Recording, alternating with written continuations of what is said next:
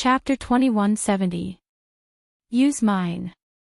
Du Jai handed over the phone and said coldly, "I'll watch you dial." She really hoped that they would get a divorce. That way, she would never see Yi Ying's hypocritical and pretentious face at home again. Yi Ying, Mrs. Li would never choose a girl from a divorced family as her daughter-in-law.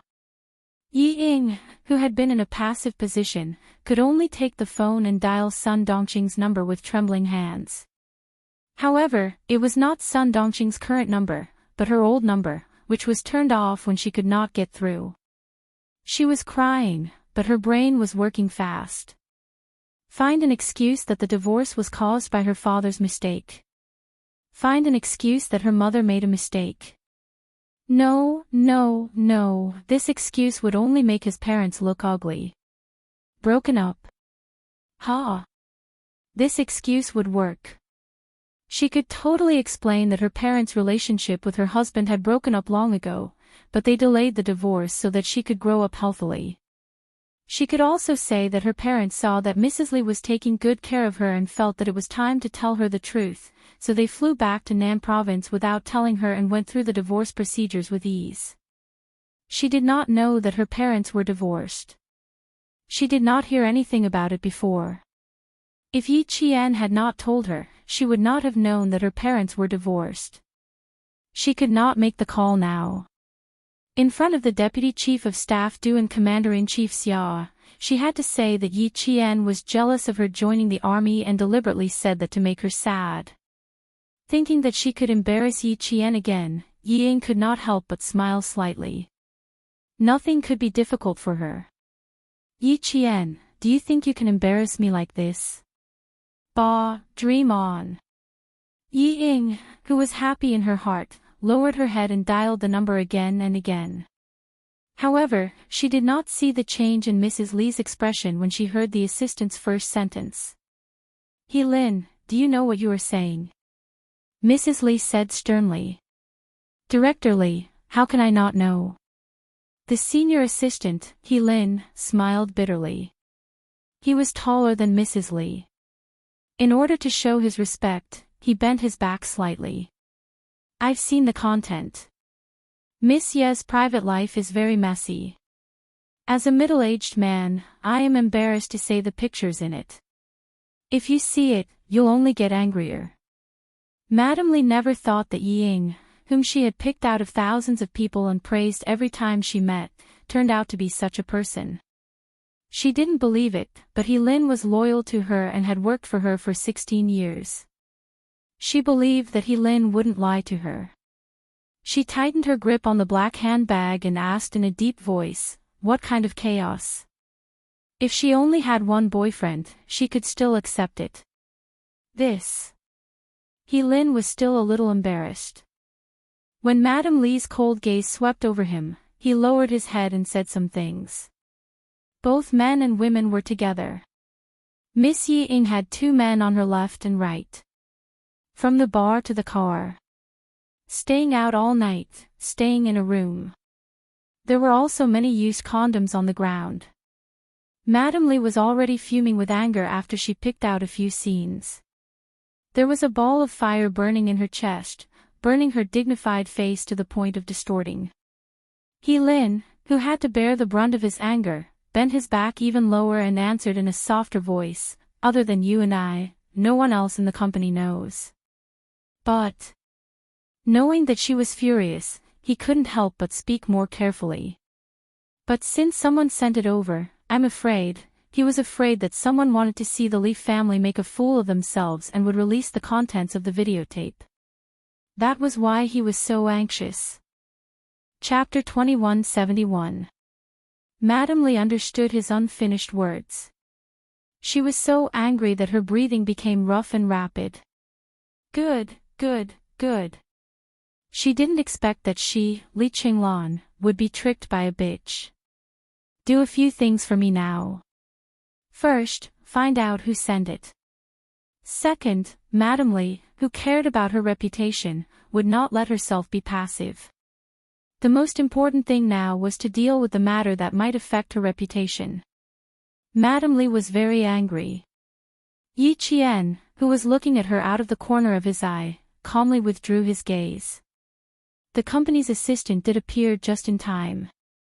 Yi Qian saw the small thing wrapped in newspaper in his hand, and noticed that the assistant glanced at Yi Qian twice when he was talking to Madame Li. Yi Qian, who had vaguely guessed something, slightly raised the corner of his mouth. It seemed that the assistant hurriedly came to find Madame Li because of the small thing wrapped in newspaper. Madame Li was so protective of Yi Ying just now. She would probably make things difficult for Yi Ying later. Be well behaved, obedient, and follow the rules. It turned out that Yi Ying in her previous life had relied on her superb performance to catch Madame Li's eye and marry into the Du family. In this life, she was afraid that she would disappoint her. Yi Ying, let's settle the grudge between us for 2 lifetimes today. Yi Qian's eyes flashed with a hint of viciousness. Even the smile at the corner of his mouth was faintly cold. She had to ask Commander-in-Chief Xia to leave first. Commander-in-Chief Xia's identity was a personal matter, so it was not suitable for him to stay. She didn't want to implicate him and cause the Deputy Chief of Staff Du, who was already at odds with the family Xia, to ridicule Commander-in-Chief Xia.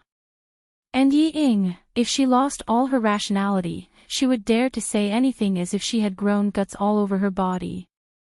Just now when she walked up to Commander-in-Chief Xia, Yi Ying's secretly hateful gaze seemed to be vaguely accusing Yi Qian of taking advantage of the situation to bully her. She didn't want to hear similar words because of her personal affairs and implicate Commander-in-Chief Xia. In his previous life, Yi Qian was used to being cautious. But in this life, he still took 1 step and thought 3 steps ahead. He would first think of all the possible scenarios that might happen, and then make plans in advance. She didn't want to implicate Commander-in-Chief Xia because of her personal affairs, so she planned to persuade Commander-in-Chief Xia to leave first. No matter how she persuaded him, she had to think of a way. Yi Qian saw Madame Li stop a few meters away. Yi Qian looked at the Commander-in-Chief, who had a serious expression and was standing in the cold wind, and said, "Commander-in-Chief, Yi Ying came to pick on me. I have to make her unhappy too. You can go back to the car first. I want to deal with some personal matters first. I'll deal with the rest later." Commander-in-Chief Xia was waiting for Yi Qian to explain to him. He was a little surprised that Yi Qian suddenly mentioned Yi Zhifan and his wife's divorce. It was a little inappropriate. Now that he had heard her explanation, especially when he saw her take a look at old Du's wife and tell him that she had to deal with her personal matters first before coming back to deal with other matters later, he understood what Yi Qian meant after giving it some thought. Dealing with her personal matters first was something that could only be done in front of Madame Li. It was indeed inconvenient for him to stay behind to deal with her personal matters. Moreover, this recruit was crying and making a fuss. If he stayed behind, he would only listen to some nonsense. But if he were to leave, he would definitely take old Du with him. Commander-in-Chief Xia then said to Deputy Chief of Staff Du, "Old Du, let's go back to the car first. They have to deal with their personal matters. It's not convenient for us to stand aside with our identities. We'll bring the recruit and Yi Qian back to the military after we've dealt with our personal matters." Your wife is right. Since the 2 of them are here, we can talk about it clearly in person and investigate thoroughly. Whoever is in the wrong must be punished. Chapter 2172. The Deputy Chief of Staff Du looked at his wife's back and felt that she could not hide her anger after hearing Assistant He Lin's words. He said without hesitation, "Okay. Also, the leaders of the military academy are here. Call them all to the military headquarters.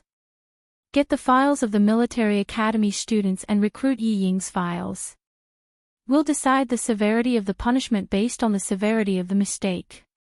He then instructed Du Jie, "You stay with your mother. Don't get involved in personal matters. Do you hear me? I know even if you don't tell me. Don't worry." Du Jie nodded with a serious expression. "I'll stay with Ying Ying first. I'll go home with my mother later." She didn't want to go home now even if they asked her to. Okay. The deputy chief of staff nodded and left a guard behind just like Commander-in-Chief Xia did. He then walked towards the garage. Du Jiayi sighed as she watched her father leave. Sigh, what a pity. If Ying had made the call just now, it would have been more exciting. Too bad she didn't. Although she wanted her father to stay with Commander-in-Chief Xia so that she could see Ying and Yi Qian's true colors, she swallowed the words that were about to come out of her mouth. She was already being aggressive just now. It wouldn't be appropriate for her to interrupt. Moreover, the two of them had to go back to the military headquarters later. They would definitely quarrel again. The more they quarreled, the worse their impression of them would be. She decided not to join in the fun. Although it was a pity that she couldn't go to the military headquarters to watch them quarrel, it would be interesting if the two sisters quarreled in front of her. After the two big shots left, Du Jiayi began to sow discord. She gently tugged at the corner of Yi Ying's shirt and said worriedly, "It'll be troublesome if your parents really get a divorce. My mother won't choose a girl from a divorced family to marry into the Du family. Ying, are uncle and auntie really getting a divorce? How did Yi Qian find out? Did Yi Qian say it on purpose because he saw that my mother likes you? Would Mrs. Li choose a girl from a divorced family as her daughter-in-law?" Ying, who had waited for the two leaders to leave with great difficulty, felt as if she had been struck by lightning when she heard the news. She was dumbfounded. After a while, Ying came back to her senses and replied in horror. "I really didn't know that my parents were divorced. That's not right. How could my parents be divorced?" she muttered. She quickly adjusted her expression so that others would think that she was shocked by Yi Qian's words, not by Du Jiayi's. After muttering a few words, she suddenly turned her head towards Yi Qian. Xing widened her eyes and cried, "Yi Qian, what are you trying to do? My parents are fine. Why are you cursing them to get a divorce? God, luckily I didn't call my mother's other number just now. The god of luck is standing by my side again. Ying, don't cry. Let's talk nicely." Du Jiayi saw that the two people she disliked had finally met. She smiled in her heart and held Yi Ying's arm. She frowned and comforted her. "How could Yi Qian know something that you don't even know? She must be lying. Don't be fooled." As she spoke, Du Jiayi secretly cast a contemptuous look at Yi Qian. Her elder sister was like this, and her younger sister was also like this. There really wasn't anyone in the Yi family who was worthy of being seen in public. With an idea in mind, and seeing that Du Jiayi was on her side, Ying was suddenly emboldened. "Yi Qian, you're too much. How could my parents get a divorce? You can't stop me from joining the army, so you're starting to play other tricks. Yi Qian, you're also a soldier. Don't do things that we all look down on." Chapter 2173. Don't think that you're so great just because you're in Beijing. Don't even think about defeating me. Ying, won't be defeated so easily. Ying said a lot of things that she thought would scare Yi Qian. However, Du Jiayi, who had been waiting for a good show, was disappointed. She thought that she would say something fierce, but in the end, all she said were words without any skill. What can't stop her from joining the army? Isn't that nonsense? How can Yi Qian stop her from joining the army? Do something that people look down on. Is saying that your parents are divorced something that people look down on? Play other tricks. Oh my god, Ying, no wonder you can't win against Yi Qian. You can't even take down a 3-year-old child with your words. Why didn't she think about why Yi Qian suddenly brought up her parents' divorce? Why did Yi Qian suddenly bring up Yi Zhifan and his wife's divorce? Of course, Yi Qian had something to do with it. She wanted to expose Yi Ying's stupidity in front of Madame Li so that Madame Li could see clearly what kind of person her well-behaved, obedient, and gentle daughter-in-law was. It couldn't be helped. She couldn't meet Madame Lee often. Now that they met, they could talk about private matters first and talk about official matters later. Luckily, the commander-in-chief understood her intentions immediately. When he left, he took the deputy chief of staff Du with him. Ying wanted to ask the two chiefs to leave first. She also had the same thought. Commander-in-Chief Xia got into the car and called Xia Jinyuan. I'm going back to the military academy now. Your wife is still at Renmin South Road. Let's settle her personal matters first before bringing her back to the military to settle other matters. I only left one guard with her. Hurry over there as soon as possible, in case your wife gets bullied and her boyfriend isn't there yet. Yi Qian was very calm when dealing with matters and had a certain level of order. All he had to do was cooperate with him. However, old Du's wife was not someone to be trifled with. She was a little worried about leaving Yi Qian alone to face him. Xia Jinyuan did not drive the car himself. Instead, the guard in charge of guarding him drove the car. He looked ahead with a cold gaze and said calmly, about 10 more minutes. Drive safely. Since it will take about 10 minutes to get here, it means that the party hasn't ended yet. Commander-in-Chief Xia calmed down a little and then hung up the phone. When the car turned a corner, Commander-in-Chief Xia glanced outside and saw Mrs. Li taking a black object from her assistant. From a distance, he could only see that it was a small rectangular object. Commander-in-Chief Xia could tell what it was. He also had such a small thing in his office. As soon as Xiao Yi said that she had to settle her personal matters first, the videotape was brought to Mrs. Li. If the assistant was not loyal to Mrs. Li, he would have thought that the sudden appearance of the assistant was arranged by Yi Qian in advance and came at the right time. Deputy Chief of Staff Du also saw his wife take the things from the assistant. Her action of taking the things was so big that he could feel the anger in her body. Then, he saw her angrily walking towards her daughter. Her strides were quite large and she did not have her usual elegance at all. She took a few steps forward and rushed forward. Stop the car. Deputy Chief of Staff Du, who had never seen his wife lose her composure outside, realized that something was wrong. The guard had just stopped the car and hurriedly got out of the car and strode over.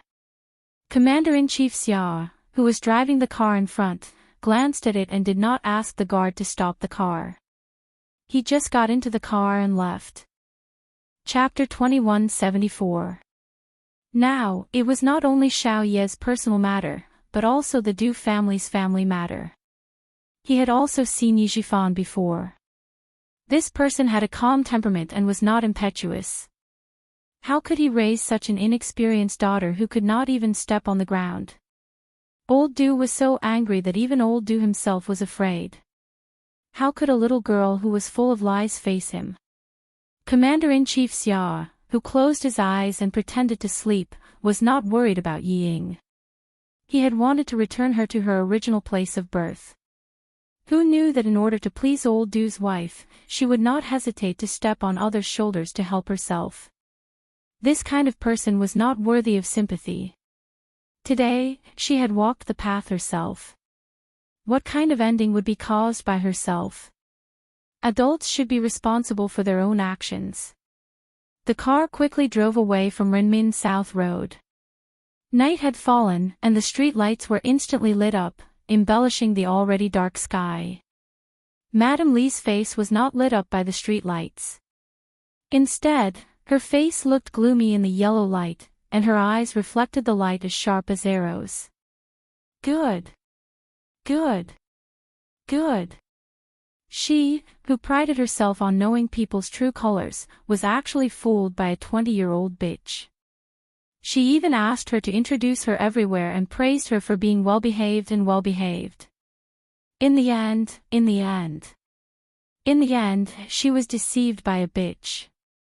Madame Li, whose face was full of anger, walked straight towards Ying. Her eyes were only fixed on Yi Ying's sweet and beautiful face. She was deceived by this gentle face. Good. Good. Good. Very good. She, Li Qinglan, had lived for decades and had never been deceived. In her old age, she was actually deceived by a bitch. Very good. Seeing that she was usually gentle, she treated her like a fool and deceived her. Today, she would make her regret being a human in this life. Li. Madam Li, what's wrong with you? Yi Ying, who was stared at by her, swallowed her saliva in fear. She stammered and stepped back. Madam Li was too scary. Her eyes were too scary, like an arrow that could nail her to death and fix her, full of sharpness that made her afraid. Du Jiayi was shocked. It was the first time she had seen her mother so angry. Mom. Just as she opened her mouth, Madam Li walked past her and stopped in front of Yi Ying. She stared at Yi Ying and asked calmly, Yi Ying, tell me about Yi Jian. He wanted to see how she was going to deceive him this time. At this time, Du Jiayi, who knew very well who Mrs. Li was angry about, had a happy look on her face. She adjusted herself in an instant and encouraged Yi Ying softly. Ying, tell me quickly. My mother has promised to help you. Yi Ying was no match for Madam Li. With Madam Li's urging, she started crying again before she could even open her mouth. Madam, you don't know how bad Yi Qian is. She always set me up in junior high, trying to make me hated by my classmates. During the middle school exams, Yi Qian didn't get into a good school. She was so shameless that she didn't even study in senior high before she started working. But I don't know what happened, but she suddenly appeared in my school in senior high. Madam, you don't know how evil Yi Qian is. In order to drive me out of the provincial No. 1 middle school, no matter what I did, she would come out to make trouble. In the end, she pretended to be pitiful and framed me. My father is a government official, and he pitied her for not having parents. He asked me to swallow my anger and help her. Madam, I've tolerated it. I've tolerated it all. But in the end, she still won't let me go. Madam, I can't take it anymore. I really can't take it anymore. Chapter 2175. She said a lot of lies. Without Commander-in-Chief Xiao around, Yi Qian's backer had left. Yi Ying was able to speak more quickly. Madam Li's eyes flashed with coldness when she heard this. Instead of getting angry, she laughed. You think she's inferior to you in every aspect, so she set you up, caused you to embarrass yourself in military training, and caused you to fail the college entrance exam? Yes, madam. It's because my grades have always been better than hers, and the teacher has always taken care of me, so she's always been jealous of me and set me up. Yi Ying answered without hesitation. At this moment, Madam Li was so angry that the volcano in her heart was about to break through the calmness on the surface. Very good, she could still pretend to be pitiful and obedient to deceive her. However, Yi Ying, who was eager for quick success, thought that Madam Li was angry because her words had worked. She was angry, she was angry. She wanted to come out and teach Yi Qian a lesson for her. She glanced quickly and provocatively at Yi Qian, who was silent at this moment, with a victorious smile in her eyes. Yi Qian thought to himself, without Yi Zhifan by her side, Yi Ying's IQ is unbelievably low. She actually thinks that the current situation is advantageous to her. Yi Ying, where did your insufferably arrogant confidence come from? How could you think that your words can fool the wife of a major general? Where did her ridiculous confidence come from? Can you face Madam Li's anger now? Can you get through today peacefully? Madam Li was so angry that her lungs were about to explode. She was on the verge of exploding. Her usually dignified manner revealed a hint of hostility. Then was it also her fault that you went to study in France? You don't know. If she hadn't forced me everywhere, I wouldn't have been forced to give up the opportunity to join the military and study abroad. Look, she's still stubborn, still stubborn. Madam Li, who could no longer suppress her anger, gritted her teeth and asked again, was it also her fault that you went to study in France? Before Ying could answer, Madame Li shouted, was she the one who gave you that debauched, whore-like life? Madame Li deliberately made Du Jiayi say, yes, out of habit. Then, she heard Ying say, yes, out of habit. Then, she heard Du Jiayi giggle contemptuously and Yi Qian chuckle. Her eyes widened as she answered too quickly. What did Madame Li just say? What did he hastily reply to? She replied with a, yes. Living like a bitch. How could she? Ying was shocked. She quickly tried to salvage the situation. No, no, madam, it's not. There was no more chance for her to speak. Madame Li's anger completely exploded. Paw. Paw. Paw. Paw. Paw. It was not just one slap. The furious Madame Li slapped her back and forth continuously.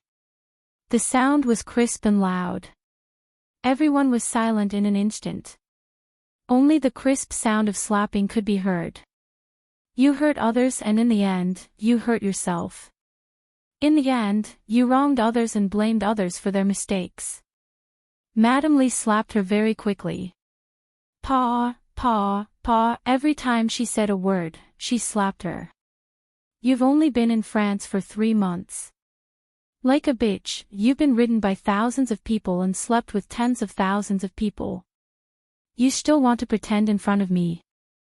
I'll let you pretend, I'll let you pretend. Paw, paw, paw. Even if Ying covered her face with her hands and screamed, she couldn't stop Madame Li from slapping her. Countless slaps came to her face. She screamed and cried and staggered back. Yi Qian. Madame Li was really powerful. Chapter 2176. Chenglan. The deputy chief of staff Du rushed over and grabbed her hand. The performance just ended. She's still wearing her military uniform. Mind your manners.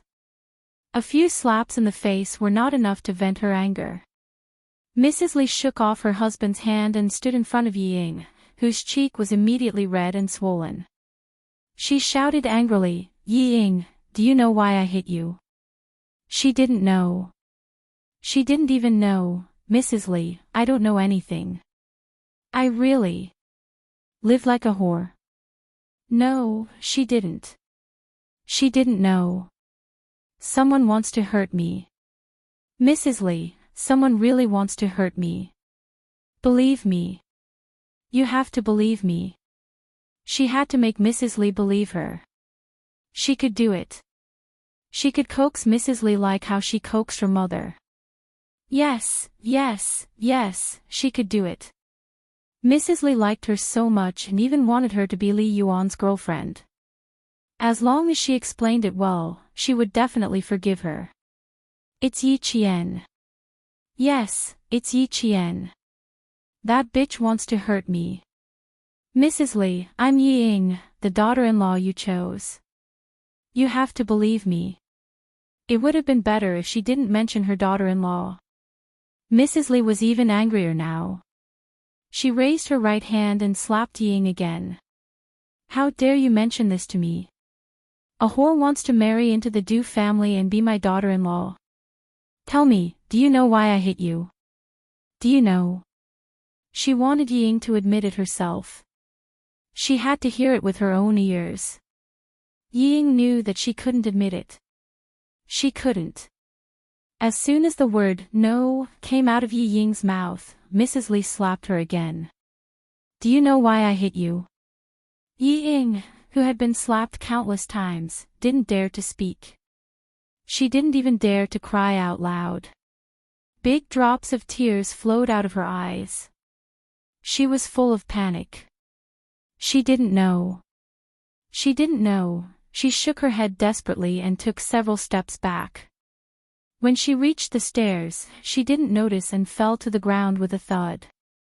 At this time, Ying was in a sorry state, but she was still stubborn and refused to admit it. You're so stubborn. It seems that I have to send this tape to the Capital political group personally. Fine, if you don't admit it, I'll make you admit it in front of the entire Capital's political group. Madam Lee's ruthlessness was not temporary. It was ruthlessness that would force a person into a desperate situation and make them lose their will to live. Furthermore, she wasn't just trying to scare Ying. She meant what she said. He turned around and shouted at the Deputy Chief of Staff Du, "Old Du, go to the Beijing political group." Du Jie immediately supported Madam Li, who was trembling with anger and did not care about her appearance. "Mom, I'll go with you." How despicable. How could he anger you to this extent? You're Yi Qian, right? She's wrongly accusing a military academy student like you. Come with me to the Beijing political group. Madam Li did not forget to bring Yi Qian along, nor did she give Yi Qian a chance to refuse. She asked the guard to escort Yi Qian into the car. As for Ying, she was not invited. Instead, she asked the guards to carry her into the car. "No, I don't want to go. I don't want to go. I don't know anything. I was framed." Ying screamed like a madwoman. The Deputy Chief of Staff Du saw that she was making a ruckus and signaled the guard to gag her. How embarrassing. She was going to lose all her face. A tall and slender figure blocked the Deputy Chief of Staff Du's path. While saluting, the person said in a deep voice, "Deputy Chief of Staff Du, I'll take Yi Qian to the Capital political group. I won't trouble you."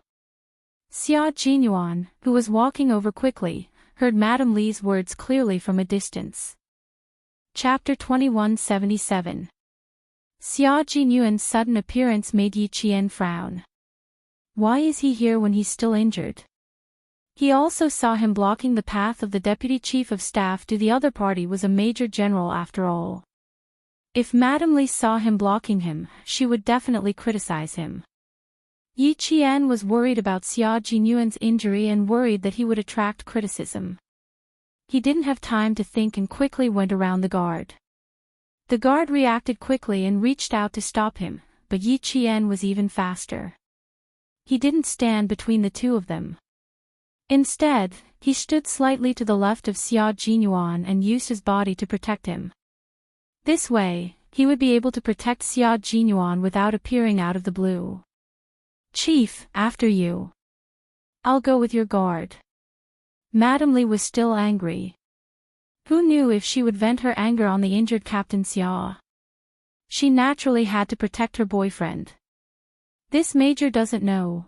Although it felt good to be protected by his girlfriend, Xia Jinyuan didn't like what he was going to say next. He interrupted, "Deputy Chief of Staff, I'm still not sure what happened. Since we're going back to the military, I'll go with you. It's fine if you didn't inform me in time, but now that I'm here, you want me to leave. Little fox, it seems like you've forgotten everything I said before." Major Xia, who had rushed over, was a little angry. Deputy Chief of Staff Du looked at Xia Jinyuan, who was being protected by the military school students, and then looked at the military school students who were protecting Xia Jinyuan. The two of them stood with one in front and one behind, one on the left and one on the right. Although they were not side by side, they looked pleasing to the eye and gave him a feeling that they were quite familiar with each other. After a slight pause, he asked, "You two know each other?" With Xia Jinyuan around, Yi Qian didn't have a chance to speak. He answered calmly, "Yes." As for how they knew each other and what their relationship was, he didn't explain. Since he didn't explain, Deputy Chief of Staff Du couldn't ask for more details. He nodded and said authoritatively, "Okay, then you can go with us. We'll go straight back to the military." The videotape was already in Madam Li's hands. With Madam Li's appearance, the confrontation between Ying and Madam Li became a confrontation between Madam Li and Ying. It was no longer purely her personal matter. Yi Qian narrowed his eyes. It was time to go back to the military. Ying didn't want to go back to the military academy, nor did she want to go back to the military regiment. She screamed as she was being forcefully dragged by the two guards. "Let me go. Let me go." There was no way for her to struggle with the suspension on her hands, so Ying stomped her feet and struggled. At this moment, she had the shadow of Sun Dongqing's usual unreasonable behavior. She did not have the slightest bit of a dignified and refined temperament. She was just like a shrew. Li Furan was so angry that her liver hurt. "Block her mouth for me. Hurry." "No, Madam Li, please listen to my explanation. I'm not lying to you. I really..." Og. Og. Yi Ying, who had opened her mouth wide to cry out for injustice, was unable to speak. Du Jie had stuffed a pair of white gloves into her mouth. Du Jie furrowed her brows in disdain as she stuffed the gloves she had put on earlier into Yi Ying's mouth. "Don't make a fool of yourself. Just take her to the car." Yi Ying hated her to the core. She glared at her fiercely and kept making noises. Du Jie. Du Jie. You'll die a horrible death. You'll die a horrible death. The moment Du Jie stuffed her mouth, Yi Ying understood how vicious Du Jie was. Chapter 2178. From the very beginning, she was not helping her. From the very beginning, she was colluding with Yi Qian to harm her. She and Yi Qian clearly knew each other, but pretended not to know each other. So cruel, so cruel. All of them wanted to harm her, all of them wanted to harm her. Who sent the videotape? Was it Du Jie? Was it her? It was her, it had to be her. Only she had the ability. France was so far away, Yi Qian could not have reached there. Only that bitch Du Jie had the ability to get it. With her mouth gagged and her tongue blocked, Yi Ying could not say anything to vent her anger. All she could say was a string of muffled sounds. Du Jie, who was being glared at, curled her lips into a contemptuous sneer. In the blink of an eye, she adjusted her smile and took out a small handkerchief from her pocket to gently wipe away the tears on Yi Ying's face. She said worriedly, "Ying, don't make a fuss now. If you continue, my mother will only get angrier. You said you were framed. Let's talk about it later. What's there to be angry about? Being angry will only make things worse. Do you understand? My father said to go back to the military academy first, not to the Beijing political group. You should calm down before you go back to the military academy and think about how to face this. Think about who is trying to frame you. Sigh, I'm worried about you. How did things become so bad all of a sudden? Save your energy. It's better to sit in the car than to stand in the cold wind and let the passers-by see you." At this moment, Yi Ying could not hear anything. In her eyes, there was only Du Jie's hypocritical face. She was even more detestable and hateful than Yi Qian. The guards did not let Yi Ying stay any longer. They quickly escorted her into the car. Behind her, Du Jie watched as Yi Ying was carried away. The smile in her eyes and at the corner of her mouth remained unchanged. Her cold and indifferent voice was blown away by the cold wind. You only have yourself to blame, who else can you blame? Yi Ying, open your eyes wide and see if the daughter of a small bureau chief like you can climb into our Du family's prestigious family. After he finished speaking, his gaze fell on the two figures standing face to face with the deputy chief of staff Du. She knew Yi Qian, but she didn't know the man standing beside her. Du Jie wanted to go closer to see who it was, but the deputy chief of staff Du had already asked two people to take Commander-in-Chief Xiao's guards away. She had no time to see clearly, so she had to help the angry Mrs. Li into the car first. I finally managed to get the Commander-in-Chief to leave. Why are you here again? Yi Qian, who was sitting in the back of the car, said coldly, I told you to rest well. Why didn't you take it to heart? Why did the guards who were guarding you let you do whatever you wanted? Compared to his current situation, Yi Qian was more worried about Xia Jinyuan's health. Xia Jinyuan was the opposite. He was more worried about whether Yi Jian would be at a disadvantage. His handsome face was a little gloomy. He held Yi Jian's right hand and looked straight ahead. He said calmly, "It's nothing. You know about my injury. But what about you, little fox? Have you ever thought of telling me anything? If Dad didn't call me, little fox, I would still be lying in bed like a fool waiting for you to come over. As for what happened outside, if you don't tell me, I won't know anything. I'm a little angry now. Are you sure you want to continue?" Yi Qian was dumbfounded.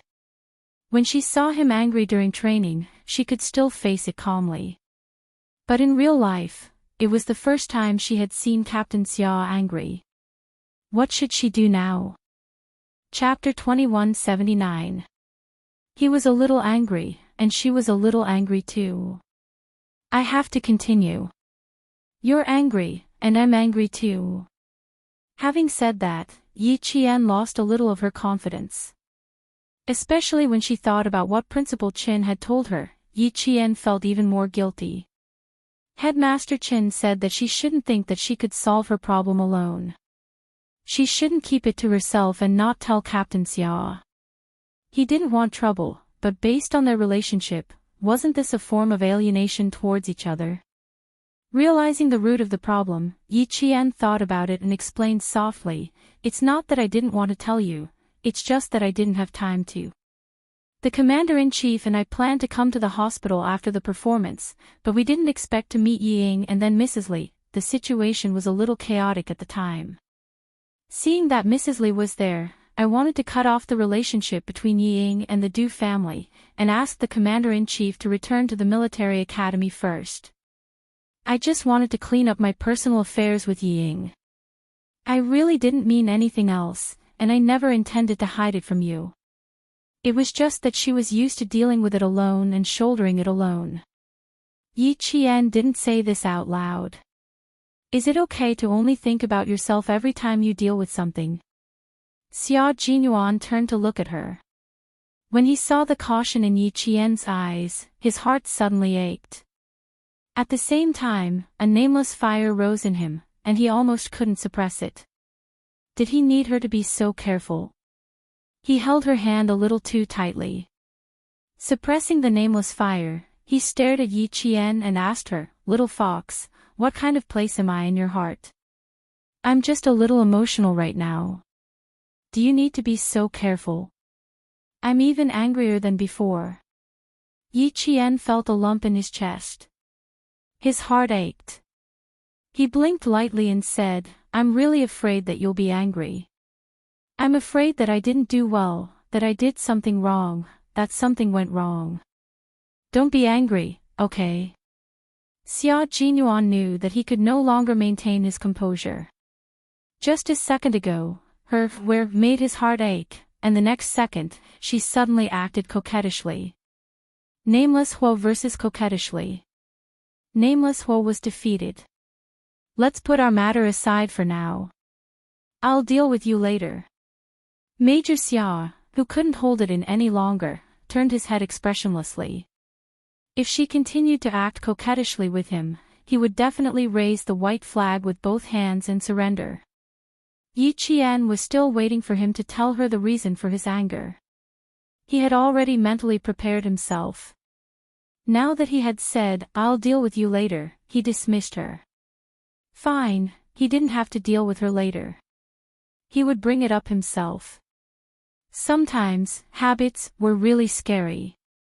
Principal Qin reminded herself that she must talk to Captain Xia more about her matters. She shouldn't be so self-righteous as to think that she could solve it by herself. She remembered that, but if something really happened, she would have to deal with it herself. Yi Qian, who didn't want to let these things affect their relationship, gently stroked the back of his hand. Just as he was about to say something, he heard the angry Xia Jinyuan sigh and say, "I'm sorry, I lost my composure just now. You saw the wife of the Deputy Chief of Staff do just now. She's quite a powerful person. Her methods, character, and way of doing things are all first class.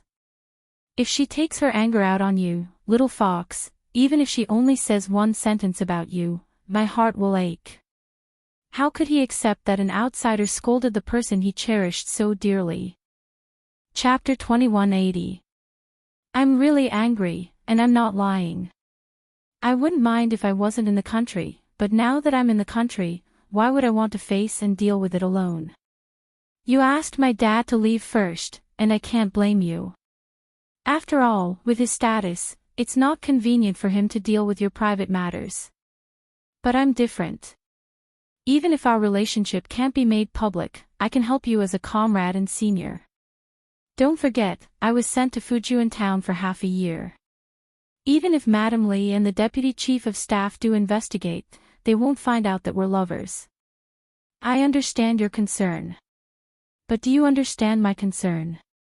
The security guard driving and the security guard sitting in the front passenger seat were both sent by Commander-in-Chief Xia, so they didn't have to worry about the contents of their conversation being leaked out. Yi Qian opened his heart with ease and answered seriously, I understand. It's because I understand that I know where I'm wrong. Uncle Chen once told me that you and I can't separate your matters from mine, and you also told me that I should think of you first when I'm in trouble, and not subconsciously think that I can solve it. His girlfriend's attitude was so good that Major Xia, who had a long speech in his mind and was about to settle the score, didn't even have a chance to say it. Their eyes met, and in the end, Major Xia was defeated. He sighed helplessly and raised his hand to pinch her cheek affectionately. It's understandable that you couldn't inform me immediately, but when I came over, you actually wanted to push me away. Little fox, I was already angry at that time. Seeing that you're good at admitting your mistakes and also know where you're wrong, I'll forgive you for now, but there won't be a next time. Yi Qian couldn't help but sigh softly and immediately said, there definitely won't be a next time. In the future, as long as I can contact you, I'll tell you everything about me, so you don't have to worry. The two of them were too far apart, and he was often out of the country, so he couldn't contact her all the time. He really wanted to know how the person he loved was doing, and he also wanted the person he loved to take the initiative to tell him instead of asking him to find out through other means. If she wanted to know how the person she loved was doing, she would have to find out through other means. Xia Jinyuan held her hands in his palms, gazed at her affectionately, and said solemnly, we can have a certain amount of privacy between us, but we can't divulge the secrets of our jobs. Also, we must tell each other about the difficulties we face in life. You and I can't be too distant. This will make me feel insecure and uneasy. He, too, would be worried about his lover, and would be uneasy about what she had done. After telling her the reason for his anger, the two of them communicated with each other. When they arrived at the military headquarters, both of them had smiles on their faces, and there was a faint sweetness flowing through them. When they opened the door and got out of the car, the two of them, who had been flirting with each other just a moment ago, suddenly had cold and sharp gazes. Their military aura was so intimidating that Du Jiayi, who was supporting Madam Li, was shocked. So he was Xia Jinyuan, Aunt Zhao's son. In the past, Xia Jinyuan was a typical dandy in the capital. He was so arrogant that no one dared to provoke him, and he was a proper prince who could do whatever he wanted. After not seeing him for more than 10 years, she didn't expect him to have changed so much that she couldn't recognize him. He was no longer as arrogant as he used to be, and even his temperament had changed greatly. He was as sharp as a sword, and people couldn't help but feel a chill. Chapter 2181. Ever since Xia Jinyuan changed overnight, he had basically disappeared from the capital. Even the aristocratic families who were close to the family Xia rarely knew about him, let alone the Li family. Du Jiayi was shocked by Xia Jinyuan's great change, and Mrs. Li was also quite surprised. She had seen Xia Jinyuan before the new year, but he was not wearing a military uniform. He was tall and had a temperament, but she did not see him clearly because the light in the courtyard was not very bright at that time. Now that she saw him again, she felt that he was a different person. Mom, is he really Xia Jinyuan? Aunt Zhao's son. Isn't he the other son of the commander-in-chief? Du Jiayi still could not believe it. She frowned and looked carefully for a while, then shook her head in disbelief. He's not like before at all. I've seen him a few times before. He was very naughty and cynical, but he didn't have the temperament he has now. He was as sharp as a cold sword and as majestic as a pine tree. Just by looking at his back, she felt that he could not be Xia Jinyuan. In her memory, Xia Jinyuan was a typical playboy. He was good at fighting and everything. Later, for some reason, she gradually lost contact with him. At that time, he seemed to be in his first or third year of high school. The last time she heard news was when Aunt Xiao called her mother from abroad and told her that her son had been admitted to the National University of Science and Technology. Her mother said, "Congratulations," and then hung up the phone. She asked her father how Xia Jinyuan, a playboy who fought and caused trouble everywhere, could be admitted to the military academy. Old Du casually replied, "How did you get in?" That's how he got in. He was admitted to the National University of Science and Technology with one layer of connections. No matter what, he was still a wastrel who relied on his family to make a living. Last year, Aunt Xiao asked her father to inquire about Xia Jinyuan's whereabouts. She wanted to see where her son, who was a military officer after graduation, was assigned to. Her father checked and told her that Xia Jinyuan went to a military station in the border area. He asked her, who happened to be there, to pass a message and see if he could write a letter to Aunt Xiao. She even asked several military depots, but there was no news about Xia Jinyuan. A cadet who had no information about him in the officer system meant that he had studied for 4 years but had not managed to get a position. Perhaps he had committed some sort of mistake and was no longer in the system. Big Brother also said that a hedonistic son of a rich family could not have any future. If it wasn't for Commander-in-Chief Xia, he might have been chased out of the army long ago. She thought so too. However, when they met today, Dad actually said that he was Xia Jinyuan. How was that possible? What nonsense are you talking about? Your Aunt Xiao only has one child, and Shirlai only has one son. Mrs. Li's eyes darkened. She didn't expect that Xia Jinyuan, who was wearing a military uniform, would not be as ruffian as before. She thought that Xiao Shuman didn't have the luck of having children and grandchildren like her, but now it seemed that she was too carried away. After being reconfirmed, Du Jiayi had no choice but to believe it. It said that women change 18 times between childhood and womanhood. Men are the same. She sighed with emotion. Her eyes fell on the back of the man who was walking up the stairs in front of her again. He graduated from military school many years ago, but he's still a major. It seems that. But before Du Jiayi could finish her thoughts, the figure she had been staring at suddenly turned around, and a gaze sharper than a sword glint shot right at her. Du Jiayi felt as if something had struck her glabella and chest, and the blood in her body froze in an instant. The words that were at the tip of her tongue couldn't come out at all. "What's wrong?" Yi Qian asked when he saw Xia Jinyuan suddenly turn around. At the same time, he also turned his head to look behind him, but he didn't see anything. Chapter 2182. Xia Jinyuan looked away and smiled at Yi Qian. "It's nothing. Let's go. The sooner we settle this, the sooner we can leave." He didn't want to be disturbed during their short time together. "Okay." Yi Jian tilted her head and smiled at him.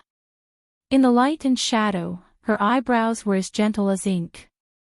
She was introverted and clean, which directly rippled into Xia Jinyuan's heart. It was a very clean smile, but also a very stubborn smile. Just like that year in the mountains of Shuka village, she led their mountain patrol team through the dense forest and pointed in the direction of the criminals. When she turned back to look at the male soldiers, she smiled slightly at them. Her eyes were like autumn waves and as bright as the stars, making them remember it in their hearts.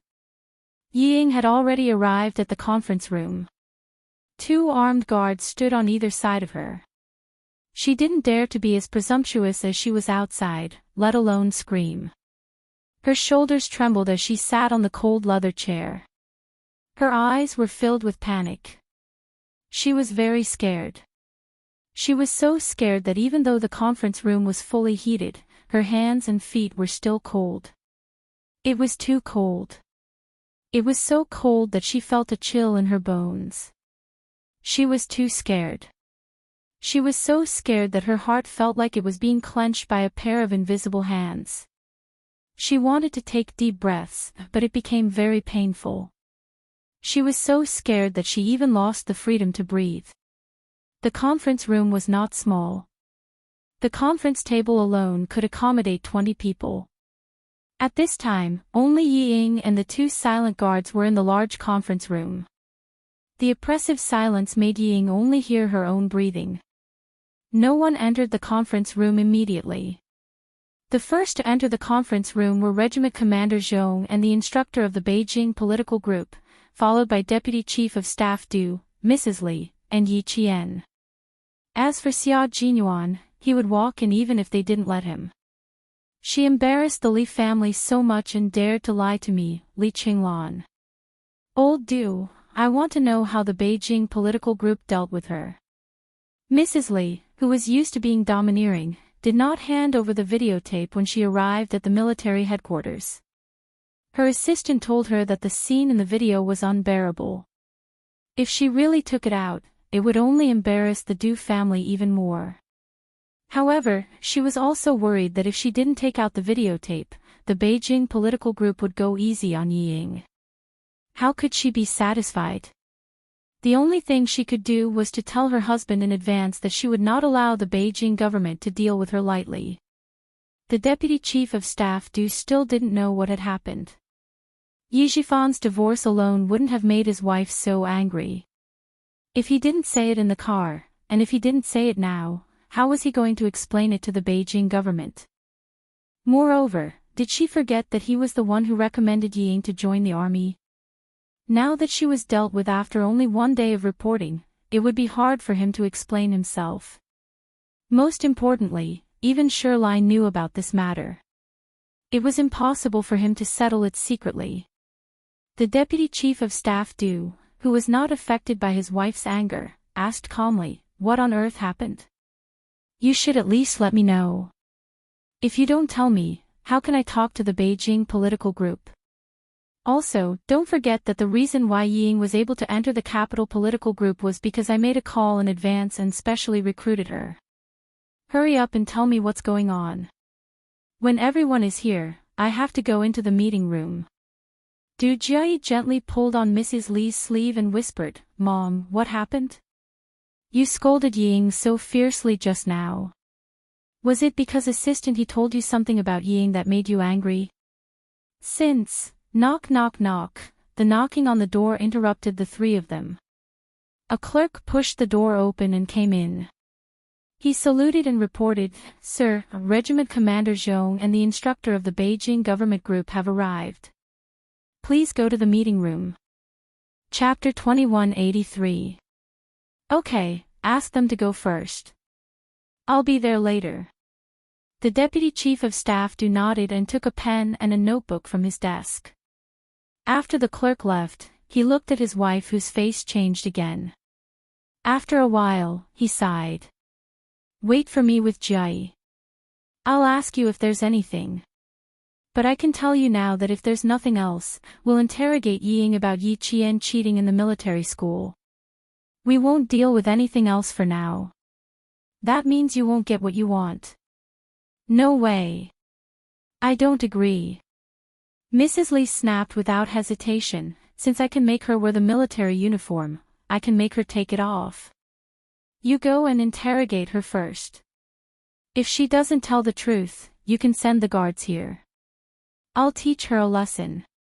Tell her for me that if she doesn't want to be embarrassed, she'd better take off the uniform and go back to Nan Province." Taking off the uniform and going back to Nan Province was a light punishment.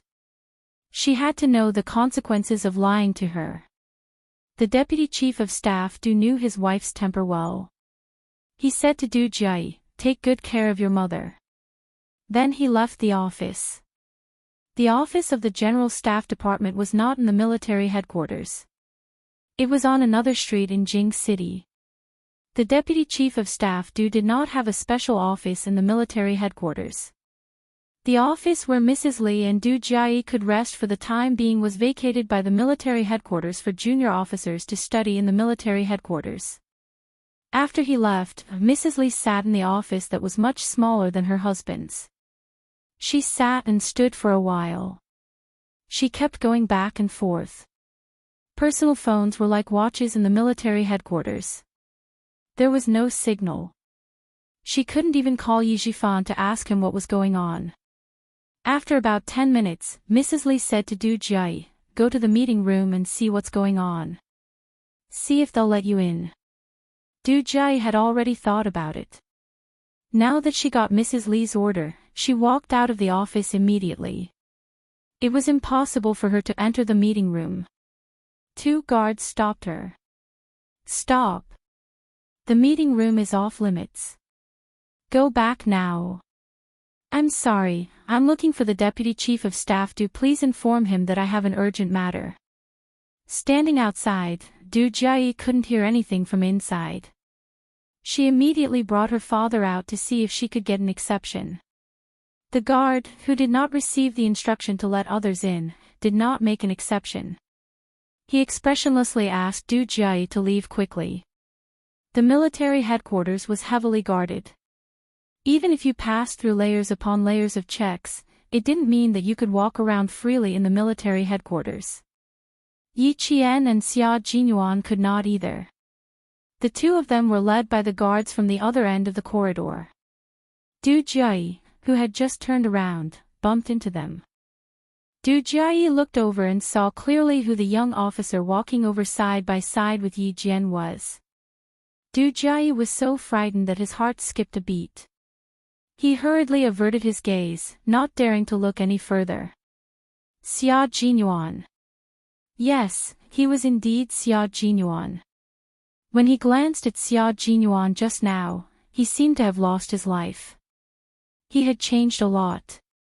If it weren't for the familiar face and her mother's reminder, she wouldn't have recognized him. He had a sharp gaze, a handsome face, and a majestic military aura. She had already memorized his appearance after just a short encounter. Whether it was when she was in her teens or now, she couldn't help but feel afraid whenever she met him. She was so afraid that she instinctively drove herself to stay away from him.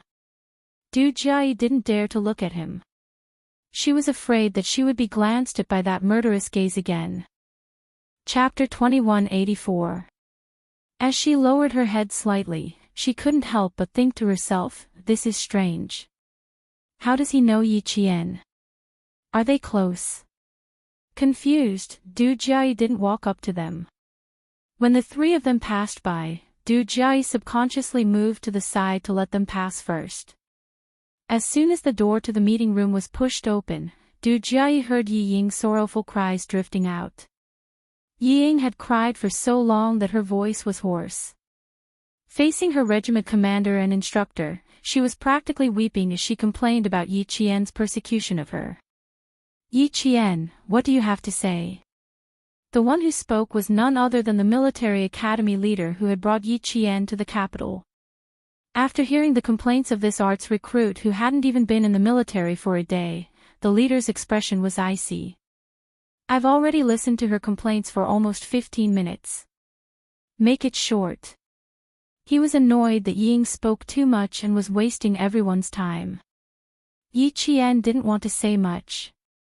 After reading through Yi Ying's complaints, she handed a file to the military academy leader and then handed copies to all the leaders present.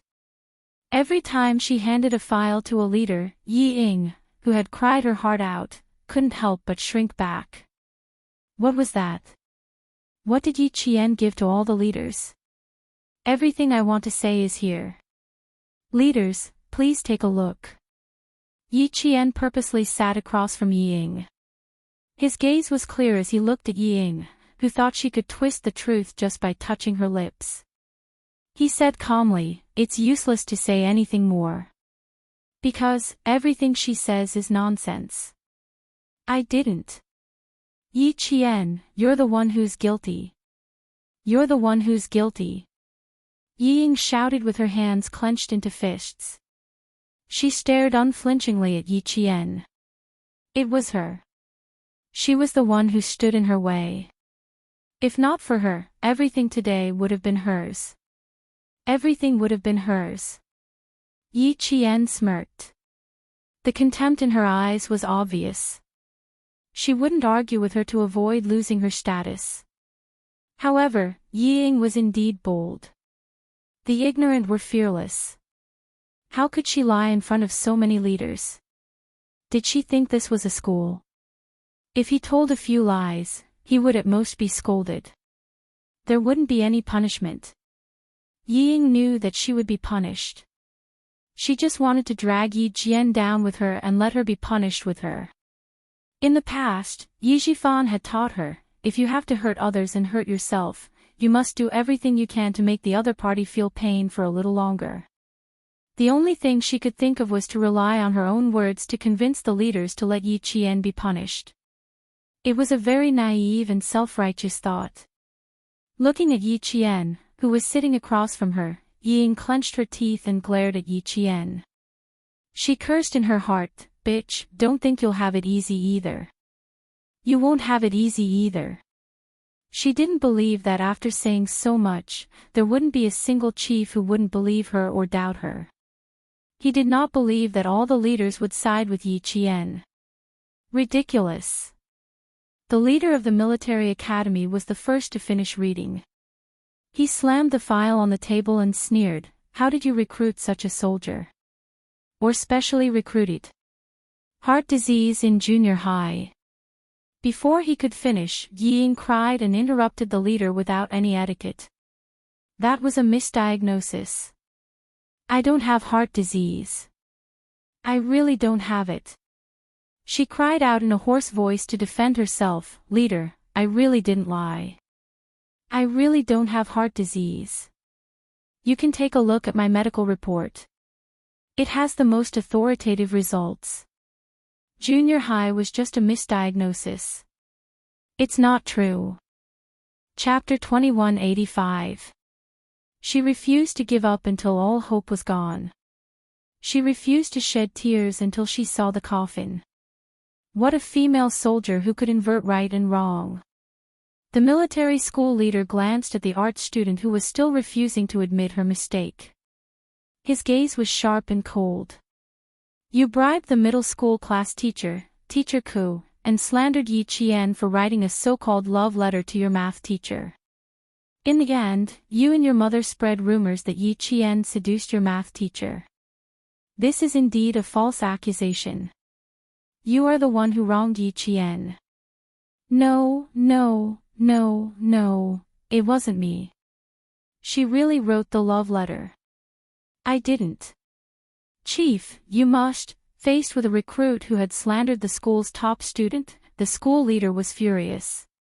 He sternly reprimanded, "The original copy of the love letter is still here. How dare you quibble?" "What? The original copy is still here." A few imposing gazes swept over. Yi Ying's heart skipped a beat. She shuddered violently. Her teeth were chattering so badly that she couldn't even stutter a word. The Beijing political group's instructor said coldly, "Your father used his position to force Yi Qian to leave Anyang No. 1 Middle School. What do you say about this? You framed your instructor during military training, framed your classmates, and got expelled from school. In the end, you went to No. 2 Middle School in the province.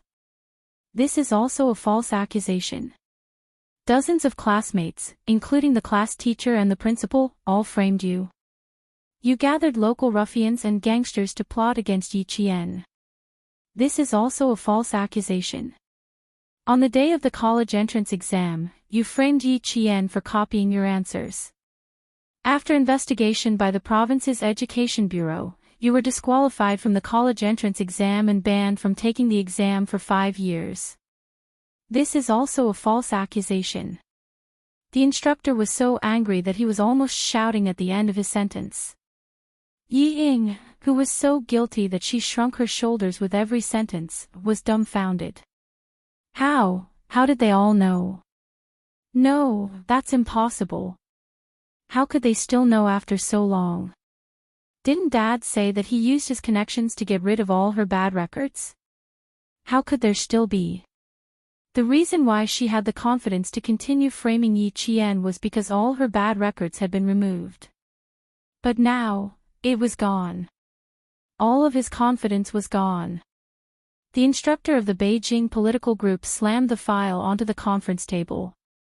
He turned to the Deputy Chief of Staff Du and said in a deep voice, "Deputy Chief of Staff Du, this recruit was recommended by you at that time, and our Beijing political group did not strictly vet him. What do you think we should do now?" There was a brief silence in the conference room. Regiment Commander Zhong looked at the instructor and then at the Deputy Chief of Staff Du. Just as he was about to say something, Xia Jinyuan, who had accompanied them in, spoke up. He calmly accepted the gaze and said, "I'll tell you 2 things that happened when I was at the scene. The first incident was when Yi Qian was preparing for the Overseas Olympic Games on behalf of the school. Yi-Ying, who was with him, intentionally knocked over the waiter who was serving hot soup.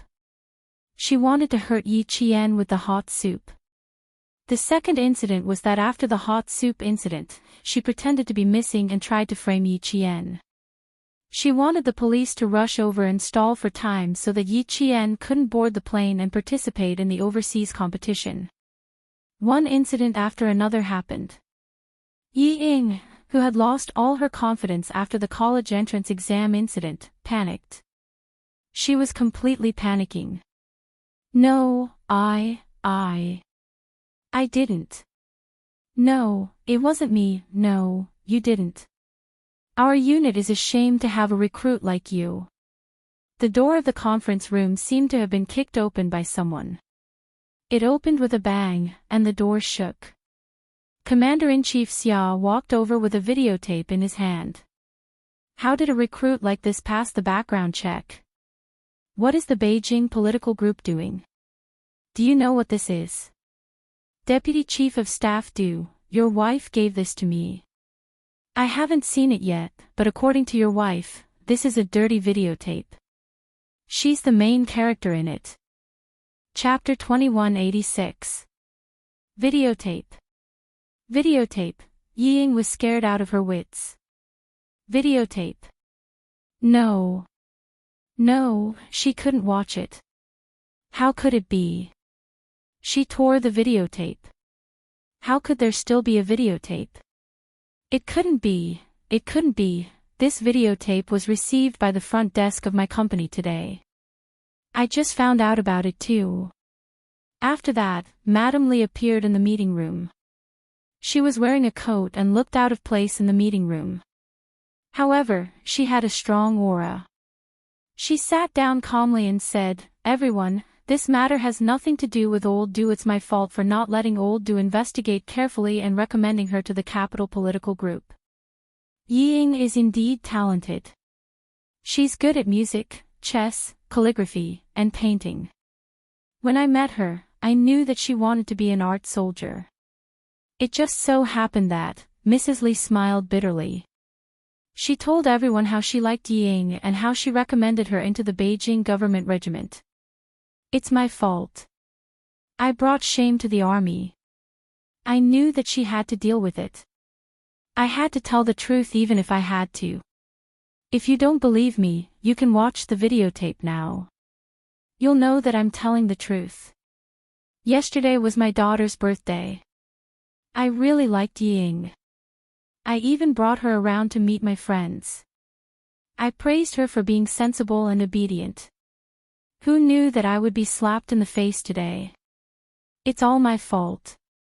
I've brought shame to the army." Mrs. Li stood up and bowed. She took all the blame for the incident on herself. Instead of putting her husband in a difficult position and leaving Xia Xinhui with something to use against her, she might as well put herself in a difficult position. Mrs. Li saw that her daughter couldn't enter the meeting room. She immediately went to Commander-in-Chief Xia and handed over the videotape. Yi Ying's last hope was completely destroyed. Everything needed evidence. They needed to know what was in the videotape. Yi Ying felt like she had fallen into an ice cave. She watched as the guard pushed the videotape into the machine. After the image flashed, Yi Ying was so shocked that her eyes kept rolling back. Her psychological endurance was at its limit. Yi Ying's actions violated the relevant provisions of our country's military service law and the Southern Province's conscription regulations. We've decided to punish Yi Ying on the spot. We've decided to expel her from the army and fine her 100,000 yuan. At the same time, immediately send her back to the Southern Province and hand her over to the Public Security Bureau for a full investigation into the case of Yi Ying colluding with local hooligans to persecute the military academy student Yi Qian. Execution. Within 10 years, he is not allowed to be a civil servant, enter a state-owned or public institution, go abroad, or go through the formalities for entering a higher school. Yi Ying did not faint. She was too emotional and was pressed down on her seat by 2 guards. She listened to the instructor of the Capital Government Regiment read the execution warrant on the spot.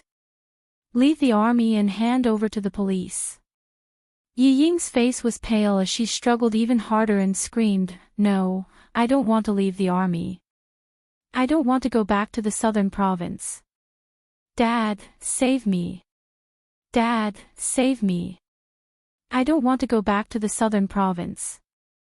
I don't want to leave the army. I was wrong, Chief, I was wrong. I won't dare to do it again.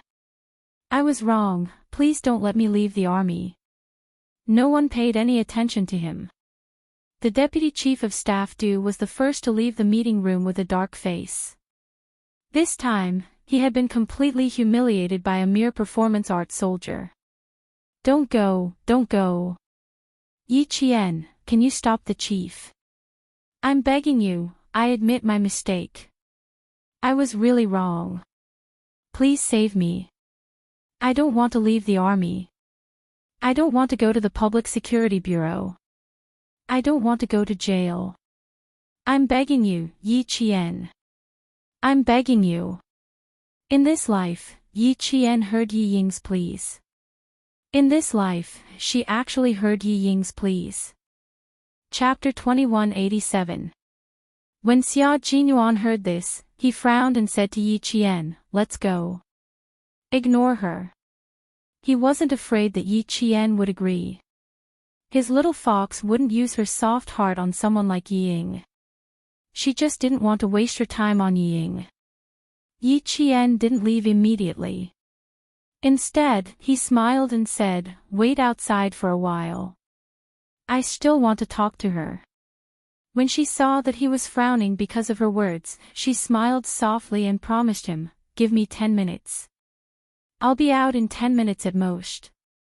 Help me take the guards out." Okay.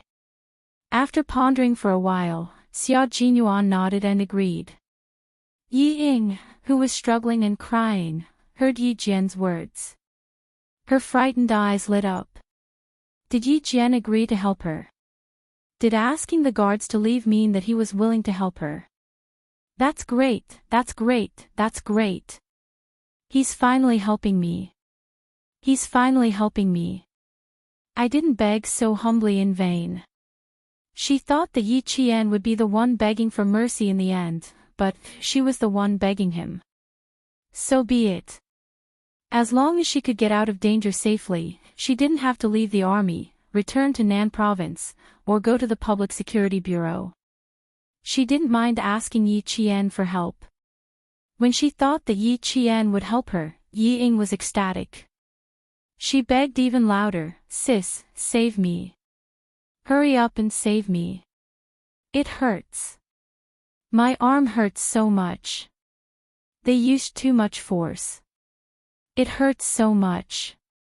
It really hurts so much." Do I look like I'm easy to talk to? Yi Qian looked at Yi Ying, who was begging even louder and putting more effort into her act.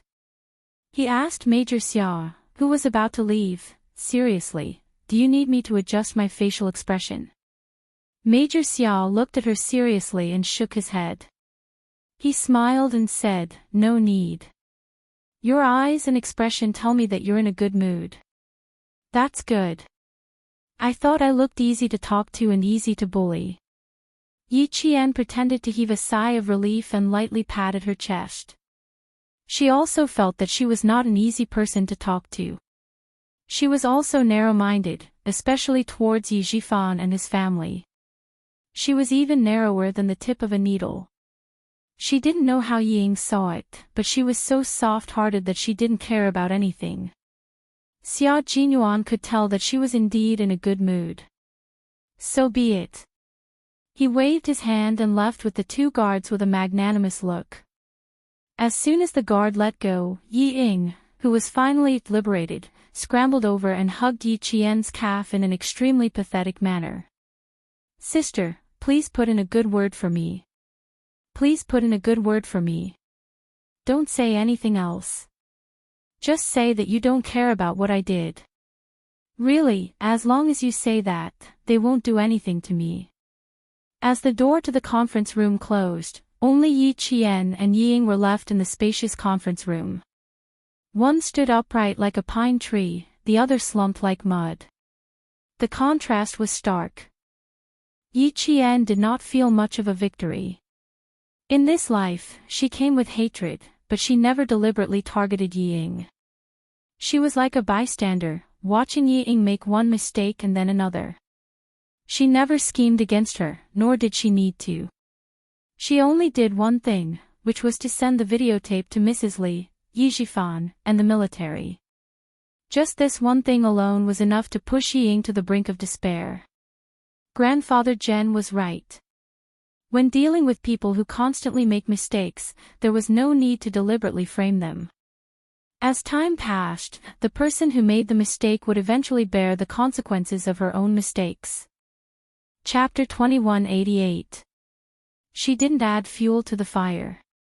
She only dealt Yi Ying a heavy blow at the most appropriate time, making her beg her like this.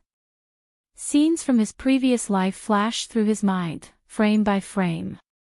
There was Sun Dongqing's disdain, Yi Ying's arrogance, and Yi Zhifan's arrogance. Everything from his previous life had come to an end in this life. Yi Ying, the grievances between you and me from 2 lifetimes had come to an end. Yi Ying, what are you begging me for? Even though it was over, she still couldn't calm down. Yi Qian lowered her eyes slightly. This time, it was her turn to look down at Yi Ying. She could clearly see the fear in the depths of Yi Ying's heart. In her previous life, she was also so afraid. It wasn't just for a moment or a day, but she was constantly worried and afraid. She was tormented. In this life, Yi Ying had only been worried and afraid for a few days. Sorry, she was actually very, very petty.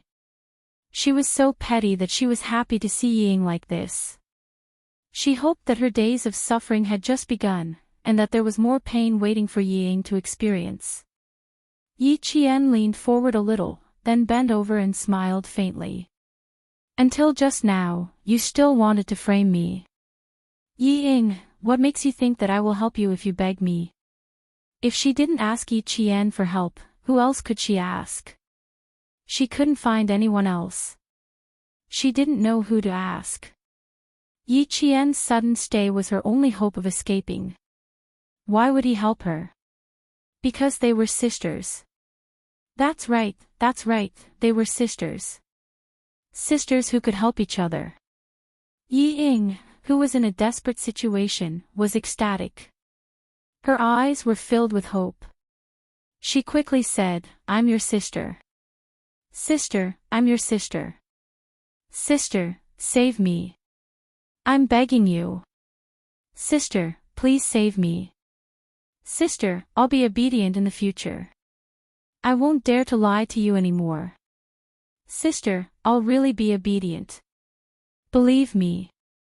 I promise, I swear, I'll treat you as my sister from now on. I'll be closer to you than a real sister. Please, sister, my good sister. Only you can save me. I don't want to leave the army. I don't want to go back to the southern province. Sister, good sister, only you can save me. Yi Qian's smile deepened. He lowered his head slightly and said coolly, Sister? Yi Ying, since when did you treat me as your sister? That's not right. Fortunately, you've never treated me as an elder sister. That way, some unnecessary trouble can be avoided. I also sincerely thank you for all the things you've done for me, and thank your good mother for all the things she's done for me. Otherwise, how could there be the Yi Qian of today? I, Yi Qian, have always engraved the events of the past in my heart. I would never dare to forget them for even a moment. Her eyes were dark and cold. The coldness in her eyes made Yi Ying's heart tremble when they looked at each other for the first time. Realizing something, Yi Ying clutched the corner of Yi Jian's trousers tightly and kept shaking her head. She kept saying the word no monotonously. No, no, no. It's not like that. It's not like that. I've already begged her to let me go. Why isn't she satisfied? Yi Ying couldn't figure it out. She cried until her tears and snot mixed together. She sat there paralyzed, but she didn't dare to let go. She was afraid that if she did, Yi Qian wouldn't care about her anymore. Sister, is it because I haven't asked for enough? Is it still not enough? Sister, I'm begging you. I know I'm wrong. Really, I'm really wrong. It's all my fault in the past. I made you suffer so much. I'm really wrong. Can you forgive me? Can you forgive me? Let bygones be bygones. Let's forget about it, okay? Don't think about it anymore, okay? Sister, look at me in the future. I won't let you down. Chapter 2189. I've never begged anyone before. You know that I've never begged anyone before. Sister, I'm begging you today. Since we're sisters, please let me go. I was really wrong. I won't dare to do that again. No matter how much she begged, it was impossible for Yi Qian to feel any pity for her. In her previous life, Yi Ying had caused her to be homeless and almost raped. How could she let her go? Let bygones be bygones. Forget about it. Yi Ying, who do you think you are? Yi Qian's eyes were filled with anger. She used her knee to press against Yi Ying's chin and pushed forward, knocking Yi Ying to the ground. She didn't have the chance to crawl over and hug her leg. Caught off guard, Yi Ying's teeth knocked against her own lips. She screamed in pain. The wound was a little deep, and blood mixed with saliva flowed down the corner of her mouth. Seeing her palms covered in blood, Yi Ying screamed again. Blood, blood, so much blood. Yi Qian had knocked into her and she was bleeding. She begged so much, but she still wouldn't let her go. She even made her bleed. Yi Qian, what do you want from me? Yi Ying was furious after begging for so long. She only dared to be angry in front of Yi Qian. Yi Ying's expression twisted as she thought about how her begging was ignored by the person she hated and looked down on. She even made her bleed. She raised her head and said angrily, Yi Qian, what else do you want from me? I've begged for so long. Why won't you forgive me? A person had hated another person since they were young. It had become a habit. How could she change her deep-rooted attitude so easily? The so-called apology was just to get herself out of trouble as soon as possible. She didn't think she was wrong at all. Of course, Yi Qian didn't need her to know that she was wrong. He didn't need her to wake up either. It was fine for her to continue being so stupid. In order to let Yi Ying hear her clearly, Yi Jian slowly squatted down and enunciated every word clearly. She wanted to tell Ying what she wanted to do. I want you to die. I want you to be tortured to death. Only in this way can the hatred in my heart be dispelled. Every single word was filled with deep viciousness, and every single word was filled with killing intent. She wanted her to die. Yi Qian wanted her to die. Yi Ying's first reaction was to laugh out loud. She wanted to laugh, but before she could, she looked up at Yi Qian and froze. She saw the undisguised murderous intent in Yi Qian's eyes. She really wanted to kill her. She really wanted her to die. No, I don't want to die. I don't want to die. You don't have the right to decide my life or death. Yes, you can't decide. You're a soldier. You can't kill me. Yi Ying, who was paralyzed on the ground, retreated. She thought Yi Qian wanted to kill her. Yi Qian smiled. There was a hint of laziness in his cold voice. You're thinking too much. Killing you will only dirty my hands. I won't kill you, and I won't forget what you did to me. Only when I remember what you did to me can I grit my teeth and continue walking. Even if the path is bloody, I will grit my teeth and continue walking. Because... Yi Qian got up. His dark eyes stared at Yi Ying, who looked even more terrified.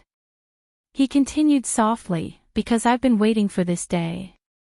To see you, Yi Ying, crawl past me like a stray dog. Yi Ying, I've been waiting for this day for so many days and nights. How can I let you go? How can I kill you so easily? Chapter 2190. Yi Qian, who was in a good mood, smirked as she watched Yi Ying's face turn pale and pale at a close distance. She saw the deep fear in Yi Ying's contracted pupils. She threw a bombshell at Yi Ying. Finally, I'll tell you that I was the one who sent the videotape. But I didn't expect Yi Zhifan to divorce Sun Dongqing immediately after seeing the videotape. Yi Ying, you've offended Madame Li and lost Yi Zhifan's protection. You're also a veteran with a tainted record. Why do you think I want to kill you myself? Watching you suffer is much more fun than killing you with my own hands. What? What did she just hear Yi Qian say? What did you just say? What did you just say? Yi Ying widened her eyes in disbelief. She stared at Yi Qian without blinking and asked sternly, what did you just say? Since he dared to say it, he wasn't afraid of what she could do. Yi Qian was magnanimous and patiently repeated, listen carefully. I'll say it one last time, I was the one who sent the videotape. The one in Madame Li's and Yi Zhifan's hands were all sent by me. Yi Ying, did you hear me clearly? Do I need to repeat myself? The videotape was sent by Yi Qian. She said, she was the one who sent it. Yi Qian. It was her. She was the one who sent the videotape. She was the one who ruined her. What a ruthless bitch. What a ruthless bitch. She wanted to kill her. She wanted to kill her, bitch. You deserve to die. You deserve to die. I want to kill you. I want to kill you. Yi Ying suddenly stood up and pounced on Yi Qian like a madwoman. She wanted to kill this bitch who caused her to lose everything. She wanted to kill her. You want to kill me? That depends on whether you have the ability to do so. Yi Qian sneered as he pulled out a conference chair and placed it in front of him. Coincidentally, Yi Ying crashed into the chair. She didn't manage to knock Yi Qian down, but instead, she fell straight into the chair. Yi Qian nimbly dodged, his hands moving as fast as lightning. One of his hands pinned Yi Ying's hands behind her back, while the other pressed down on the back of her neck, forcing Yi Ying to kneel on the floor with her face pressed against the seat, unable to move an inch. You want to kill me? Yi Ying, do you have the ability to kill me? He pressed down on the back of Yi Ying's neck with one hand. He used so much strength that Yi Ying's sweet and charming face lost its beauty. Her eyes, nose, and lips were all squeezed out of shape. Yi Qian's eyes were bloodshot, and his entire body was filled with killing intent. She was a female Special Forces soldier who had been on the battlefield and had stepped over piles of corpses. Her hands, stained with blood, were like the jaws of a tiger. She pressed down on Yi Ying's neck like she was biting down on Yi Ying's life. Her killing intent was even more terrifying. At this moment, Yi Qian was the most realistic. He had been on the battlefield and killed people. He raised the weapon in his hand and killed his target without batting an eyelid. Yi Ying was just a spoiled and arrogant girl who had lost her sense of self. Normally, she wouldn't have come into contact with a Special Forces soldier who had killed people. Even though she couldn't see Yi Qian's expression, she could clearly feel the change in Yi Qian. It was a terrifying change, a change that made all the blood in her body freeze. Yi Qian. Was she Yi Qian? She wasn't. Yi Qian didn't have such a terrifying aura. Yi Qian didn't have such great strength. She was Yi Qian. She was standing right in front of her, clearly telling her that she was the one who sent the videotape. Chapter 2191. I'm going to kill you, bitch. Bitch. Let go of me, let go of me. Her face was pressed against the leather chair. Even her voice was broken and she could not form a coherent sentence. She twisted her shoulders and used all her strength to struggle, but no matter how much strength she used, it was futile. She could not break free, she could not escape from Yi Qian's control. Yi Ying, remember this for me. Don't provoke Yi Qian easily before you become more powerful. Even I have to avoid her, let alone you. You must remember to stay as far away as possible from her as you can. Remember this. How many times have I told you? Yi Qian is not someone you can provoke. You've provoked her time and time again. Do you want to die? Yi Ying, I don't know how strong she is. You can't be as reckless as before. Do you hear me? Yi Ying, open your eyes and see if Yi Qian is someone you can provoke. Can you provoke her? Do you dare? Are you not afraid of death? Yi Ying, you used to love saying that Yi Qian was inferior to you in every way. Look at them now. Look at them. Look at their aura. Haven't you realized the difference between you and Yi Qian? Haven't you realized that you can't compare to Yi Qian? People have to look forward. You're still stuck in the same place. You think you're better than Yi Qian. In fact, Yi Qian has long surpassed you. Words of advice flashed through her mind. Yi Ying was in so much pain that her whole body twitched. In fact, Yi Qian has long surpassed you. Is that so? Is that so? No, no. It can't be. How could she have surpassed me? If she hadn't sent the videotape to Mrs. Li and her father, how could she, Yi Ying, be worse than Yi Jian? It can't be. She is better than Yi Qian. She has always been better than me. Ah. Let go, let go. Bitch, let go of me. I'm going to tell Mrs. Li that it was you who sent the videotape. You're the one who set me up. Once again, Yi Ying relied on her own imagination to complete her self-repair. The numb Yi Ying struggled harder. She wanted to leave this place. She wanted to go home. She wanted to go home. Yi Qian chuckled softly. That's right. I sent the videotape. You can tell Madame Li about it. Madame Li is such a prideful person. How could she have known that she would be deceived by you? How angry must she be? Go and find her, Yi Ying. I can take you to her now and tell her that I sent the videotape. Then I'll tell Mrs. Li that the content is true. Yi Ying, I've tolerated you for too long. I've waited until today. Do you think I'll give you a chance to turn things around? I will never give you a chance. Live well, Yi Ying. I wish you a more miserable life. Save me, please come and save me. Quickly come and save me. She was so scared of Yi Qian. It was too scary. She was too scary. If she couldn't look for Madame Li, who could she look for? Who else could she look for to save her? No one can save you, Yi Ying. I've waited for your whole family to suffer for so long. There were several times when I wanted to just kill all three of you. I've tolerated it. I've tolerated it. I've tolerated it for so long. I've finally waited for this day.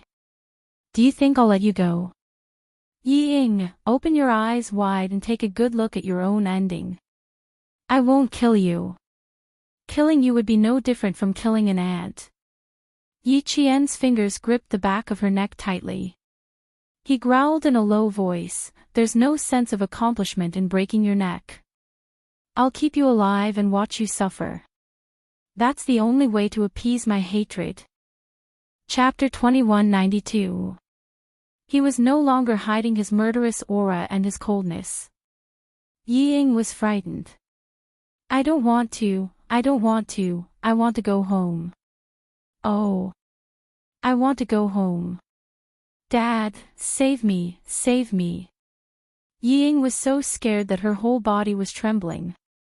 She cried so much that her eyelids were so swollen that she couldn't open them. She was not as good as Yi Qian, she was not as good as Yi Qian. She couldn't accept it, how could she accept it? Oh. She couldn't accept it. She couldn't accept it. How could she lose to a bastard, a bitch? How could she lose? This time, Yi Ying couldn't even let her imagination numb her. Facing Yi Qian, who was full of murderous aura, she was scared. She was scared from the bottom of her heart. Little fox, we can go now. The tightly shut meeting room door was pushed open and Xia Jinyuan's tall figure appeared at the door. He wasn't surprised at all when he saw the scene in front of him, as if he didn't notice anything. He looked at Yi Qian gently and said, exactly 10 minutes. After saying what needed to be said, Yi Qian let go and clapped his hands in disdain. Before he left, he said something that made Yi Ying's hair stand on end. Your retribution has just begun. Yi Zhifan doesn't even acknowledge you as his daughter. Yi Ying, you will live a life worse than a rat in the gutter. Worse than a rat in the gutter, she would live a life worse than a rat in the gutter. She might as well be killed. No, she had to find her father to save her. Only her father could save her now. She had to ask her father to beg the Deputy Chief of Staff Du, Madame Li, and them to save her. Dad, I was wrong, Yi Ying, who was sitting in a daze, thought of her father. She suddenly got up and rushed towards the meeting room door. Before she reached the door, 2 guards rushed in. One of the guards reacted quickly and grabbed Yi Ying's shoulder with one hand. He threw Yi Ying to the side and pinned her to the ground. She wanted to ask Yi Zhifan for help, but she didn't know that Yi Zhifan was calmly explaining to Madame Li, who had just walked out of the military headquarters. I'm very sorry, madam. My relationship with Sun Dongxing has actually been broken for a long time. Because of some things, it was delayed again and again, and we only got a divorce now. Yi Ying didn't follow me. She willingly followed Sun Dongxing and told me that she wanted to take her mother's surname. I was very disappointed and sad, but I agreed to let her take her mother's surname. I spent the whole afternoon trying to change her surname. It's not that I want to hide it, but I just finished the divorce procedures this morning. There are too many things that need to be settled. I was thinking of contacting you and Deputy Chief of Staff Du after Yi Ying changed her surname to Suning. Mrs. Li was infuriated by his casual tone. She suppressed her anger and shouted, Director Yi, do you want to tell me that Yi Ying has nothing to do with you from now on? You could say that. I was too disappointed in her. I worked so hard to raise her. Who would have thought that? Sigh. Yi Jifan sighed heavily. There was an indescribable sadness in his voice. Madame Li sneered. What a heartbroken father. She didn't expect that he would be so heartless to his own daughter. Very well, I will remember what Director Yi said today. Yi Ying, no, she is called Sunning now, right? She made me, Li Qinglan, lose so much face. I will definitely settle this account with her. I hope that Director Yi won't show up at that time. Hearing this, Yi Jifan, who was nervous, adjusted his breath slightly and replied, I can promise you that I will never interfere in Sun Ying's affairs. Chapter 2193. Yi Jifan divorced Sun Dongqing in a hurry and made himself clear. He was afraid that Mrs. Li would take her anger out on him. When he received Mrs. Li's call, he was even more nervous than when he was in the provincial committee meeting. When he heard Mrs. Li's cold and deep voice, he felt that his heart was about to jump out of his throat. He even held his breath for fear that Mrs. Li would notice his fear. When Yi Jifan said that he would no longer interfere in Yi Ying's affairs, he heard Mrs. Li sneer softly. He didn't know what she meant. It seems that Director Yi is going to put justice before family. That's right. No wonder Director Yi can be so successful. I can see that Director Yi can achieve great things. How could he not hear the sarcasm in Mrs. Li's words? If Yi Ying could be supported by the wall, listen to his arrangements, and not make trouble outside, how could he really be willing to cut off their father-daughter relationship? After all, she was his daughter and half of his blood flowed in her veins. He had arranged all the paths for her. Every path was a broad road. With his protection, she would definitely achieve great things. But Yi Ying was a piece of mud that couldn't be supported by the wall. No matter how good the path he paved was, she would only walk on a rotten path. He spent so much effort to cultivate her, but in the end, she didn't recognize him as her father. She was indeed his daughter. She was so ruthless. Forget it. Since she didn't recognize him, why should he recognize a stupid daughter? He couldn't afford to offend the Li family. It was not easy for him to climb to his current position. He didn't want to be beaten back to his original position overnight, and he didn't want to lose everything. He had to give up something to gain something. He could only give up Yi Ying, this daughter who didn't recognize him. Pretending that he didn't hear the sarcasm in Mrs. Li's words, Yi Jifan's voice was trembling. I'm sorry. Well, she is too stubborn. I can't persuade her. I respect her decision. She is in her 20s. She is not young anymore. She should be responsible for everything she does.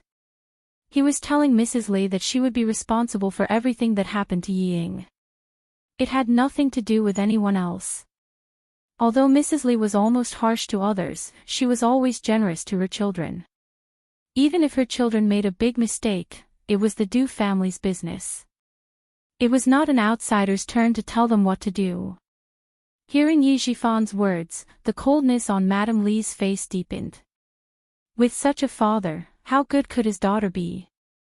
She, Li Qinglan, had always been the one to scheme against others.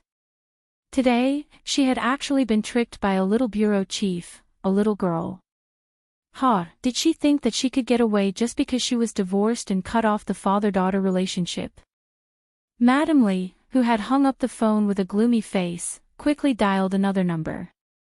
Then, she said in surprise, the Discipline Inspection Commission has already gone to the southern province. Are they going to clean up the southern province's officialdom? Unclear situation. Old classmate, is there something you can't tell me? I'm not making things difficult for you. If you don't tell me, can I force you to tell me? I'm calling you today for no other reason than to tell you to investigate a bureau chief with the surname Yi in the Southern Province's Urban Construction Bureau. I just want to mention to you that since the Discipline Inspection Commission has already gone to the Southern Province, you should investigate thoroughly. Madame Lee had a wide network of contacts. She knew some important officials more or less. When she learned that the Discipline Inspection Commission had gone to the southern province, she greeted her old classmate and chatted for a while with a smile. Then, she arranged to have a meal before hanging up the phone. Chapter 2194. After making 2 calls, Mrs. Lee sat in the car and waited for the Deputy Chief of Staff Du and Du Jai to come out. She waited for about 10 minutes, but they didn't come out. Her patience was running out. She dialed the Deputy Chief of Staff Du's number. The Deputy Chief of Staff Du didn't have time to answer the call. He gave his phone to the guard and answered the call from the General Staff Department with sweat on his forehead. "It's my fault. I accept all the punishment from the General Staff Department, and I will deeply reflect on my mistakes. I understand. I have realized that I made a serious mistake. Okay, I'll be right back." The call from the Chief of Staff Du made the Deputy Chief of Staff Du's face even colder. He didn't expect the news about the recruit Ying to reach the Chief of Staff Du's ears so quickly. He didn't dare to shirk the responsibility. It was indeed his fault. It was he who saw Yi Jifan's resume and roughly looked at the information he submitted. He didn't investigate further and directly opened the back door for Ying. He told the Beijing government group and specially recruited Ying into the army. Who would have thought that the information he was looking at turned out to be information that Yi Jifan had tampered with? Even his wife's side hadn't been investigated. He was careless and almost made a big mistake. Luckily, Ying only joined the army for half a day. The files, stubs, and enlistment information were not officially entered into the Army's management system. He only needed to delete all the paper information. Luckily, the bad influence of the situation was minimized. Otherwise, he would be publicly criticized in the next Army meeting. Thinking that the Chief of Staff Du mentioned his wife on the phone and asked if she also wanted a position in the General Staff Department. The Deputy Chief of Staff Du hung up the phone and didn't notice Du Jai waiting for him outside. He quickened his steps and left the military headquarters with a gloomy face. This was not a good thing. It was clearly telling him that his wife had interfered too much. Because of Ying, the whole family was going to be in a mess. Du Jai could already see that the Deputy Chief of Staff Du's face was not good. She jogged to catch up with them and said softly, "Dad, Mom is waiting for us outside. Tell your mom that I have to go to the General Staff Department right now. The General Staff Department called just now. Yi Ying's incident has already reached them." Deputy Chief of Staff Du, who was walking with big strides, felt like he was walking with the wind. Along the way, the air felt heavy. "Also, pass a message to your mother. The General Staff Department asked me if I want to give your mother a position." Du Jiai's face paled. She immediately identified a position for her mother. Things had really gotten out of hand this time. Seeing that the Deputy Chief of Staff Du had walked far away, she hurriedly chased after him. She had to go out and tell her mother that her father was in trouble. "I don't want to go back. I don't want to go back. I want to see Madame Lee. I want to see the Deputy Chief of Staff Du. They were the ones who allowed me to enter the capital political group. It has nothing to do with me. I don't want to. I don't want to." Du Jai, who had caught up with them, suddenly heard Yi Ying's heart-wrenching screams from behind. What made her even angrier was that Yi Ying had actually splashed dirty water on the Du family. It had nothing to do with her. "Yi Ying, you really deserve to die." The Deputy Chief of Staff Du also heard it. He deliberately slowed down his pace and waited for Xia Jinyuan and Yi Qian, who were preparing to leave the military headquarters. Without much interaction, Xia Jinyuan and Yi Qian stopped and saluted him. Then they calmly left under his gaze, leaving behind the 2 calm and dignified figures of the Du family. Chapter 2195. "I didn't expect this, I really didn't expect this." The Deputy Chief of Staff Du murmured. He didn't expect Xia Xinhui's son to be so successful. He was no longer as frivolous as he was when he was young. The darkness in his eyes deepened.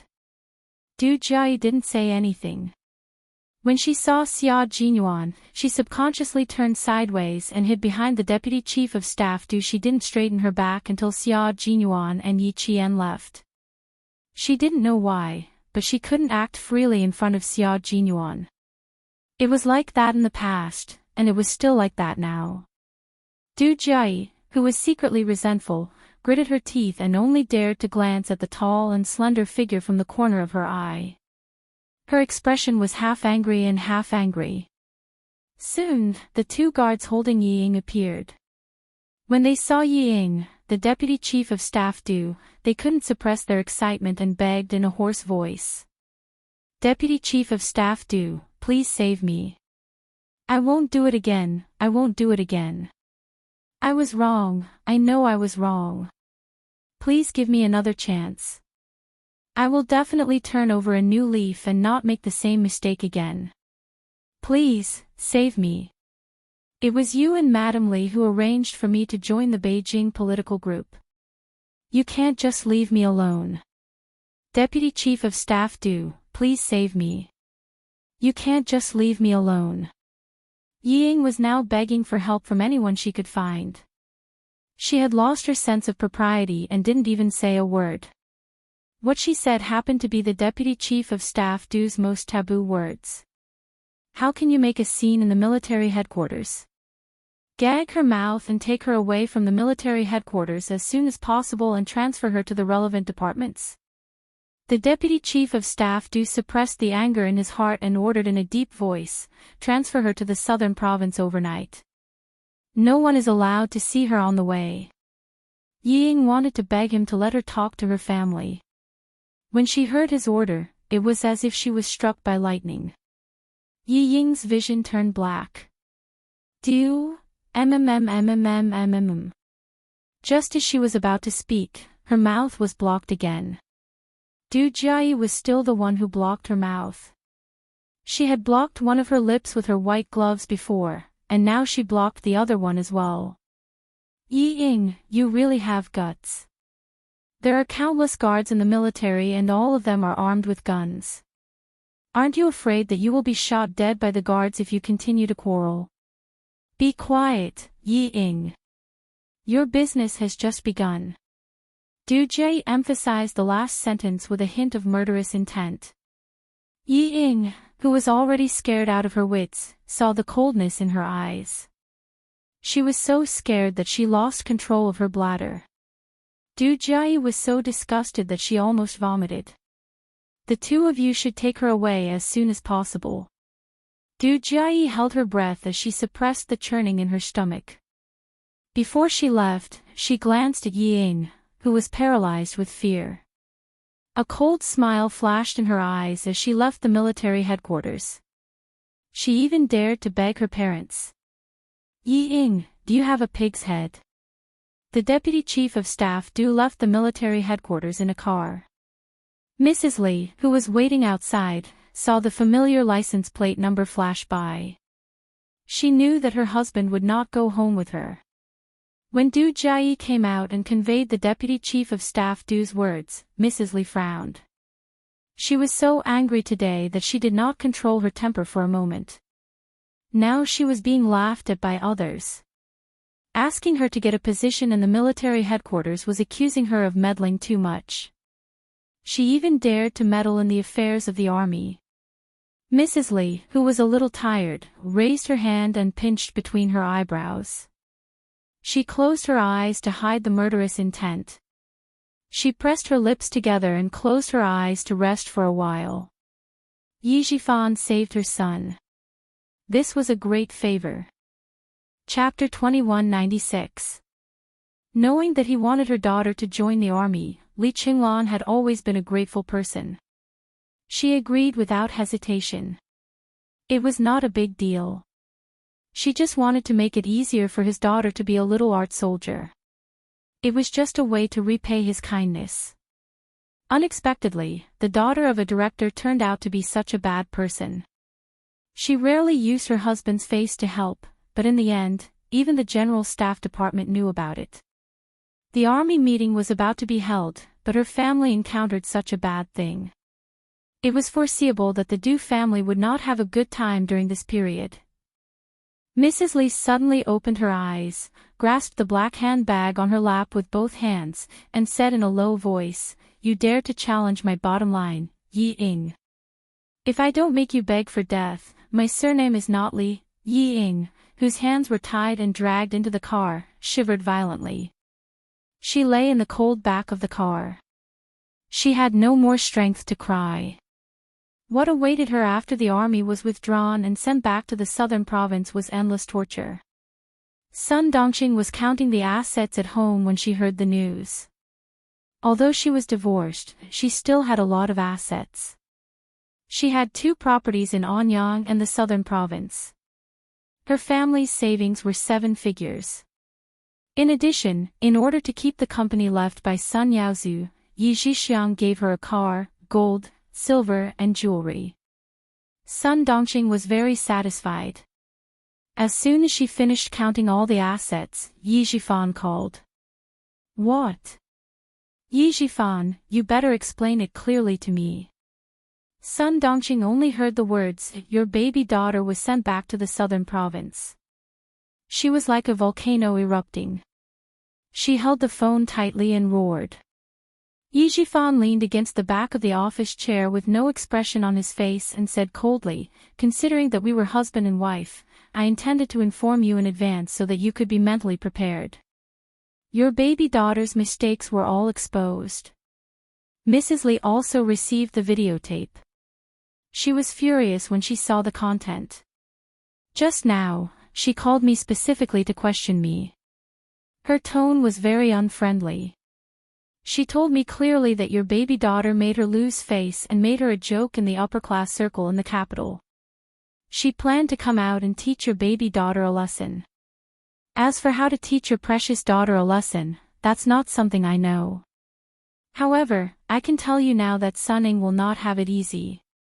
Fortunately, he had changed the surname of Yi Ing to Sunning in the afternoon. Otherwise, he would not be able to explain it to Madame Lee. Sun Dongqing couldn't believe it and shouted, "How is that possible? Madame Lee likes Ying so much and even wants Ying to be her daughter-in-law. How could she bear to let Ying suffer? Yi Zhifan, you bastard. Do you regret giving all your assets to me and my mother? Now you're trying to make things difficult for me." This was Yi Zhifan's wife. She was short-sighted and extremely stupid.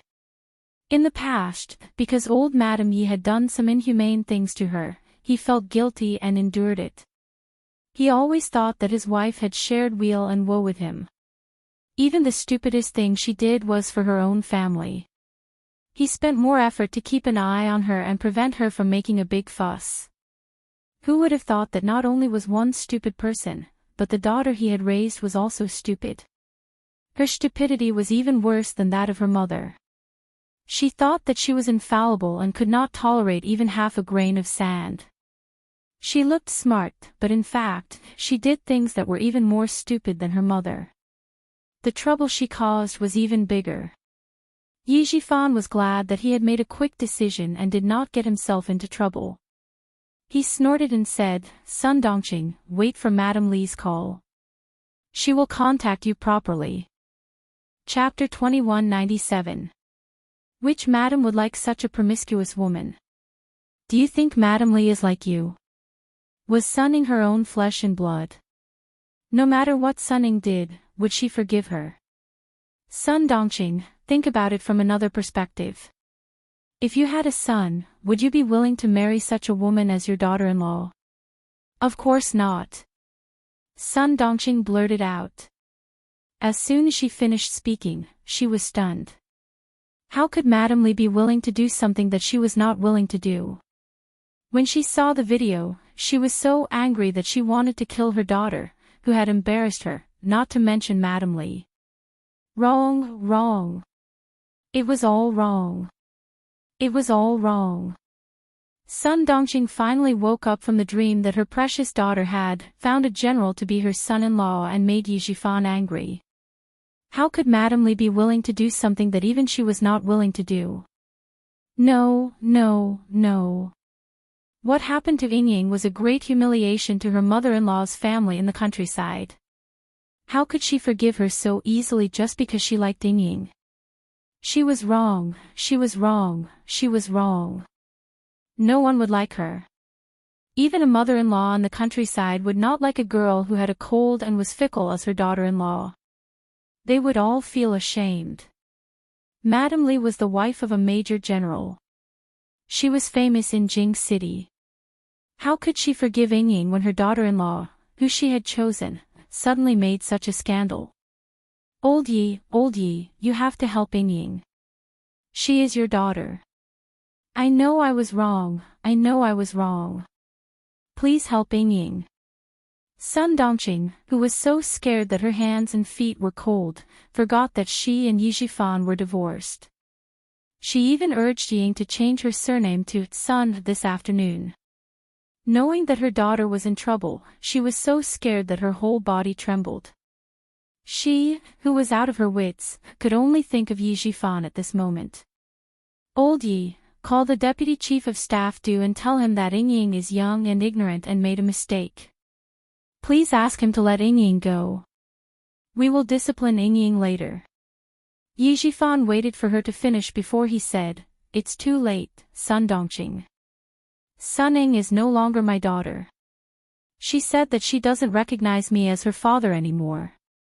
As for you, you're just my ex-wife. Sun Ying is already with you. I have no obligation to clean up your mess. Sun Ying will be sent back to the southern province soon. Someone will inform you to visit her. Oh right, Sun Ying will be fined 100,000 yuan. Prepare the money.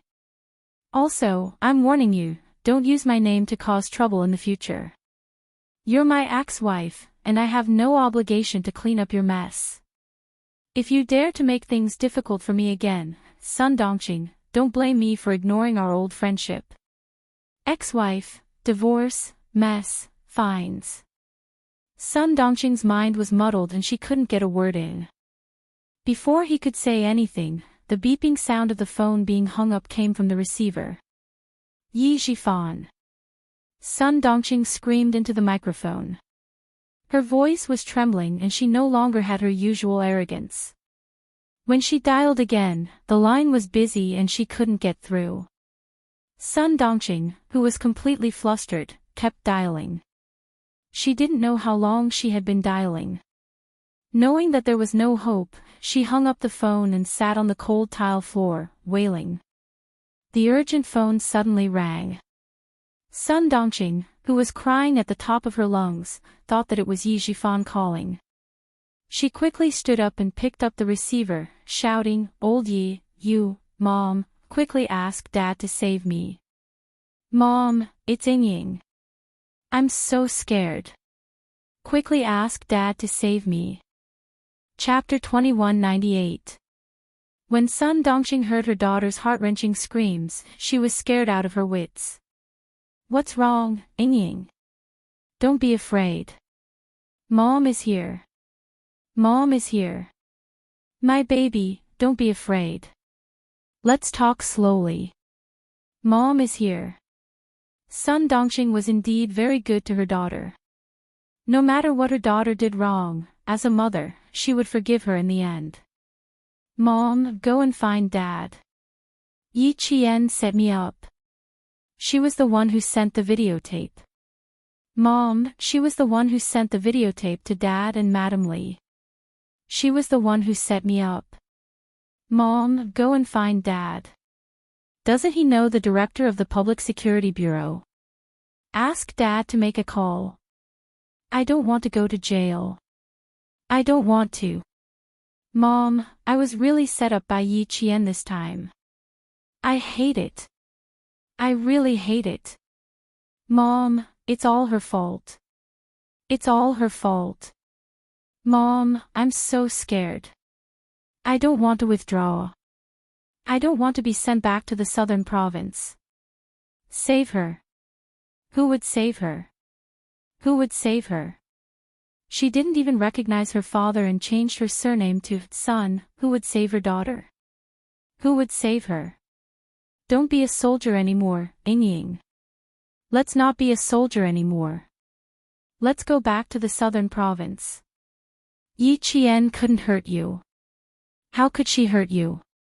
My dear daughter, don't be afraid. Let's come back first. Sun Dongxing didn't dare to say that Yi Jifan didn't recognize her daughter anymore. She didn't dare to say that she had to change her surname to Sun Ying from today onwards. She was afraid that her daughter would suffer a greater blow if she said it. I won't come back, Mom. I can't come back. If I come back, Yi Qian will look down on me. I will never bow down to her in this lifetime. Mom, get Dad to pick up the phone. I want to talk to him. I want to tell him how hateful Yi Qian is. Sun Ying didn't know what happened in the southern province. She saw Yi Jifan as her last hope. Other than her father, no one else was willing to save her. My poor daughter. Sun Dongxing, who also couldn't contact her ex-husband, wailed. Ying, your father isn't home. He's not home. Go back to the southern province first. We'll make plans after you're back. It would be great if she could return to the southern province. At least she could accompany her daughter. It wasn't easy for Sun Ying to get in touch with her family. How could she give up so easily? She strained her hoarse voice even harder. Her voice was sharp and piercing. No, I'm not going back to the southern province. I want Yi Qian to die a horrible death. I want her to die a horrible death. Admit defeat, Ying. Let's admit defeat. We can't win against her. We can't win against her. Without her husband to rely on, how could they make things difficult for Yi Qian? Making things difficult for Yi Qian, who was already high and mighty. Sun Dongxing, who had lost the protection of her ex-husband, suddenly came to her senses. In order to know the news of her daughter, she made countless calls, but no one answered. Even when her fingers were about to swell, no one answered. Only then did she realize that without Yi Jifan's protection, she was nothing. Sun Ying, who still didn't know that her surname was Sun, screamed crazily. Why can't we win against her? Why can't we win against her? Daddy is here. How can we lose to an orphan bastard? Orphan? Yes, Yi Qian was an orphan, but she had too many people who were willing to help her. There were too many of them. Sun Ying, wake up. Mom, please wake up. We have nothing left. We have nothing left. Even you, from today onwards, your surname will be Sun. Sun Ying, accept your fate. Let's accept our fate. What? How did she become Sun Ying? No. She was Yi Ying. How could she become Sun Ying? Chapter 2199. Your father and I are divorced. We got divorced this morning. Ying, have you forgotten? You wanted me to divorce your father. He won't care about us anymore. It's useless to look for him. We can only accept our fate. Sun Ying, we can only accept our fate. Sun Dongxing, who was crying loudly, told the truth. She didn't know how her daughter would react after hearing it, but she had to say it. If she didn't, Sun Ying would continue to dream of defeating Yi Qian. Impossible. It would never be possible. No, it's impossible. Mom, what did you say? It's impossible. I'm Yi Ying. How did I become Sun Ying? Sun Ying couldn't hold on to her last hope. She couldn't hold on to it anymore. Yi Jifan was her last source of confidence and hope. My poor daughter, it's true.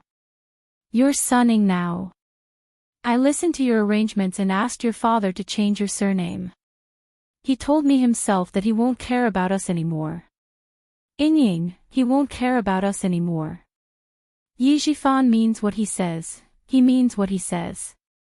That night, you said yourself that you don't want to acknowledge him as your father and you won't beg him anymore. Inying, there's no way out for us. It's all my fault. I didn't stop you. It's all my fault. It's all my fault. No matter how much Mrs. Lee likes you, there's a limit to how much she likes you. How can she tolerate and forgive you like me just because she likes you? Even I was angry at you for the shameful things you did overseas, let alone Mrs. Lee. Inying, you were wrong. You were wrong from the beginning. We can't climb up the social ladder. You're not shameless enough to let Mrs. Lee like you after she finds out. Yijifan also told me that we embarrassed her so much. She won't let us go. Come back. Let's not fight anymore. Let's go back to Nan province and start over somewhere else. As the sound of Sun Dongxing's sobbing gradually subsided, Suning did not make any more noise. She was completely silent, sitting there motionless like a clay figurine. Was she the one who cut off her own escape route?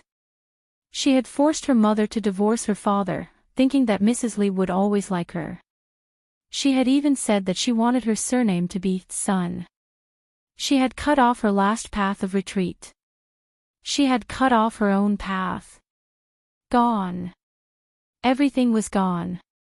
She had become Suning, no longer Yiying. The father who had protected her and treated her as the apple of his eye no longer wanted her. From the moment she changed her surname to Sun, she was no longer his daughter. No one could save her or protect her anymore. How could this be? How could this be? Why? Why? She couldn't understand it. She really couldn't understand it. She was clearly the best, but in the end, she ended up being betrayed by everyone. She couldn't understand how she ended up like this when everything was so perfect. Mother said that we were all wrong. Was it really all wrong? How was it wrong? She didn't want a bastard to ride on her head. Was that wrong? Was it wrong for her to want to get rid of an opponent who was blocking her future? Was it wrong for her to want to be above others and be envied by everyone? These were all what her parents had taught her. They had taught her how to get everything she wanted from a young age. They had taught her how to destroy the things she wanted but couldn't get. How could she have been wrong? How could she have been wrong? Oh! How could she have been wrong? Suning couldn't figure it out. She suddenly screamed crazily and smashed her phone. Her head slammed hard against the door of the toilet on the train. She couldn't figure it out. She couldn't figure it out. Why did Yi Qian win in the end? Why was she the one who won? A filthy, cowardly, ugly bastard with no parents had won the battle. She couldn't figure it out. Why did she let a bitch that she had always looked down on win? The guards who were waiting outside to escort her back to Southern Province heard the commotion and kicked the toilet door open without hesitation. They first subdued Suning, who had hurt herself, and then immediately informed their colleagues to come and pick up the phone. Even the battery was coming out. Where did the phone come from? Why did she have a phone with her? Chapter 2200. Suning didn't say who gave her the phone. It was not that she didn't want to say, but that she didn't know. Someone squeezed her before she got on the train. After she got on the train, she accidentally touched the phone in her pocket. She found an excuse to go to the toilet and called back. She might as well not make the call. She might as well not make the call. Suning, who had lost her last hope and confidence, was like a deflated balloon. She didn't struggle or make any noise. She just stared like a wooden puppet and didn't eat or drink. She took the train back to the southern province from Jing City. She didn't know what was waiting for her. Her world had collapsed the moment the military announced her punishment. The investigation of her past had been reported to the military. What else was there to investigate? Everyone knew. Everyone knew what she had done. She didn't know what to do or how to do in the future. It was a gloomy world. No matter where she went, there was no hope. There was no chance. There was no chance at all. How could she win against Yi Qian? How could she fight against him? She had lost. She had lost completely. It was over. It was all over. Sunning curled up her legs and hugged them tightly. What would be waiting for her when she went back? What would Mrs. Li do to her next? Sunning, who was sitting in a daze, lost her vitality. She was like a flower that withered overnight. She couldn't find her original brightness. She was like an old woman in the twilight. Sun Dongqing called again, but the phone was turned off. She was so flustered that her hands couldn't stop shaking. Who should she look for next? Where could she find her daughter? She would be sent back to the southern province and transferred to the Public Security Bureau. Yes, she should go to the Public Security Bureau first. No, she had forgotten something very important. There was still something very important. What was it? Did she forget what it was? Sun Dongqing was so flustered that she was crying and walking back and forth in the living room. She forgot something very important, but she just couldn't remember it. Money. Yes, money. Yi Zhifan said that Ying would be fined 100,000 yuan. She still had to withdraw the money. She had to go to the bank to withdraw the money. Then she could save her daughter. No more fighting. Sun Dongqing didn't notice that it was already 9 o'clock in the evening. She took the passbook and ran out in her slippers like crazy.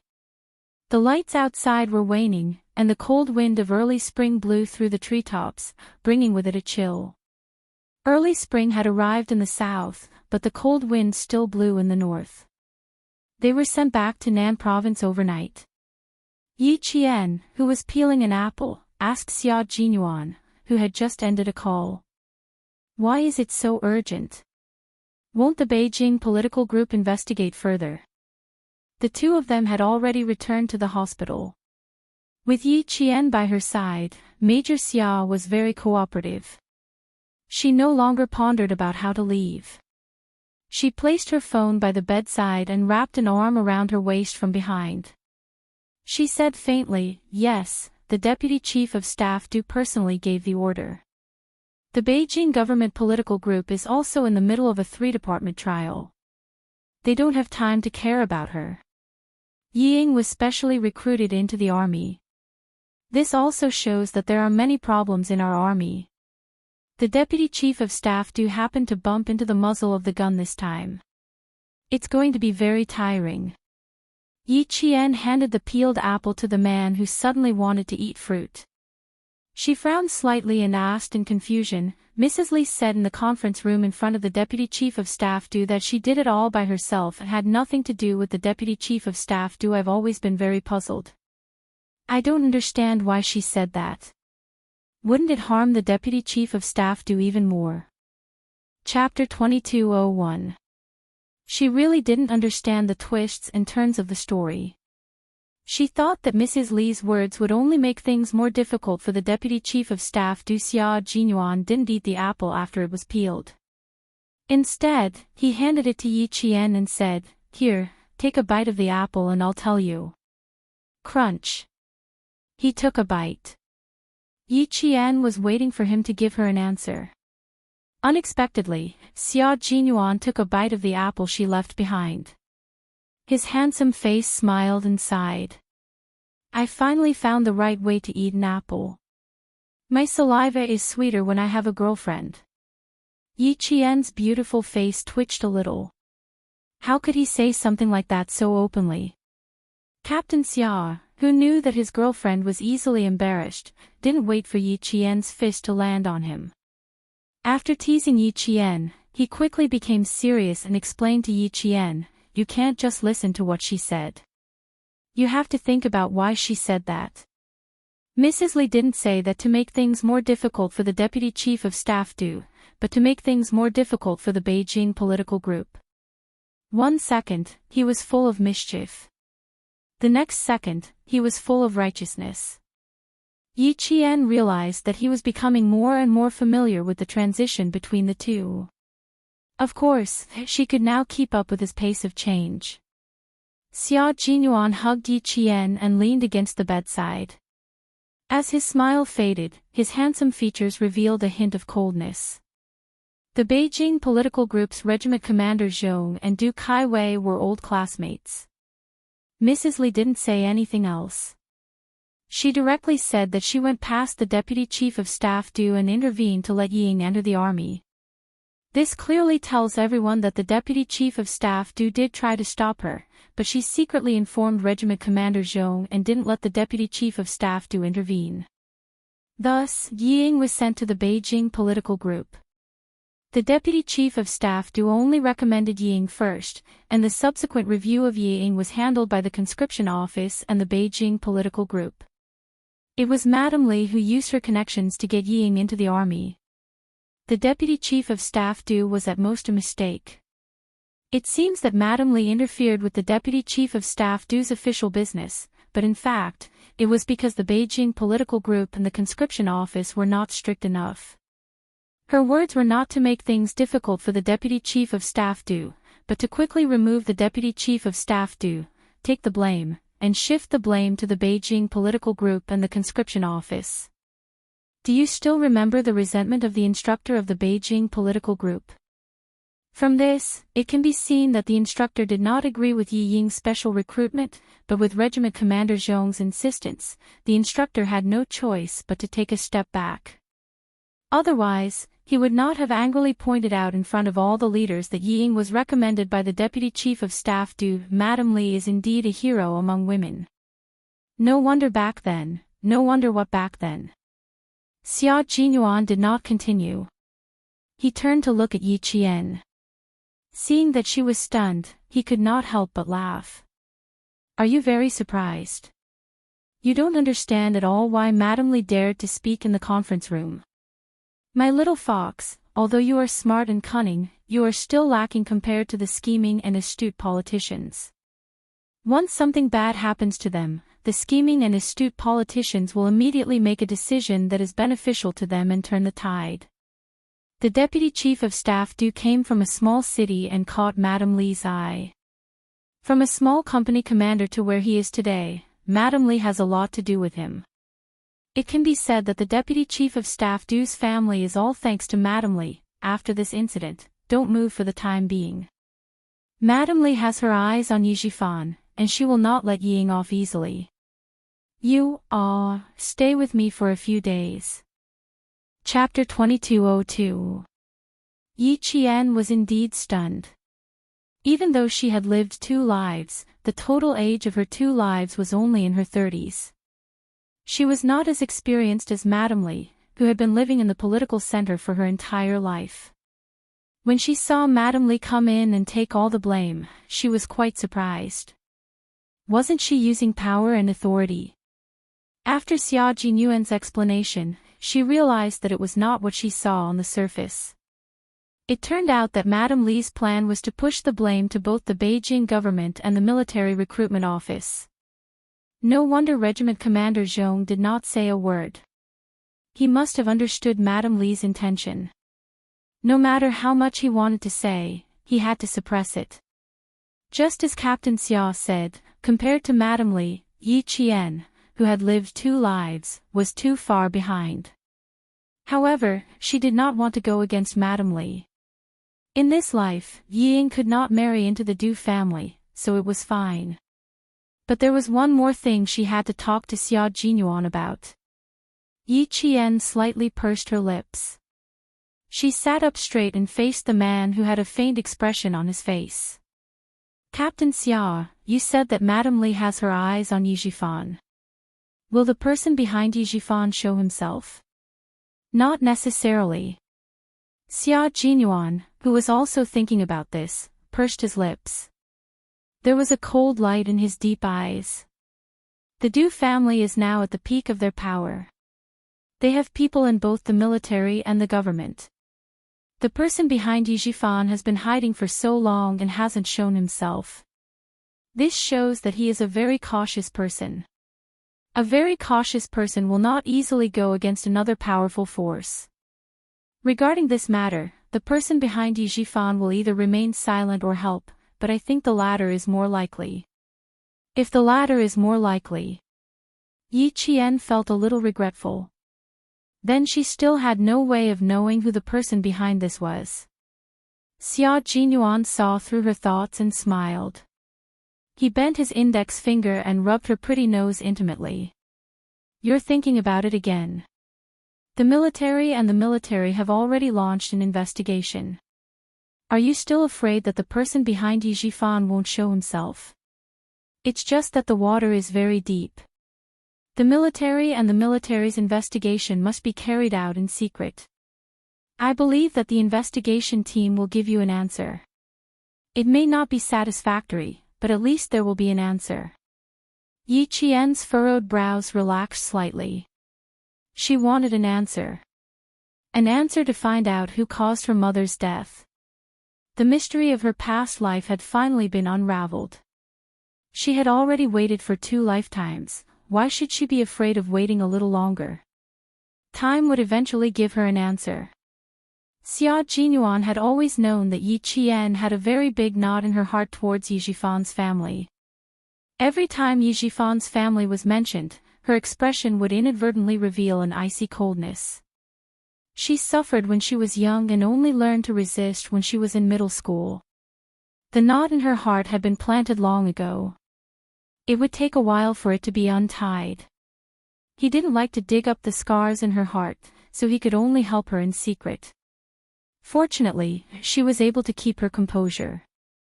After accumulating her strength for a long time, she finally defeated Yi Ying and caused Yijifan to be severely injured. As smart as she was able to make his heart ache. Now that Yijifan's family was mentioned, there was no longer a haze between her brows. Everything she did was worth it. Yi Qian didn't mention Yi Ying anymore. Now that Yi Ying had Mrs. Li watching over her, she didn't have to worry about her anymore. Falling from the clouds must not feel good. That night, Yi Qian slept exceptionally well. Even when Major Xia hugged her in the middle of the night and half of his body pressed against hers, she didn't wake up. Chapter 2203. With the defeat of Yi Ying in this life, the hatred that was hidden in the deepest part of her heart, which occupied half of her heart, finally collapsed. Yijifan didn't need to think too deeply about it. His good days would end with Madame Li's anger. Yi Qian slept soundly, but Major Xia was having a hard time enduring it. His waist was injured, so he could not move too much. He could only eat some tofu vegetables from time to time. But the touch of the little white rabbit could easily arouse the heat in a man's body. Major Xia, who was breathing heavily, wanted to wake Yi Qian up so that he could satisfy his craving. But in the end, he could not bear to wake her up, so he suppressed the heat in his body. She would no longer be disturbed by worldly affairs, and she would no longer be tired by tomorrow's matters. She rested her head on his strong arms and breathed in his reassuring scent. Her whole body was nestled in his arms like a harbor. She was so lazy that she felt tired even when she opened her eyes. She could just lean on him like this and be protected forever. After calming down again, Xia Jinyuan looked down at the high tent below him. Finally, he silently took a pillow and placed it between the two of them so that he would not accidentally poke Yi Qian awake. He could not fall asleep for a long time, but Yi Qian's breathing was long and deep. Because she was sleeping so soundly, even the corners of her mouth were slightly curved into an innocent smile. Xia Jinyuan looked at her sleeping face almost greedily. He stared deeply at her, his eyes as gentle as water surrounding her. He lowered his head and gently kissed her smooth forehead. He chuckled and said, "Little fox, you have to grow up quickly. The big bad wolf can't hold back anymore. If one day he really wants to do you, it won't help even if you hold a gun to his head." Yi Qian did not answer him. Perhaps his gaze was too focused, but she moved slightly in her sleep and took the initiative to snuggle into Xia Jinyuan's arms. Her plump and round, little white rabbit just happened to be on the side of Xia Jinyuan's chest. It was really sweet torture. The sweet and tormented Xia Jinyuan knew that he would not be able to sleep tonight. Even if he wanted to sleep, he would not be able to. Of course, he couldn't bear to fall asleep either.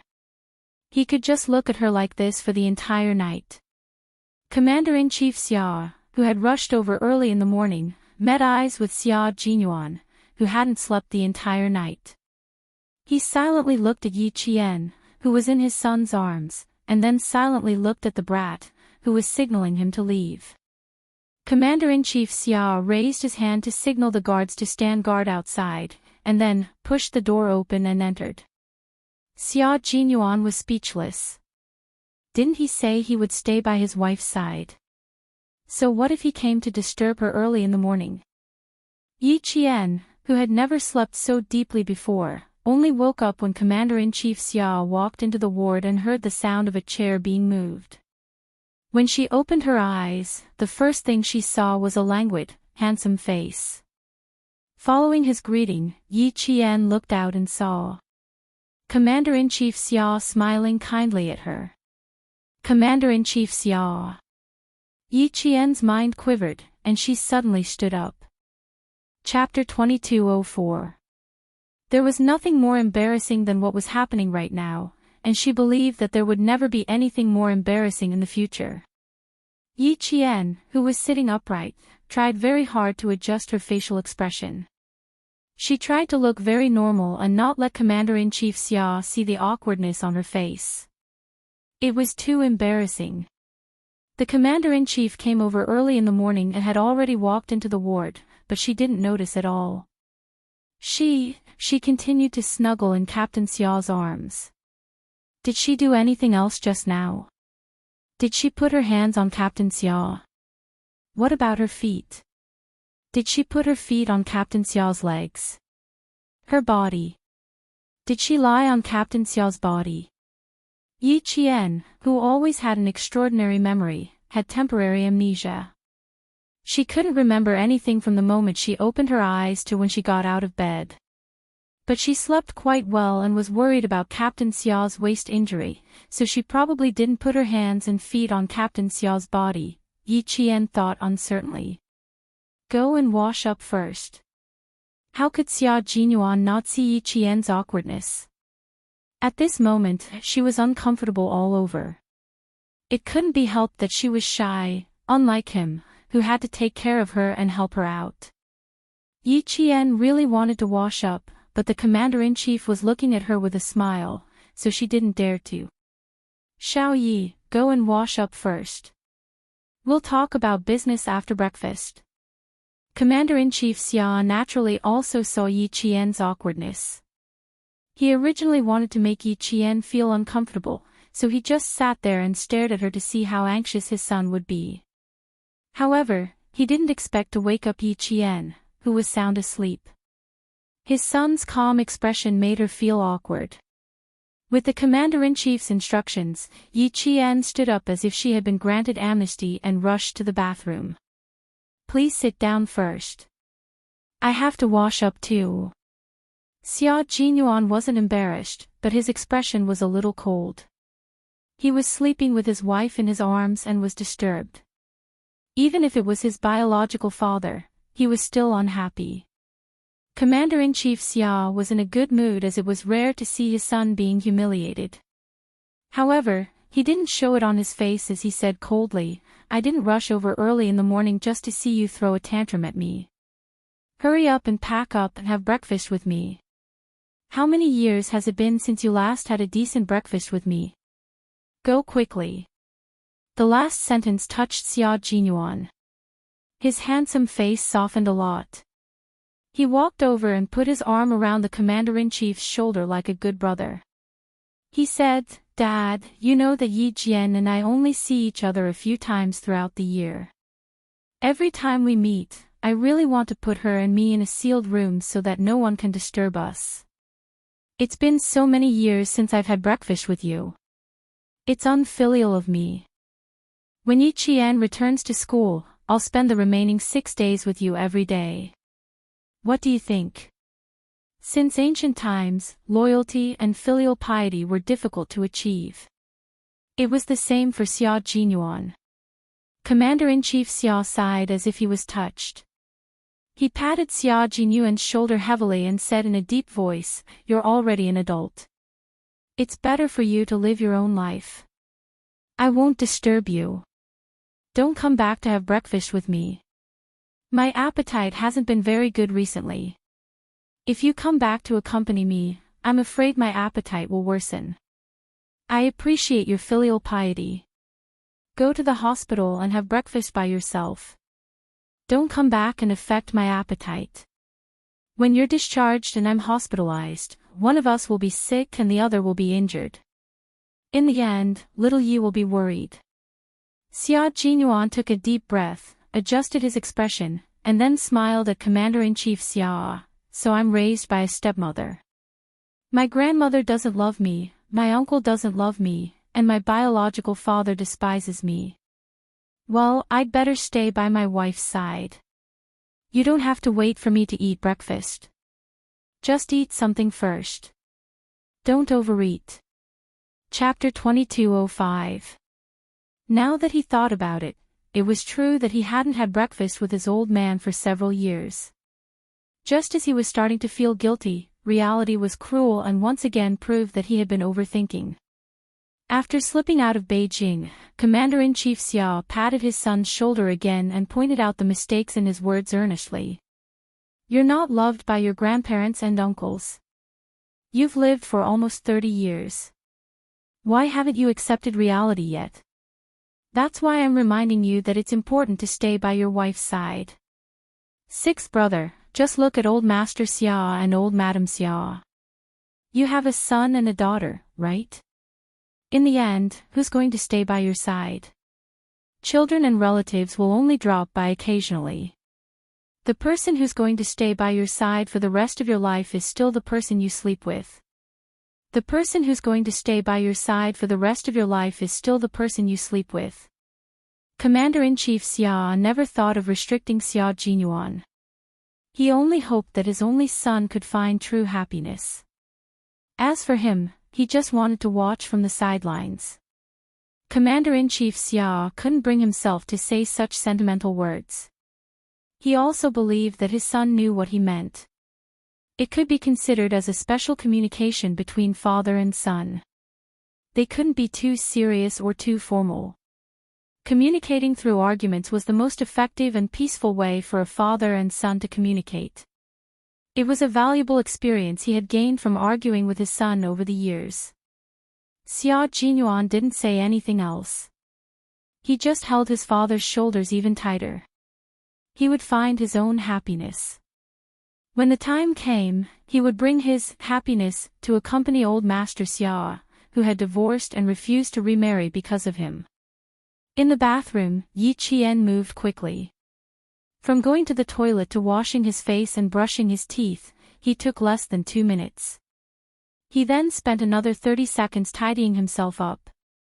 When he opened the door and came out, he saw Xia Jinyuan pushing the door open.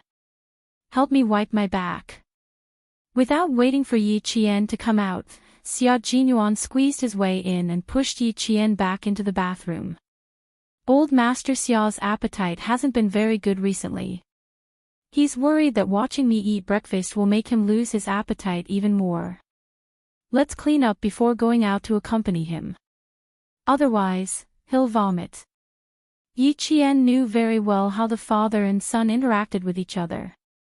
When he heard that, he pursed his lips and said with a smile, "The commander-in-chief doesn't think you're dirty. He thinks you're dirty. Little fox." Xia Jinyuan, who was about to take off his clothes, paused and said meaningfully, "You can't say things that you already know. If you do, I'll lose face." Yi Qian was tidying up his toiletries with her back to him. When she turned around, she saw that his upper body was empty. Moreover, his head was lowered as he undid the belt of his hospital pants. Amid the clanging sound of toiletries falling to the ground, Yi Jian, whose reflexes were faster than her brain, grabbed Xia Xiaoyuan's trousers with the most precise speed. He was too precise, too fast, and too quick. Coupled with his overreaction, although he managed to catch the pants that were falling down, at the same time, he also caught the part that had tormented Major Xia for the entire night. It was the part that had naturally risen early in the morning, and it was the part that showed the characteristics of a man the most. Yi Qian was dumbfounded. She wanted to pull her hand back, but it was too late. Xia Jinyuan, who had a handsome face and a forbearing expression, held her right hand very tightly. She subconsciously tried to pull her right hand out, but then she saw the man, who would not even blink if Mount Tai collapsed in front of him, fiercely suck in a breath of cold air. His noble and elegant face was no longer calm. There was a prelude to a storm. Especially that pair of unfathomable dark eyes, there seemed to be something struggling inside, as if it wanted to break free. Chapter 2206. Sorry, let go of my hand first. How could Xia Jinyuan let go of her hand? Early in the morning, the benefit suddenly came at the drop of a hat. It was really a surprise. Not only did he not let go, he laughed deeply and said, "No, you took the initiative. I can't bear to let go." That's right, the once #1 hedonistic prince in the capital was starting to act like a rogue. I didn't do it on purpose. You let go. Xia Jinyuan, who was tortured to the point of breathing heavily, did not stop her. He only held her hand and did not let go. His strong and muscular chest was undulating, and his smooth and beautiful muscles were stretched taut. Occasionally, one could even see his lean and beautiful chest muscles twitch. His body's most faithful reaction was not that he was being tortured, but that he was enjoying it.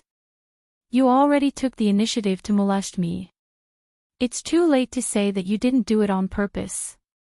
His handsome face was enduring, and his voice was hoarse and intoxicating like red wine. Hold on tight, little fox. But don't pull too hard. It'll be troublesome if you break it. Yi Qian. This rogue. Don't stop. Control your strength a little and be gentler. The big bad wolf said very gently. His dark eyes, which were as deep as the sea, stared deeply at Yi Qian. It was as if there was a whirlpool in the depths of his eyes that could suck in Yi Qian's soul. Yi Qian did not dare to move. Her unintentional action had turned into her taking the initiative to molest him. Moreover, the part of molestation was so special. She could not move, could not pull away, and could not shake, but if she just held on like this, she would be embarrassed. Last time at the hotel, the two of them had a certain level of restraint. In the end, they stopped at his upper body.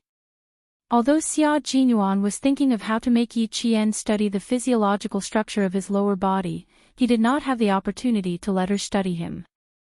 Who knew that good things would happen so suddenly?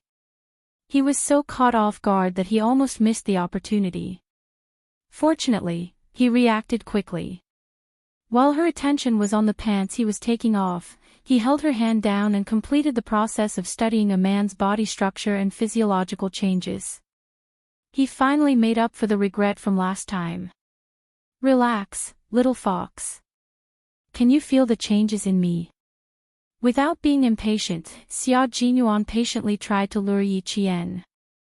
The changes you're experiencing now are the changes I experienced last night. Over and over again, back and forth. Can you feel it? He took a few steps closer to Yi Qian. Then, he pressed his waist against the basin. Xia Jinyuan pressed her hand with one hand and lowered his head to whisper into her ear, "It's a very real reaction. Baby, do you feel it?" She could feel it. The process of turning from soft to hard made her face red like it was on fire. She was so nervous that her throat tightened. Yi Qian pressed his shoulder against his chest. His voice was as soft as a mosquito's buzzing. Captain Xia, I'll go out first. You take your time. Although she didn't have any romantic experience in her 2 lives, she more or less knew what was going on between a man and a woman.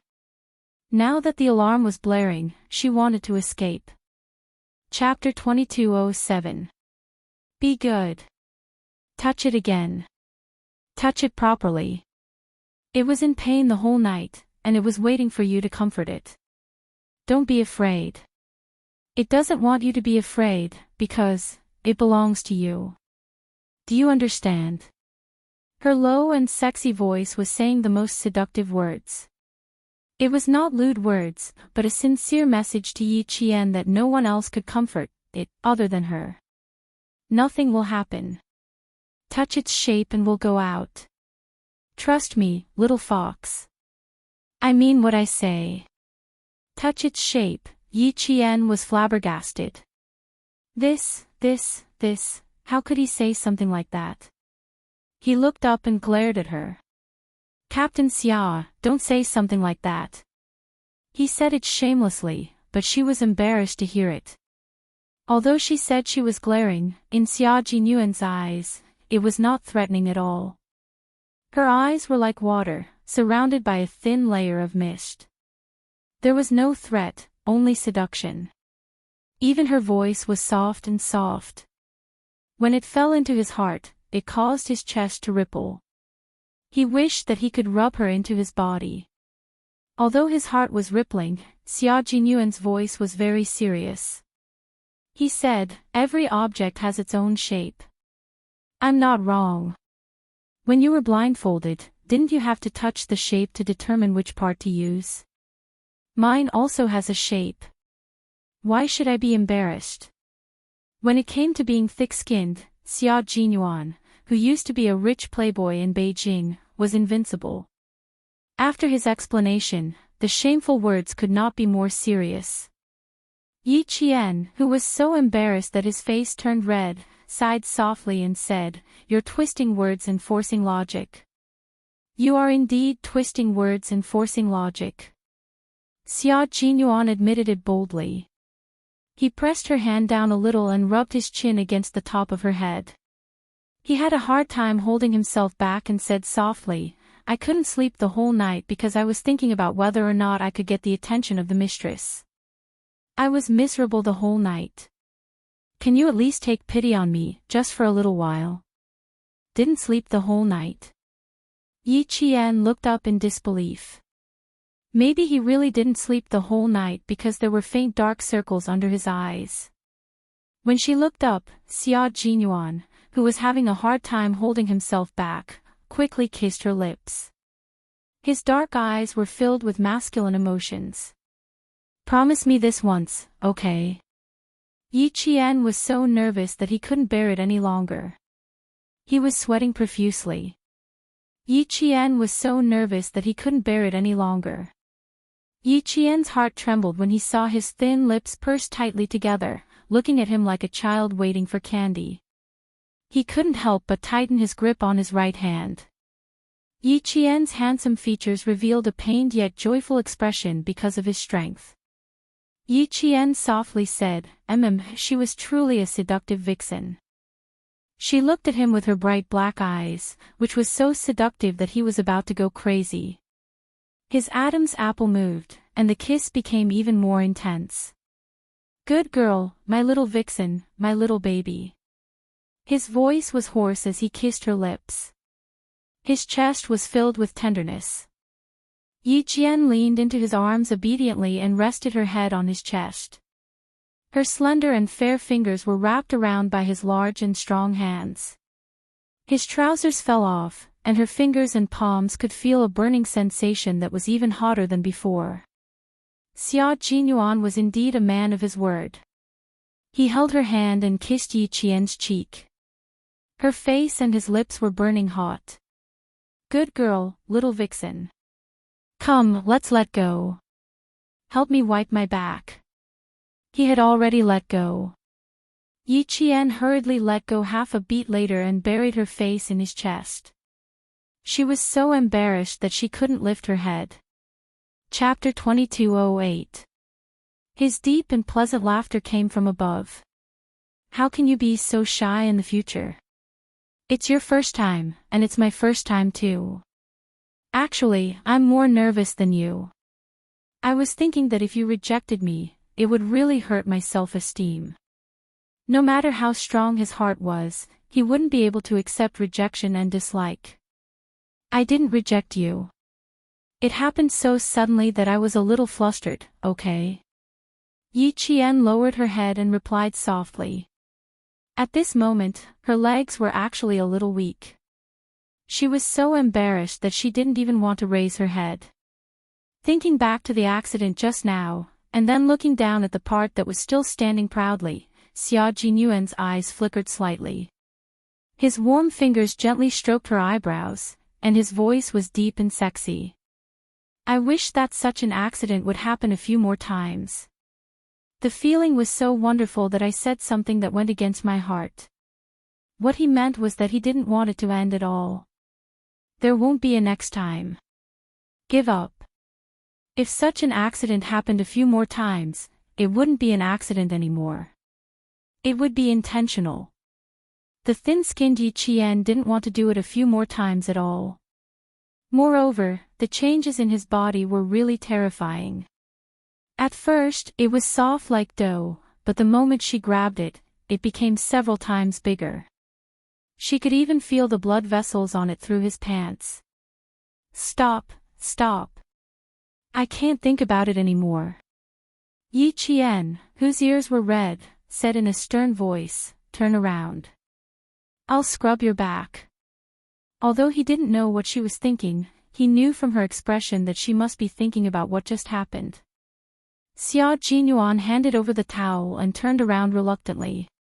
She was beautiful and charming, with a hint of innocent shyness.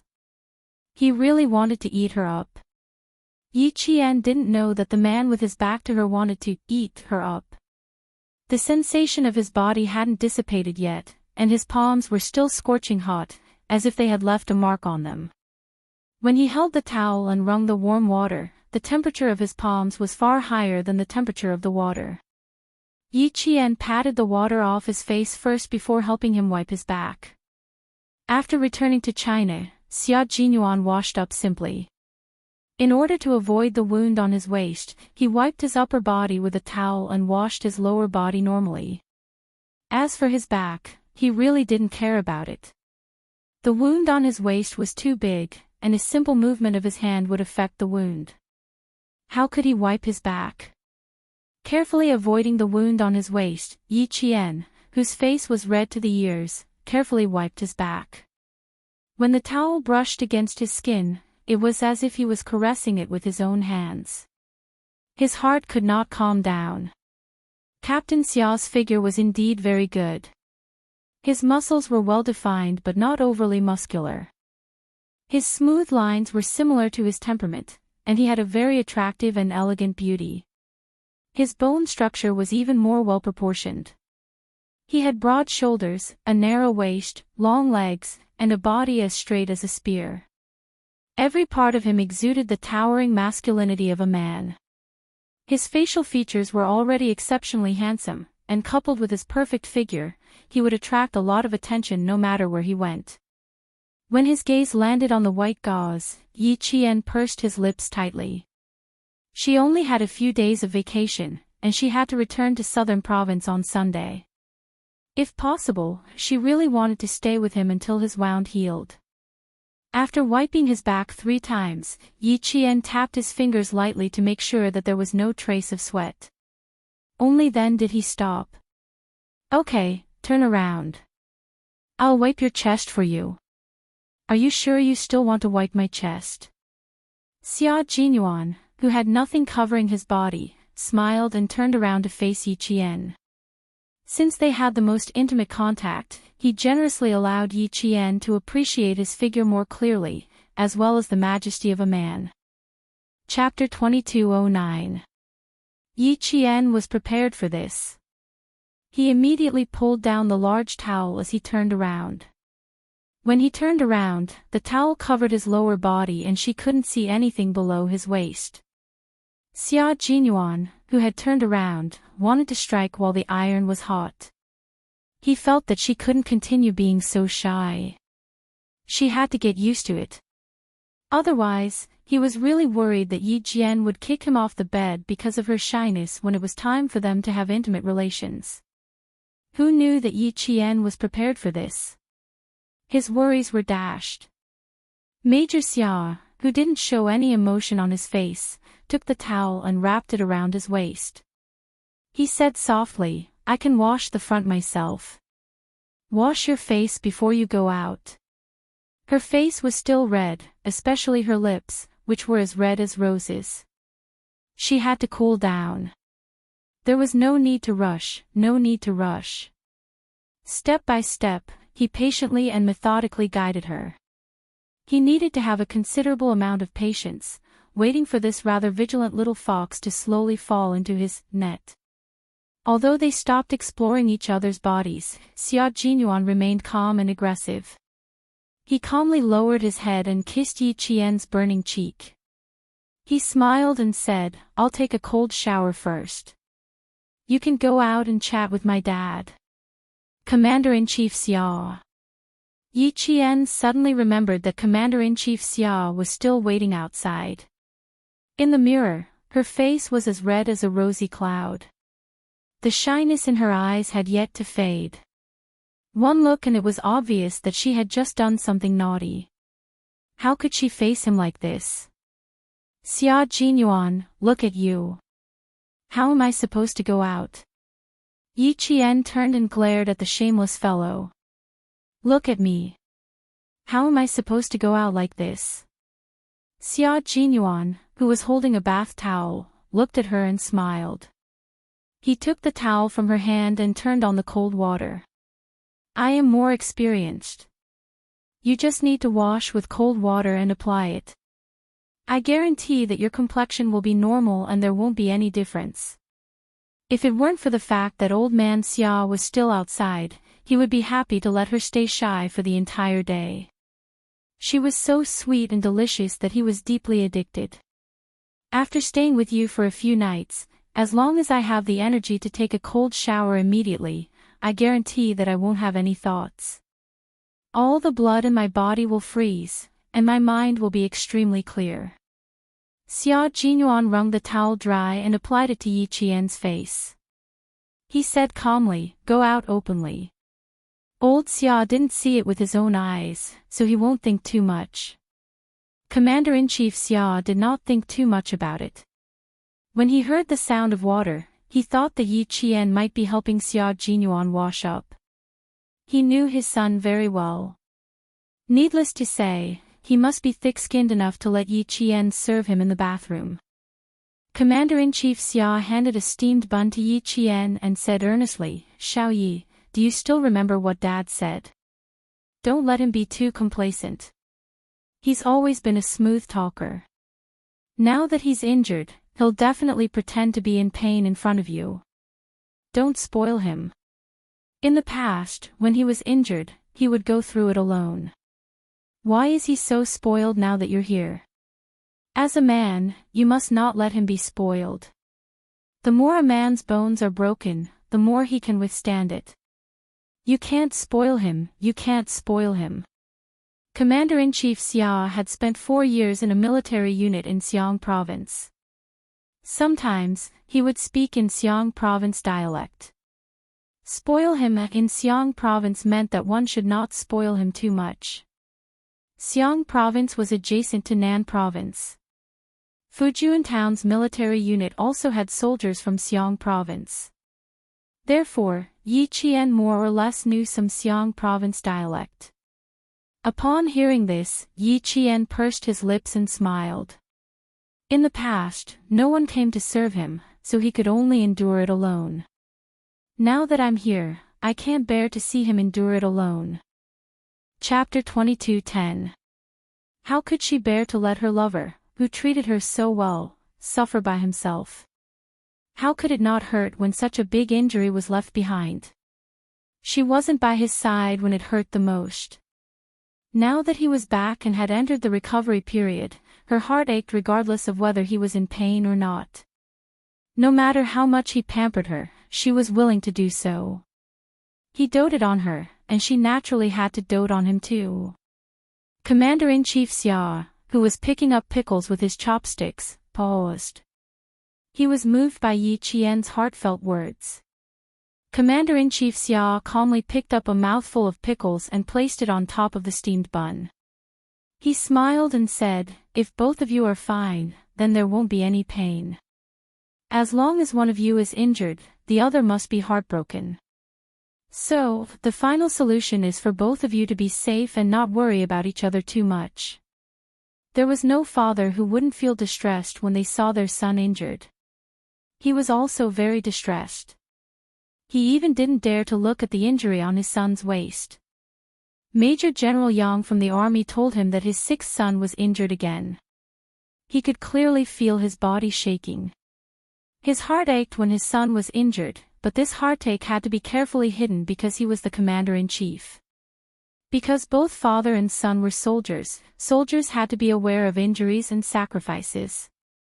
How could they always show it on their faces? His heart ached because he couldn't accompany his son, so he let Xiao Yi accompany him. With Xiao Yi accompanying him, as a father, he could rest assured. Now that he heard her words again, it actually made his eyes sting. "Little brat, you're luckier than me. You have good taste. You found a wife who dotes on you and dotes on you. Don't worry, we won't let ourselves get injured easily. Captain Xia and I have already agreed that we won't let each other worry, and we won't let you worry either." The last sentence was added by Yi Qian at the last minute. At that time, the agreement, he didn't expect the commander-in-chief. How could Commander-in-Chief Xia not know? He didn't point it out, but he felt very comfortable listening to it. Her appetite wasn't very good, but with Yi Qian accompanying her, she ate 2 steamed buns, a roll, and a bowl of millet porridge. Xia Jinyuan, who came out with water vapor, raised his eyebrows and smiled when he saw this. "Your appetite isn't bad, it's too good. You can eat 2 steamed buns, a roll, and a bowl of millet porridge. Aren't you afraid that you'll be full?" He was worried, so he asked the guards to find a doctor. He was already 60 years old, so he had to pay attention to his health. He was in a good mood and his stomach was moving well. The doctor said that everything was fine and that they were worrying too much. "You're afraid that I'll eat too much, you unfilial son. Don't you know the rules?" After breakfast, Xia Jinyuan, who was lying in bed to get in 4 drip, quickly glanced at Yi Qian, who was clearing the table, and then said in a low voice, "Didn't I tell you that this matter isn't urgent? Our team is full of majors. What's the difference whether or not they get a title? They're all majors anyway. Since they've been promoted in the file, it's settled. Why bother with a ceremony?" Xia Jinyuan didn't mention this matter to Yi Qian, nor did he think of telling Yi Qian. Who knew that Commander-in-Chief Xia would say it out loud without any hint, so he almost couldn't take it back. By saying that there was no ceremony, Yi Qian, who didn't know what was going on, believed him. Chapter 22:11. Why did he reject the promotion ceremony? How could he skip such a solemn ceremony? No matter how low his voice was, she could still hear him. She had not finished packing up the things in her hands. Yi Jianjian smiled and said, "Captain Xia, I want to watch you receive your rank. Is that okay?" She looked at him with sparkling eyes. "Major to lieutenant colonel, right? You only get promoted once every few years. How can you skip the ceremony? I haven't seen you receive your rank yet." There were 3 times a soldier could show off his charisma when he enlisted. First, the first day of enlistment, when he put on his uniform. Second, the rank and gun awarding ceremony. Third, the military rank promotion ceremony. She couldn't see Captain Xia's first day of enlistment or his rank and gun awarding. Now that she could see his military rank promotion, she couldn't miss it. "You didn't attend the military rank promotion ceremony because you didn't have time. Yi Qian was very interested and couldn't help but ask another question. Actually, she also wanted to ask if it was because of the Snowfield Brigade's rules. She knew the Snowfield Brigade's rules. Before leaving the Snowfield Brigade, one's military rank would never change. For example, when Pigeon and J5 put on their uniforms, their military rank would be marked as Major. If she was lucky enough to enter the Shuayu Brigade after graduation, and if she could be promoted to Major in 3 years, then she would always be a Major when she wore a formal uniform, and her official rank would be like Captain Xia, secretly promoted to Lieutenant Colonel, but still a Major on the surface. She didn't quite understand why he did this. Xia Jinyuan looked at Yi Qian. He originally wanted to suppress his military rank, but after hearing Yi Qian's words, he changed his mind. Okay, I agree. Okay, come over for the meeting tomorrow. You and your comrades will be there too. Commander-in-Chief Xia nodded. He rushed over early in the morning mainly because of this matter. Since he agreed, there was no need for him to stay. He then said to Yi Qian, Xiao Yi, come over with him tomorrow. Coincidentally, the nurse in charge of giving Xia Jinyuan an anti-inflammatory drip came over. Commander-in-Chief Xia stood up to leave, and Yi Qian hurriedly stood up to see him off. If it were any other time, the Commander-in-Chief would definitely not allow Yi Qian to drive him. But this time, he did not refuse. Instead, he said, Xiao Yi, send him to my car. I want to talk to you on the way. All right, please. Yi Qian did not notice that the man behind him was winking at Commander-in-Chief Xia as he respectfully escorted the Commander-in-Chief out of the ward. Xia Jinyuan wanted to chase after Yi Qian, but Commander-in-Chief Xia shot him a look and he could only watch helplessly as Yi Qian left the ward. What would they say when they got out? He could more or less guess the answer. After hearing the whole story, Yi Qian's heart palpitated. She had no idea that Captain Xia could have been promoted to Lieutenant Colonel last year, but he had been holding back because he wanted to be promoted at the same time as her. Sixth brother is very stubborn. I was very worried before I came here, but who knew that you could change his mind with just a few words? Xiao Yi, I'll leave the important task of disciplining sixth brother to you from now on. If he does anything wrong, you can discipline him well. If anything happens, I'll take responsibility. Yi Qian, whose heart had already flown back to the ward, calmed his palpitations and nodded solemnly. Don't worry, I'll definitely see to it that he's promoted to Lieutenant Colonel. I'll never allow him to delay something as important as his promotion because of me. She was very touched.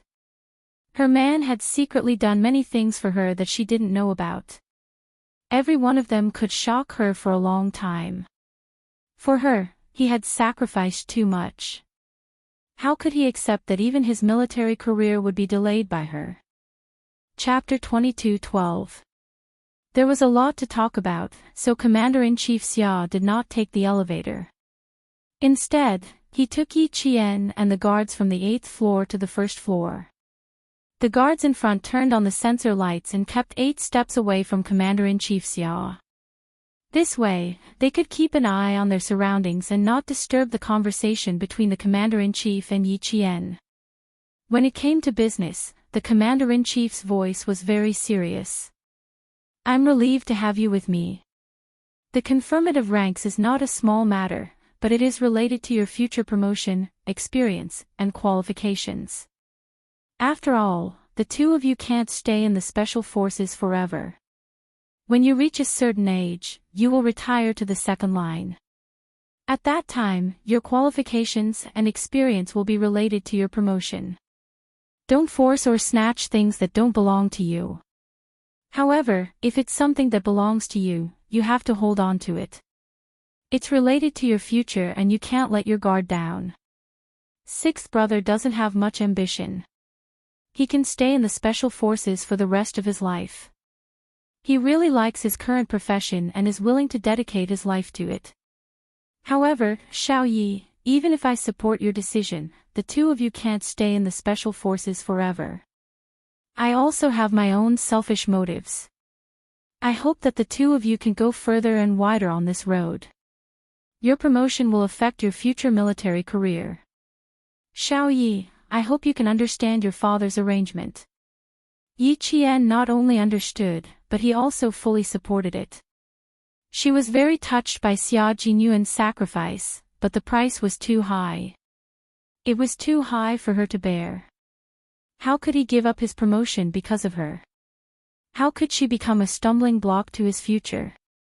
Back in the ward, Yi Qian saw that the man who had not slept all night had closed his eyes and seemed to have fallen asleep. He did not go in immediately. Instead, he stood quietly at the door and gazed at him gently. Captain Xia, you've done so much for me. I can only use my life to accompany you. You're holding back your promotion because I once said, as long as you wait for me, I will definitely catch up with you. That's why you're holding back your promotion. Back then, you said those words before our relationship was clear. At that time, you remembered them in your heart and put them into action. Captain Xia. How can I not love you deeply? How can I not spoil you, indulge you, and let you do whatever you want? Why aren't you coming in? My dad must have told you about my promotion. Xia Jinyuan opened his eyes and looked at her gently. Come here and lie on the bed with me. Yi Qian closed the door and hugged his arm as he lay there quietly. After a while, he said softly, Captain Xia, don't stop for me. I'll try my best to catch up with you. I'll try my best to be by your side. Yes, I won't do it again. He lowered his head and kissed the top of her head. The tough soldier's heart was as soft as water. I will always walk in front so that you can see me. I won't get lost. Okay, remember what you said today. Never stop because of me. I'm very touched, but I don't like it. I don't want to be your hindrance, I just want to be your motivation. I will definitely catch up to you. You said that we will walk side by side. You must believe that I have the ability to walk side by side with you. Okay. Yes, I've always believed in my little fox. Xia Jinyuan closed his eyes and spoke softly. He was a little tired. As he spoke, his eyes became heavy and his voice became lower and lower. Chapter 22:13. Yi Qian knew that this was the effect of the sleeping medicine. Before the commander-in-chief got into the car, he told her that he had spoken to the doctor and prescribed some sleeping medicine. This was good. He would be able to have a good night's sleep. Yi Qian, who was not sleepy, picked up a military book and slowly flipped through it. From time to time, she would look up to see if the drip bottle was still empty. She listened to the ticking sound of the clock ticking as she enjoyed their time together. When Li Jinyan arrived, he saw a scene that even he could not bear to disturb. He paused for a moment, then took out an old photo from his pocket and glanced at it. A strange light flashed across his cold eyes as he raised his hand and gently knocked on the tightly shut door. Yi Qian was a little surprised to see him. They had just met yesterday. With Li Jinyan's busy schedule, he did not have much time to come to the hospital. Yi Qian gently moved Xia Jinyuan's long arm away from her waist and quietly got out of bed. Li Jinyan pointed outside, motioning for her to come out and talk. Yi Qian closed the door and smiled naturally. Are you on annual leave? Why are you so free? I'm not on vacation. I'm here for a meeting to get promoted like him. Li Jinyan's cold eyes had an unusual light smile. It was very gentle, but there was a deeper meaning behind it. You'll be there tomorrow, right? He had specially come to look for her. Even if he was not free, he had to squeeze in some time. Upon hearing this, Yi Qian's smile deepened. Captain Xia told me that you were officers from the same period. You even participated in military training together. After that, you went to the Navy, and he went to the Army. I didn't expect you to get promoted at the same time. Fate runs deep. My fate with you runs deeper. Hearing her words, Lee Jinyan's cold, handsome face had a deep smile. His gaze was fixed on the face in front of him. He slowly said, besides the fate of fighting side by side, Yi Qian, we have an even deeper fate. An even deeper fate. Yi Qian did not understand. What do you mean by an even deeper fate? Look at this picture. Taking out the old photo from his pocket, Junyan's cold face softened a little. You must know her and be very familiar with her, right? It wasn't a question, but a certainty. Yi Qian was stunned when she took the photo. Of course, she recognized the woman in the military uniform in the photo. That was her mother. Her mother had sacrificed herself when she was very young. Why was her mother's photo in Li Jinyan's hands? Why would there be such a photo? Li Jinyan handed the photo over and stared intently at Yi Qian, afraid that he would miss the slightest expression on her face.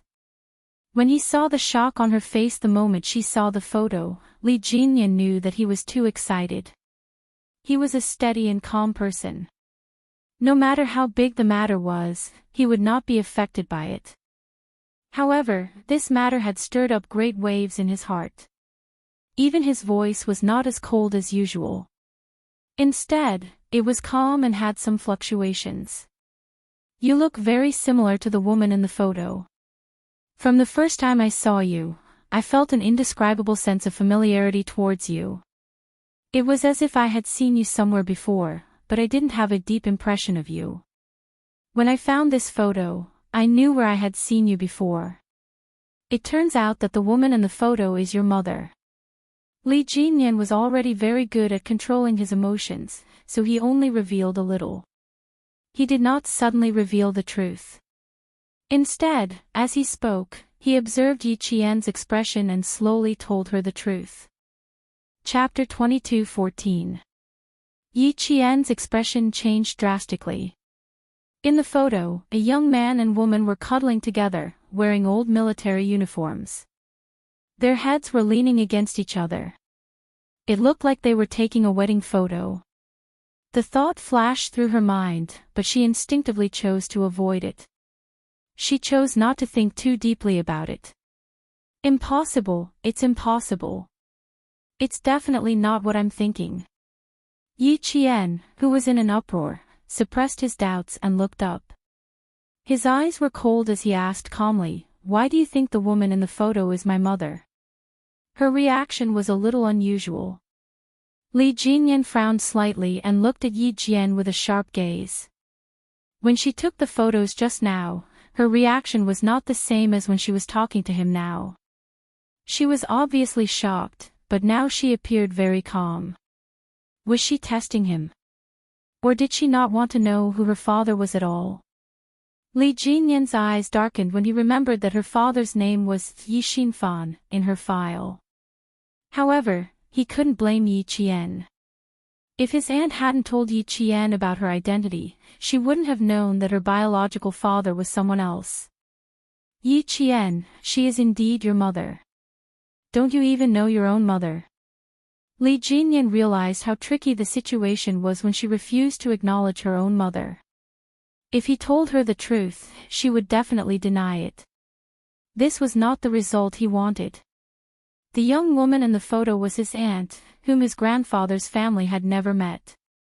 The young man was his uncle, who had only returned to his grandfather's family when he was 10 years old. Li Jinyan, who had deep feelings for his grandfather's family, didn't dare to tell Yi Qian the truth because he didn't know what Yi Qian was thinking. He was afraid that if he said it, it would make it harder for Yi Qian to accept it and push her further away. No, that's impossible. Yi Qian didn't even want to take the photo anymore. He quickly stuffed the photo into Li Jinyan's hands like a hot potato and smiled faintly. Captain Li, there are all kinds of strange things in this world. It's normal for them to be similar. I admit that the woman in the photo does look like my mother, but she's not my mother. You're mistaken. I believe you've seen my file. I have my own parents, but they're both dead. Captain Li, you've got the wrong person. Li Jinyan didn't expect her reaction to be so calm. It was as if a bucket of cold water had been poured over his heart, and he became calmer. He slowly put the photo back into his pocket. Just this small action showed how much he treasured this photo. Her reaction was too big. It was not a reaction that she could not accept, but a reaction of disgust. How could he be disgusted? Even if they didn't know each other, they wouldn't hate each other. He was too reckless. He didn't investigate the matter thoroughly before suddenly telling her. Originally, he wanted to tell Xia Jinyuan about it first. However, when he saw Yi Qian, he thought about his grandfather, who was old and couldn't go anywhere. He thought about his grandmother, who passed away with regrets. Then he thought about his mother, who didn't forget to tell him something before she passed away. No matter how calm he was, he couldn't help but feel emotional. Last night, he went to his grandfather's house and played a game of chess with his grandfather. His grandfather, who used to face all kinds of mental and physical blows, sighed to him, "The light of the mulberry elm doesn't shine far. I hope the light of the morning sun is as bright as the time." That moment made him feel sad. Li Jinyan stopped Yi Qian, who was about to go back to the ward. He said calmly, "Yi Qian, can you listen to a story? A story from a long time ago. Can you listen to it before you leave?" Chapter 22:15. The story was too complicated. It was filled with the grief of the parents and how hard life was at that time. Li Jinyan wanted to tell Yi Qian. He wanted her to change her mind after hearing the story. The story is a little long. It's related to a few old people. It might take about half an hour. Please give me half an hour and let me finish, okay? Yi Qian wasn't just resistant. She resisted until now and didn't want to hear a single word from Li Jinyan. Her eyes were cold as she said, "I don't want to hear it. I'm not interested. Let go, Captain Li. Why won't you listen? Is it because you already have the answer in your heart? Is that why you don't want to listen?" Li Jinyan did not let go. From her eyes, he saw not only disgust, but also sadness and hatred. She really should hate it, because no one knew that her aunt was pregnant with her uncle's child before she left. Yi Qian looked at him calmly. "Captain Li, why should I listen? The story you want to tell has nothing to do with me. Why should I listen? Why should she listen to a story that had nothing to do with her? Her father was Yi Xinfan. There was no one else. If you're here to visit Captain Xia, you'll have to come back later. He needs to rest. I'm sorry, I can't accompany you." She refused to talk about this topic. Li Jinyan saw that she was so insistent. A trace of sadness flashed across his cold face. Then he stepped aside and said calmly, "I'm sorry to disturb you. That's because you're too similar to my aunt and my uncle. My grandfather's family has never seen my aunt, and this is the only photo my aunt left of my uncle. Before my grandmother died, she grabbed my mother's hand, hoping that my mother would bring my aunt home. Unfortunately, my mother couldn't find my aunt until she passed away. I'm sorry. I was too anxious and disturbed you." Yi Qian, who was holding the door lock, paused. She turned around and nodded slightly at Li Jinyan. "It's okay. That's right. My aunt's name is very different from your mother's name. Maybe I really made a mistake." Li Jinyan took out the photo again and flipped it over to look at the bottom of the photo. The name Hong Mei was written on it with a fountain pen. He looked at it for a while, and just as Yi Qian pushed the door open and returned to the ward, he said softly, "Our whole family only knows that aunt's name is Hong Mei, but we don't even know her surname." "No, that's not right. You don't even know my mother's real name. Hong Mei is just her code name. Like you, her code name is Devil, and like me, her code name is Qing Miao. You don't even know my mother's real name." That man, that man clearly didn't want to marry my mother." After closing the door, Yi Qian was expressionless. He didn't even mention his mother's name to his family. When he left, he didn't even say goodbye to his mother. He just left silently. It was obvious that the man only wanted to play with his mother's feelings. She knew that she wasn't her father's biological daughter. She knew that her mother was already pregnant when she married her father, but so what? Her father's name was Yi Xinfan. He was a simple and honest farmer who had doted on her when she was young. Li Jinyan left. His tall and straight back showed a hint of sadness. He was sad for the past, sad for his grandfather's family. They didn't know that his aunt had given birth to his uncle's child. No one knew, including his uncle. Chapter 22:16. Yi Qian's reaction was a huge blow to Li Jinyan. He immediately woke up from his excitement and stopped talking. He was too anxious just now. He was so anxious that he did not have the evidence to prove that Yi Qian was his uncle's daughter. However, he did not regret it. His grandfather did not have much time left. The light of the mulberry elm does not shine far. I hope the morning sun shines brightly. This was the old man's helplessness. It was also a knot in his heart that he could not let go of for the rest of his life. The old man often said that the ancestors of the Fu family had enjoyed too much and had used up all the good fortune of their descendants. In the end, only one son and one daughter grew up. The first son was his uncle. He only returned to his grandfather's side when he was 10 years old. The second daughter was his mother. She was frail and sickly. She married into the Li family less than 10 years ago and left him sick when he was 8 years old. Fortunately, he had the support of his grandmother.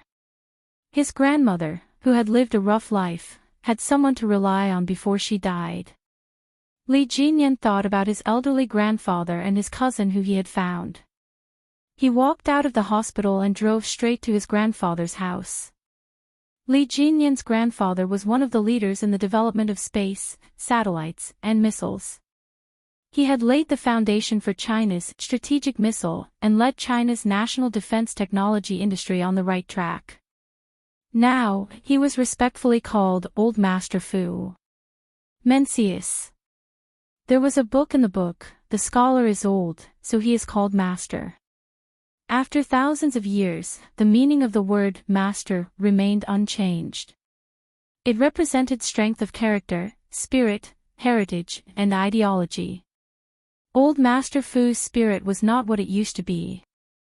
He had suffered too much when he was young.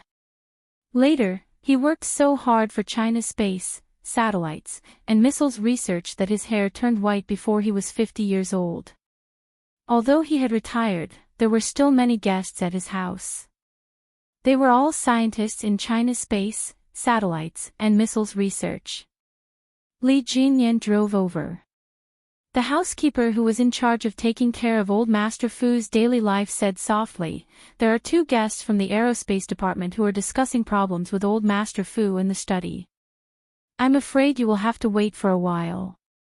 "Okay, there is no need to disturb Old Master." Li Jinyan closed the door softly and changed into home shoes. The country took very good care of retired scientists. Their food, clothing, housing, and transportation were all top-notch. Old Master Fu liked ancient architecture, so the place where he lived was near a mountain and a river. His furniture and flooring were all made of solid wood, and the interior was decorated in Han style. Walking in was like traveling to another time and space, and when sitting by the window, one could hear the sound of the wind blowing the leaves. After entering the house, Li Jinyan pushed open the wooden sliding door and found a few old photo albums in a row of bookshelves. He sat cross-legged on a thin cushion and slowly flipped through the albums. The album recorded the lives of Old Master Fu and Old Madam Fu, as well as the changes in the Fu family's wealth. Old Master Fu and Old Madam Fu were born in a wealthy family. Both of them were smart and studious. They studied abroad and graduated from MIT and became lovers. Before they were 28 years old, they lived a rich life. From 28 to 35 years old, they faced many difficulties. But no matter how difficult their life was, old Madame Fu insisted on taking a family photo every year. The family photo started with one child, then slowly increased to 2 children, then to 3 children, then to 4 children. Li Jinyan's thin lips gradually tightened because he knew that when he flipped to the next page, the 4 children would be reduced one by one until only his maternal grandfather and his pregnant grandmother were left. 3 uncles and 1 aunt, who he did not have the chance to meet, died one by one because they were homeless and had no money to treat their serious illnesses. Chapter 22:17. After Old Master Fu finished his discussion with the 2 scientists from the Aerospace Institute, he walked to his room with his cane. He had suffered a lot when he was young and had to work day and night after he entered the Aerospace Institute. Now that he was old, he could not walk properly. He even had to use a cane to walk at home. Li Jinyan was resting with his eyes closed. When he heard the door open, he opened his eyes and got up quickly. "Take your time." He helped the old man into the house and helped his gray-haired grandfather to sit down. "You're getting on in years, so you shouldn't worry too much about the Aerospace Academy. Don't worry too much, or your body won't be able to take it." Old Master Fu patted his only grandson on the back of his hand and said kindly, "I don't worry about it. I just talk to him occasionally. Once you're free, if your brain doesn't work and you're lucky enough to get rusty, you might as well use your brain while you can." The old man sat down and saw the photo album on the low table. It had been a long time, and the corners of the photo album were yellowed. Although it was cloudy, it was still full of wisdom.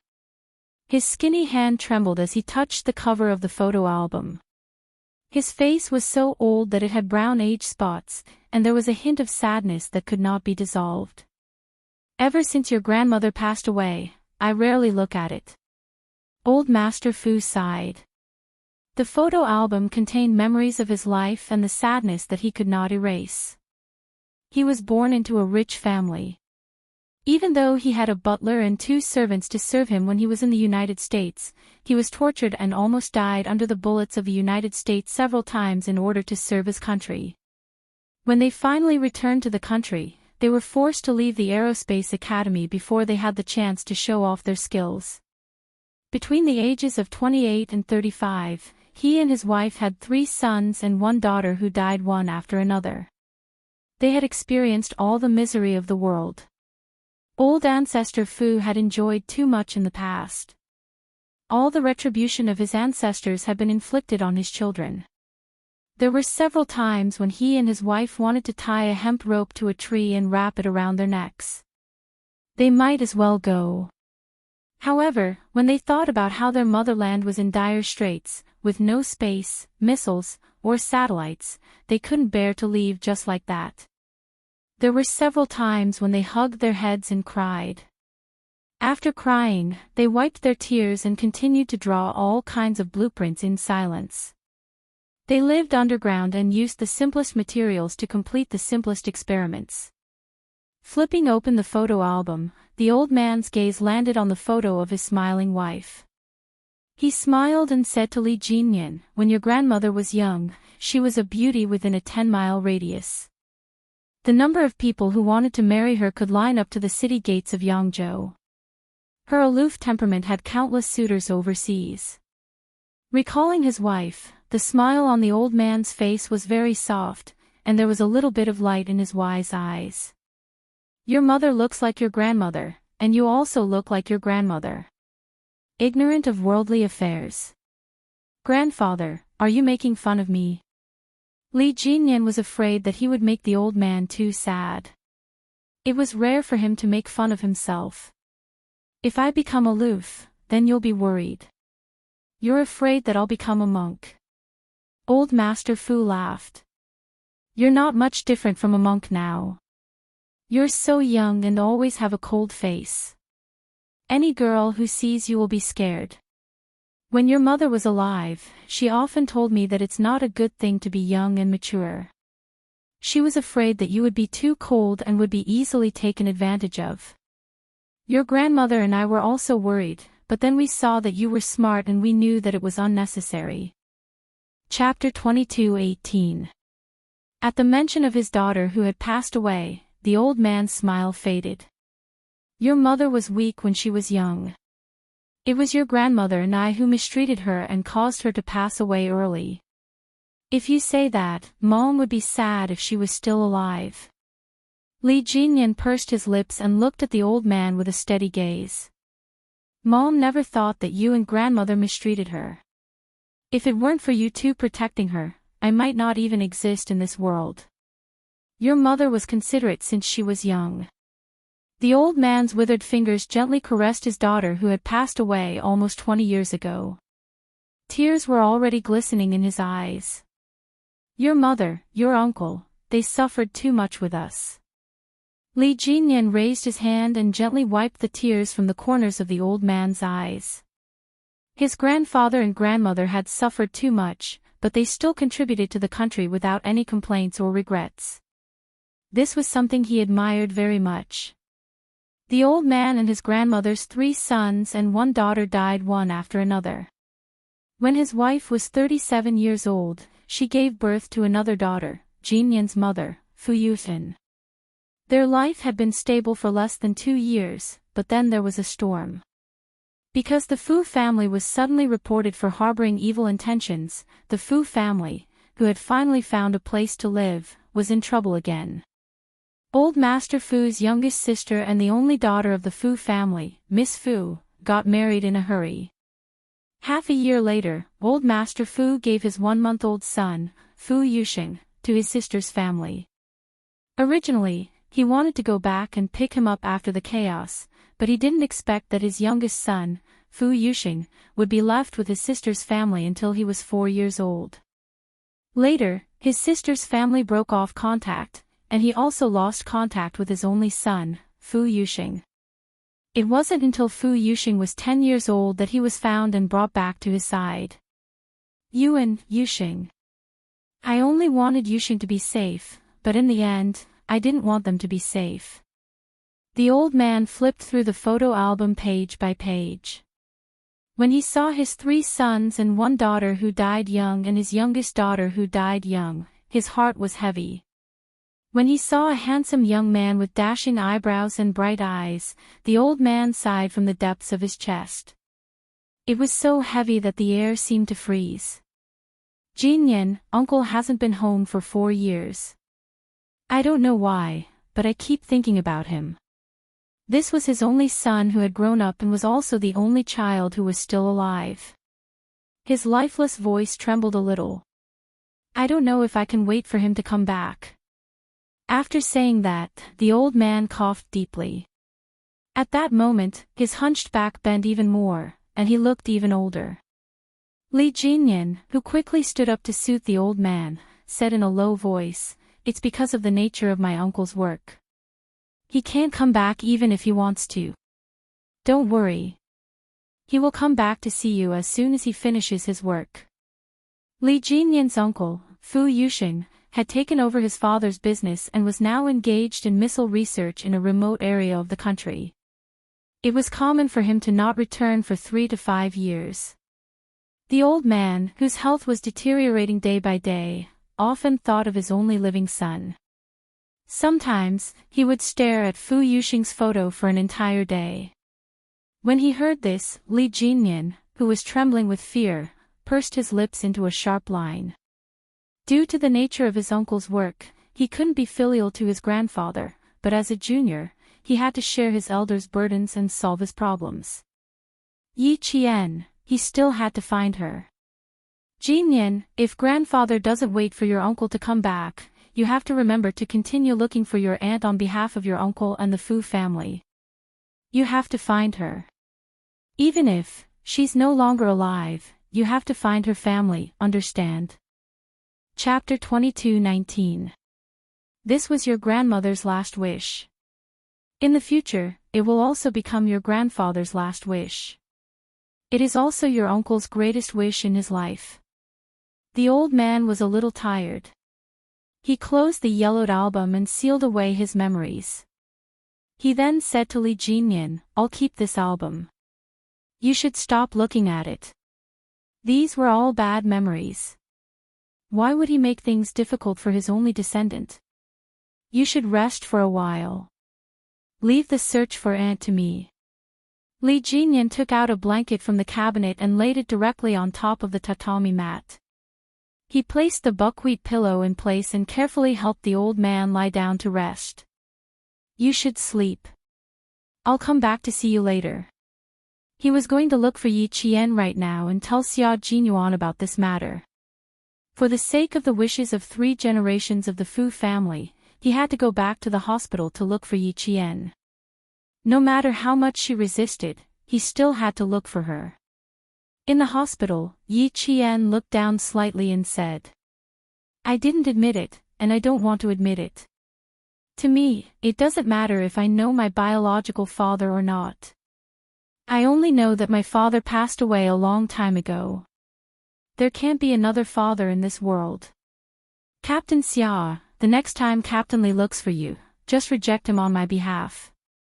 Tell him that he got the wrong person. The woman in the photo is not my mother." His tone was very calm, without a trace of emotion.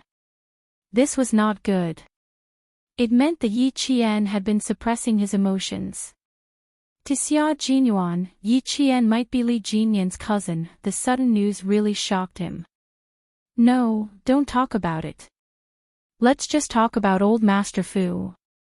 This old man was not an ordinary person. Even old Master Fu had to salute him when he saw him. This old man was one of the founders of our country's missiles, atomic bombs, and space satellites. He was one of the main indicators of a country's strategic nuclear power and the development of military science and technology, strategic missiles. Yi Qian probably didn't know about all this. If Yi Qian was really old Master Fu's granddaughter, Xia Jinyuan couldn't help but sit up straight. His handsome face instantly became serious.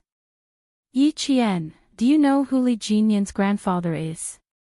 Even if it was Xia Jinyuan who asked this question, Yi Qian still resisted it from the bottom of her heart. However, because of his serious expression, when he mentioned who Li Jinyan's grandfather was even more respectful.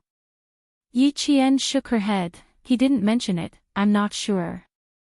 Fu Yiwei is old Master Fu. He is Li Jinyan's maternal grandfather. He is a legendary old man. Xia Jinyuan looked into her eyes and said slowly, "You are familiar with him, right?" "How could I be unfamiliar with him?" Yi Qian was shocked. She immediately said, "Li Jinyan must have mistaken me for someone else. I should have taken a closer look at the young woman in the photo. I'm starting to suspect that my eyes were playing tricks on me. That's right, I must have mistaken her for someone else. The woman in the photo just looks like my mother." Needless to say, Li Jinyan must have mistaken her for someone else, and she must have seen wrongly as well. Xia Jinyuan saw how anxious she was to clear her name and couldn't help but laugh. "I'm also a little suspicious. We have to clarify this matter first. I'll call him and ask him to come over again." "I'll call him." Yi Qian regretted being so impulsive earlier.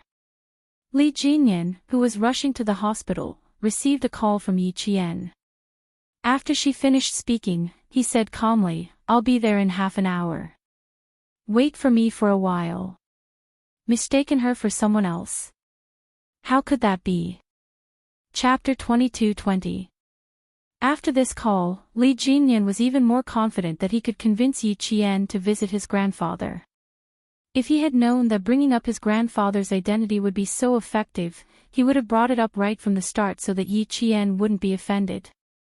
Yi Qian put down his phone and said to Xia Jinyuan with some lingering fear, "Luckily, I didn't say anything overboard. I only said that he got the wrong person. Luckily, I don't have the habit of scolding people. If I had said anything that insulted old Master Fu, I wouldn't have dared to ask for his forgiveness even if I had to beg for forgiveness." It was too scary, too scary. She really didn't expect Li Jinyan to be old Master Fu's grandson. She also didn't expect that old Master Fu would be one of the stories he told her from a long time ago. Luckily, she suppressed her anger at the time and didn't say anything overboard. Luckily, Yi Qian patted his chest gently. He was so nervous that he had to gulp down a large glass of cold water to suppress the lingering fear in his heart. Old Master Fu was a hero who devoted himself to national defense and led the country's missile and satellite research. He was the hero who made sure that the country was no longer threatened by other countries. She definitely couldn't be his granddaughter. It was too scary, too scary. Her heart almost jumped out of her throat. Seeing how nervous she was, Xia Jinyuan smiled and didn't say anything. Got the wrong person. Did he see wrongly? That was unlikely.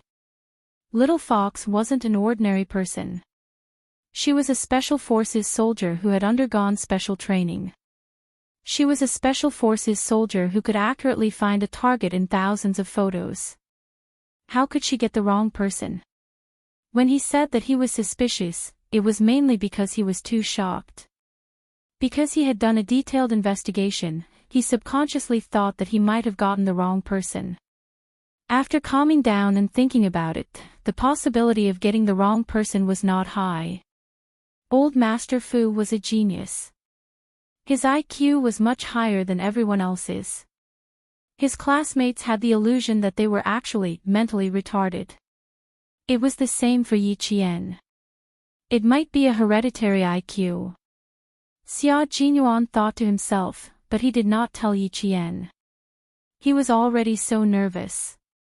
If he said it out loud, he was afraid that he would be so nervous that he would not want to meet Li Jinyan. 30 minutes later, Li Jinyan pushed open the door and walked calmly to Yi Qian's side. Before he could say anything, Yi Qian said, "Demon King, show me the photo again. I must have mistaken you for someone else. You can look at the photos later. Let me tell you a story first." Li Jinyan moved a small stool to the side of the bed and sat down. His cold and calm eyes stared at Yi Qian as he told an old story. This was a story about old Master Fu when he was young. He talked about the things that happened during those years, his children who died young, his daughter, Fu Yuhen, and his son, Fu Yuxing. These things and these people made Yi Qian's heart ache as he listened quietly. It turned out that old Master Fu's life was so rough. My uncle went to the army with a mission and met a female soldier named Hong Mei. Uncle fell in love with her and soon fell in love with her. When it was time to get married, Uncle was suddenly recalled and grounded for a year. This story made Yi Qian's pupil's contract. Suddenly recalled and locked up for a year. In her mother's diary, it was mentioned that the man she loved had suddenly disappeared without leaving a word behind. Could it be that he was right? Mother really? For a moment, Yi Qian's heart was in a mess. His brain could not think straight. Chapter 22-21. Li Jinyan, who had returned to the hospital, was determined to bring Yi Qian to old Master Fu. Thus, he stared intently at Yi Qian the entire time, not missing the slightest change in her expression. Seeing that Yi Qian's expression had changed drastically because of what he said, he felt that he might have found a breakthrough. His voice, as cold as the snow on Mount Tianshan, slowly recounted the past that had been sealed away for a long time, but had always been remembered by everyone in the Fu family. No one in the family knew about my uncle's sudden recall, including my maternal grandparents. A year later, my maternal grandfather, who was researching a certain technology, had a week's leave. My maternal grandfather, who had not been home for 3 years, decided to go home to take a look. However, before he could leave the research base, he was invited to another place. Yi Qian's hands, which were resting on her knees, clenched tightly. Her mother had clearly written in her diary, "I waited outside happily. I waited until the sun rose. I waited until the sun was high in the sky. I waited until the sunset covered the sky and the sun's last ray of light disappeared. I still waited. When she saw this sentence, she did not understand the deeper meaning behind it. With the devil's words, could she think of it this way? Her mother waited from sunrise to sunset. Was she waiting for the man she loved to register their marriage with her? Could she understand it this way? Don't worry. Calm down and listen to what the devil has to say. Now was not the time for her to speak. It was not the time for everything to be clear. Her tightly clenched hands had just loosened when they were held by a slender and strong hand. She reflexively held this hand tightly, as if she had found someone to rely on. Even her heartbeat became much calmer. A very touching love story. Listen well, Yi Qian. Xia Jinyuan held her hand tightly. His deep eyes contained a faint smile that could calm Yi Qian even more. He reminded her gently, don't get distracted. Listen to the whole story first. Li Jinyan subtly glanced at her interlocked fingers with Xia Jinyuan's right hand. His thin lips, which had been pressed tightly, suddenly broke into a faint smile. He was no longer nervous, no longer worried that Yi Qian would suddenly refuse to listen to him, because he knew that his past had successfully attracted Yi Qian, making her calm down and listen to him slowly. Even now, grandfather still remembers that it took him 5 days and 5 nights to arrive at a deserted place with only yellow sand. Here, he saw his uncle, whom he hadn't seen for almost 4 years. Only then did he learn that his uncle had been confined here for more than a year. Someone reported to the army that my uncle had leaked the secret and that he had secret connections with foreign countries. Uncle and grandfather are both engaged in missile research. Someone reported him for leaking secrets. Regardless of whether it's true or not, it's very serious. To be on the safe side, we immediately took away all the research materials in Uncle's hands and secretly took them away. When he arrived at his destination, grandfather saw my uncle, whom he hadn't seen for 4 years and whom he couldn't even write a letter to. It was also at this time that he found out that my uncle had been confined for a year. He also found out that my uncle had a girlfriend in the army that he was preparing to get married. Unfortunately, 3 days before my uncle and my aunt registered their marriage, my uncle was suddenly recalled from confinement and lost contact with his fiancée. Yi Qian, whose eyes were dark, looked up and stared unblinkingly at Li Jinyan as if to confirm something. She didn't speak immediately. Li Jinyan, who was interrupted by her gaze, suddenly felt his heart tighten. He didn't show it on his face as he calmly waited for Yi Qian to speak. Chapter 22-22. After a while, Yi Qian asked suspiciously, "Why haven't we written to each other in the past 4 years?"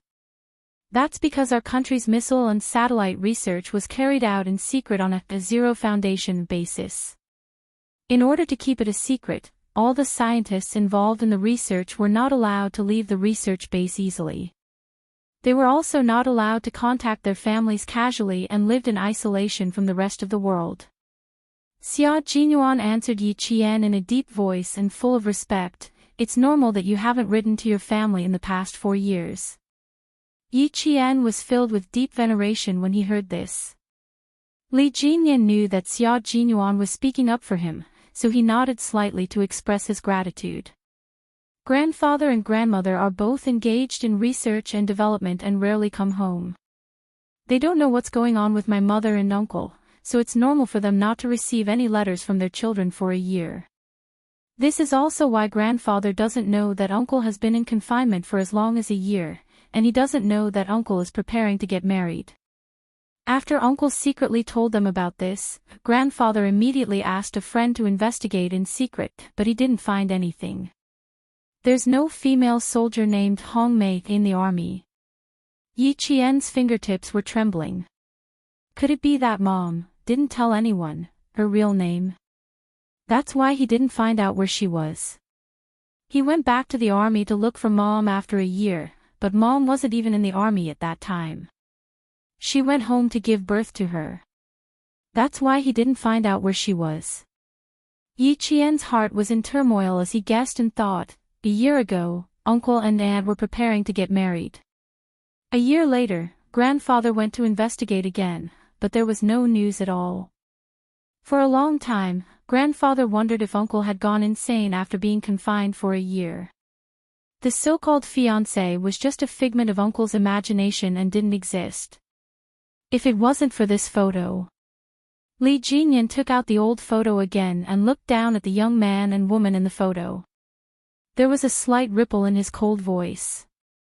It was because of this photo that grandfather confirmed that uncle did have a fiancé who was about to get a marriage certificate. Li Jinyan handed the photo back to Yi Jian. His expression was cold, and his dark, unfathomable eyes revealed a faint light. It was a light filled with hope.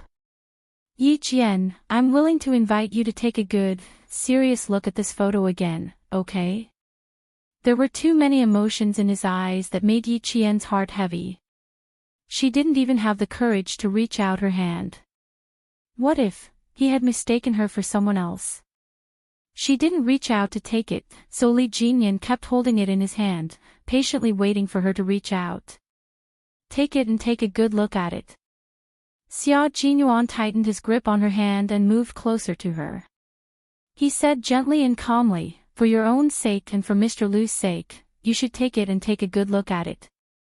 The familiar aura that made her feel at ease wrapped around her, giving her the courage to reach out her hand. The moment she took the photo, Yi Qian saw Li Jinyan's tense shoulders visibly relax. He was actually afraid that she would reject him again. Yi Qian took a deep breath and looked down. She wasn't mistaken. The young woman in the photo was indeed her mother.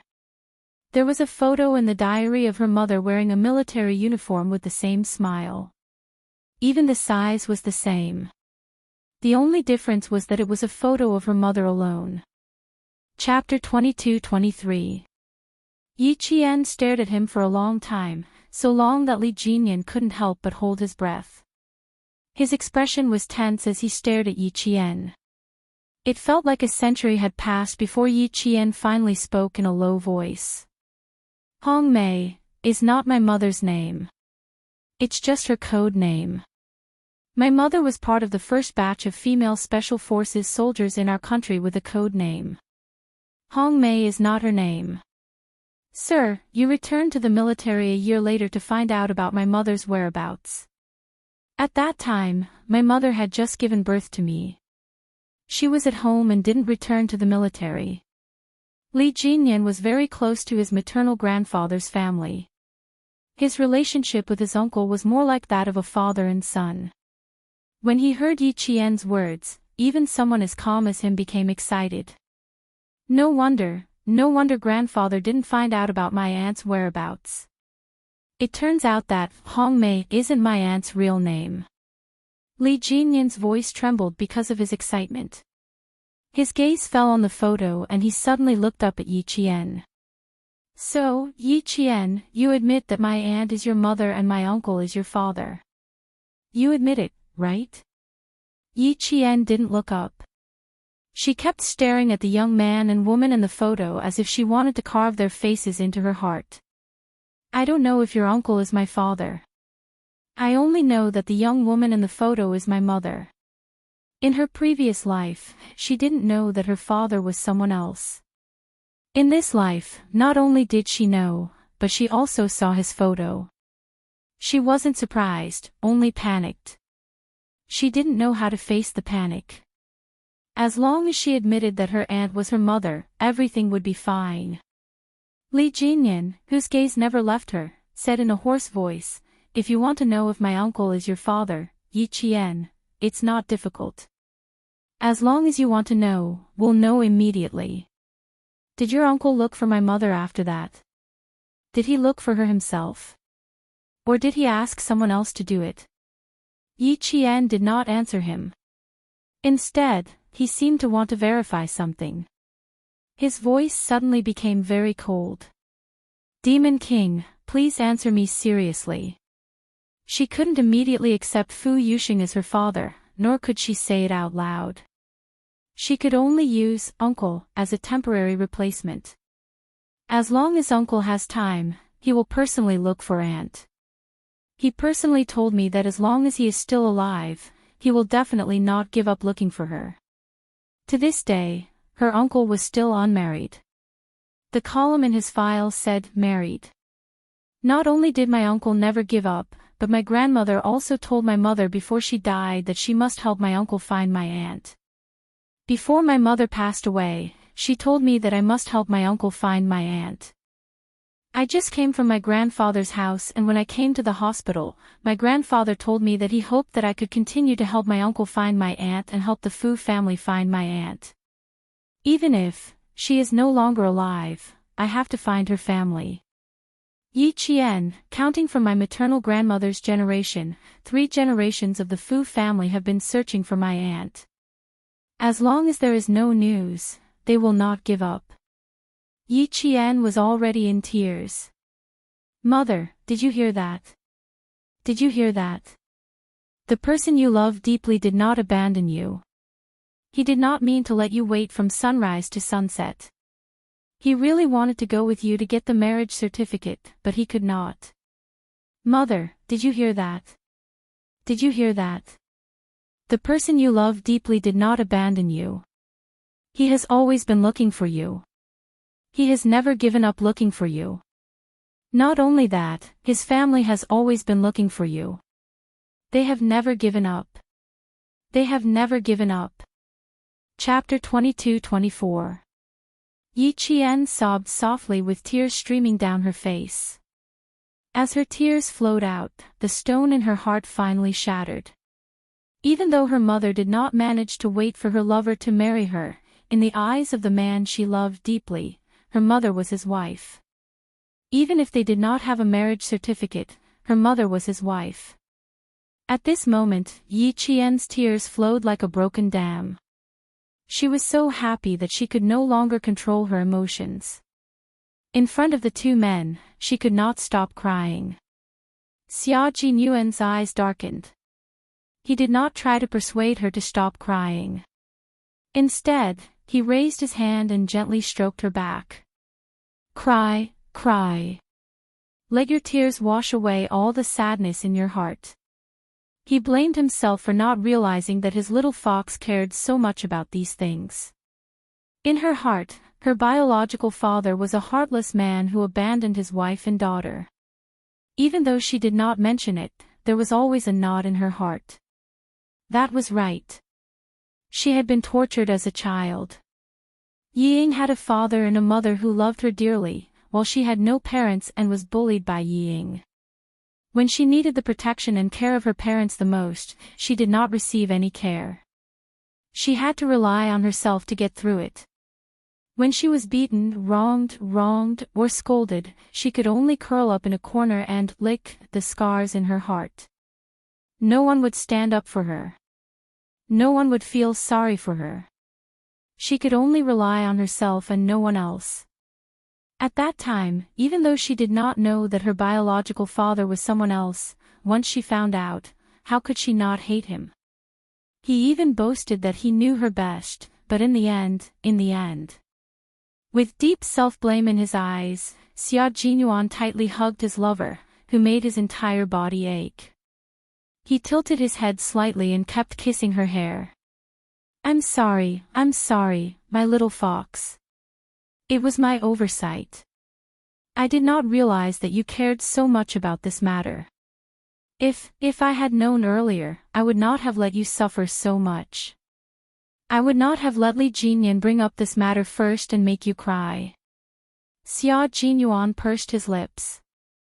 In front of Li Jinyan, he pulled Yi Qian, who was crying like an injured animal, into his arms.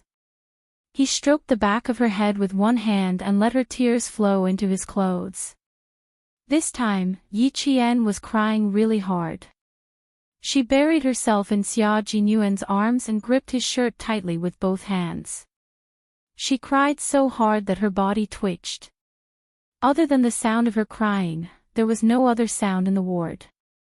The 2 men did not dare to speak easily. They quietly accompanied her and let her cry. Xia Jinyuan hugged Yi Qian and let her cry in his arms. Meanwhile, Li Jinyan clenched his fists and tried his best to suppress the urge to hug his only sister. This was his little sister, the only sister that he could truly feel a blood connection with. Her cries told him that her life was not going as well as it should have been. No, it was not that her life was not going well, but it was filled with suffering. Li Jinyan clenched his fists even tighter. His cold and handsome face was as dark as water, and there were wisps of haze between his eyebrows. The air pressure around him was low, as if he was wrapped in dark clouds, making him look gloomy. He needed to investigate his sister's past life. He had to do it properly. He had to find out everything.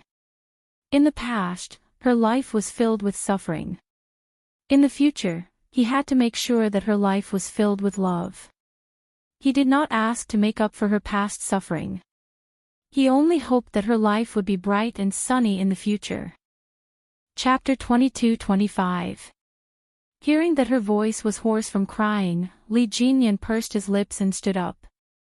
He silently poured a cup of warm water, his thin lips moving slightly as he said to Xia Jinyuan, "The weather is dry, let her drink a cup of water first." Li Jinyan's idea was to drink a cup of water before crying. Xia Jinyuan nodded slightly and took the cup of water from him. He lowered his head and whispered softly into Yi Qian's ear, "Little fox, let's drink a cup of water first. Our voices are hoarse from crying." With one arm around Yi Qian's shoulder and the other holding the cup of water, Li Jinyan's gaze darkened. His cold gaze swept over the man who was hugging his sister. Li Jinyan pursed his lips even tighter. If he dared to bully his sister in the future, he would have to bear the consequences. Also, hugging and kissing before they were even married. He had to remind his sister to not let Xia Jinyuan take advantage of her. Li Jinyan, who had yet to receive Yi Qian's acknowledgement, was now calling himself her brother. Xia Jinyuan, who was lowering his head to persuade Yi Qian to drink water, suddenly felt a razor-sharp gaze sweep over him. He looked up and saw Li Jinyan, who was sitting by the hospital bed, staring at him unblinkingly. His gaze was somewhat unfriendly as it swept over his hands that were hugging Little Fox from time to time. His gaze was so sharp that it was as if he wanted to cut off his hands. If Little Fox became Old Master Fu's granddaughter, then wouldn't Demon King Li become Little Fox's brother? Wouldn't he become Demon King Li's brother-in-law? Xia Jinyuan suddenly felt that something was not right. Demon King Li's gaze was so unfriendly that it was as if he had kidnapped his sister. Once Yi Qian called him a brother, his life would not be easy. That would not be good. Before they even started, Li Jinyan was already dissatisfied with Xia Jinyuan's hugging of Yi Qian. However, Li Jinyan didn't say it out loud. He knew very well that he didn't have the right, nor did he have the right to disagree. From Yi Qian's expression, he could tell that she trusted Xia Jinyuan a lot. She was willing to tell Xia Jinyuan everything that was on her mind. As a brother who had yet to be acknowledged, his position in Yi Qian's heart was far inferior to Xia Jinyuan's. Li Jinyan was well aware of his own limitations, so he only glanced at her once before looking away. Fortunately, Yi Qian did not continue crying. She had been crying for about 10 minutes, and after venting all the negative emotions in her heart, she gradually stopped crying. Hearing Xia Jinyuan advising her to drink a glass of water, she took a deep breath to calm herself down and waited until her breathing calmed down before she lifted her head from his arms. "Sorry, I cried a little too much." Yi Qian took the glass of water. Her eyes were as red as a little rabbit's. She looked apologetic. "When I thought of some things, I couldn't hold back my tears. I just wanted to cry to my heart's content." This was probably the first time in her life that she had cried so miserably. Even when she was beaten by Captain Xia and had to be hospitalized, she did not shed a single tear. She knew that her biological father did not abandon his wife and daughter on purpose. She did not know why, but she could not suppress the grievance in her heart. She just wanted to cry. You never need to apologize in front of me. Li Jinyan pulled out a tissue and handed it to Yi Qian. His usually cold voice was unbelievably gentle. Wipe your tears. Your eyes are like a rabbit's. Her eyes and nose were red from crying. She really looked like a little white rabbit. Li Jinyan couldn't help but curve his lips slightly.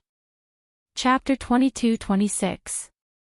At that moment, Xia Jinyuan felt a sense of crisis. What Li Jinyan was doing now was exactly what he should be doing as a boyfriend. It wasn't just any kind of trouble, it was quite troublesome.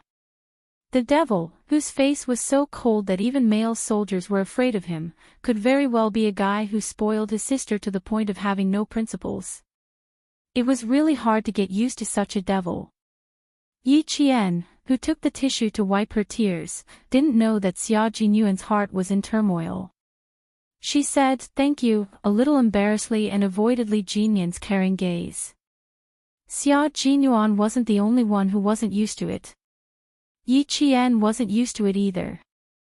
The devil, Li Jinyan, had a strong reputation.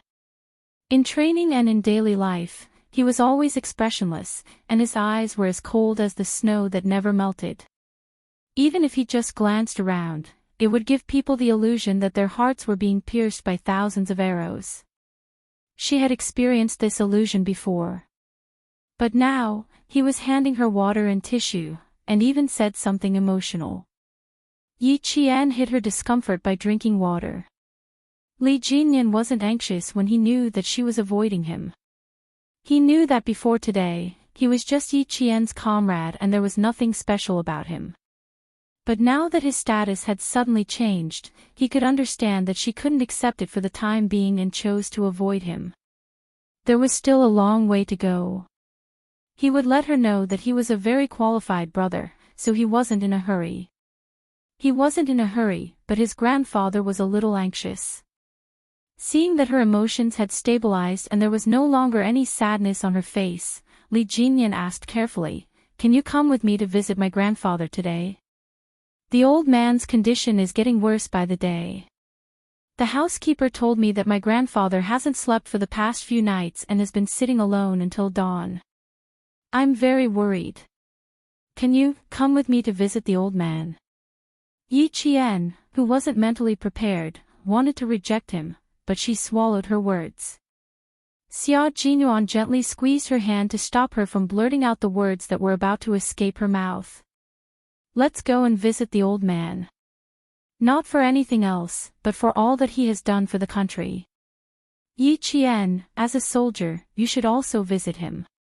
His little fox had suffered too much and suffered too much.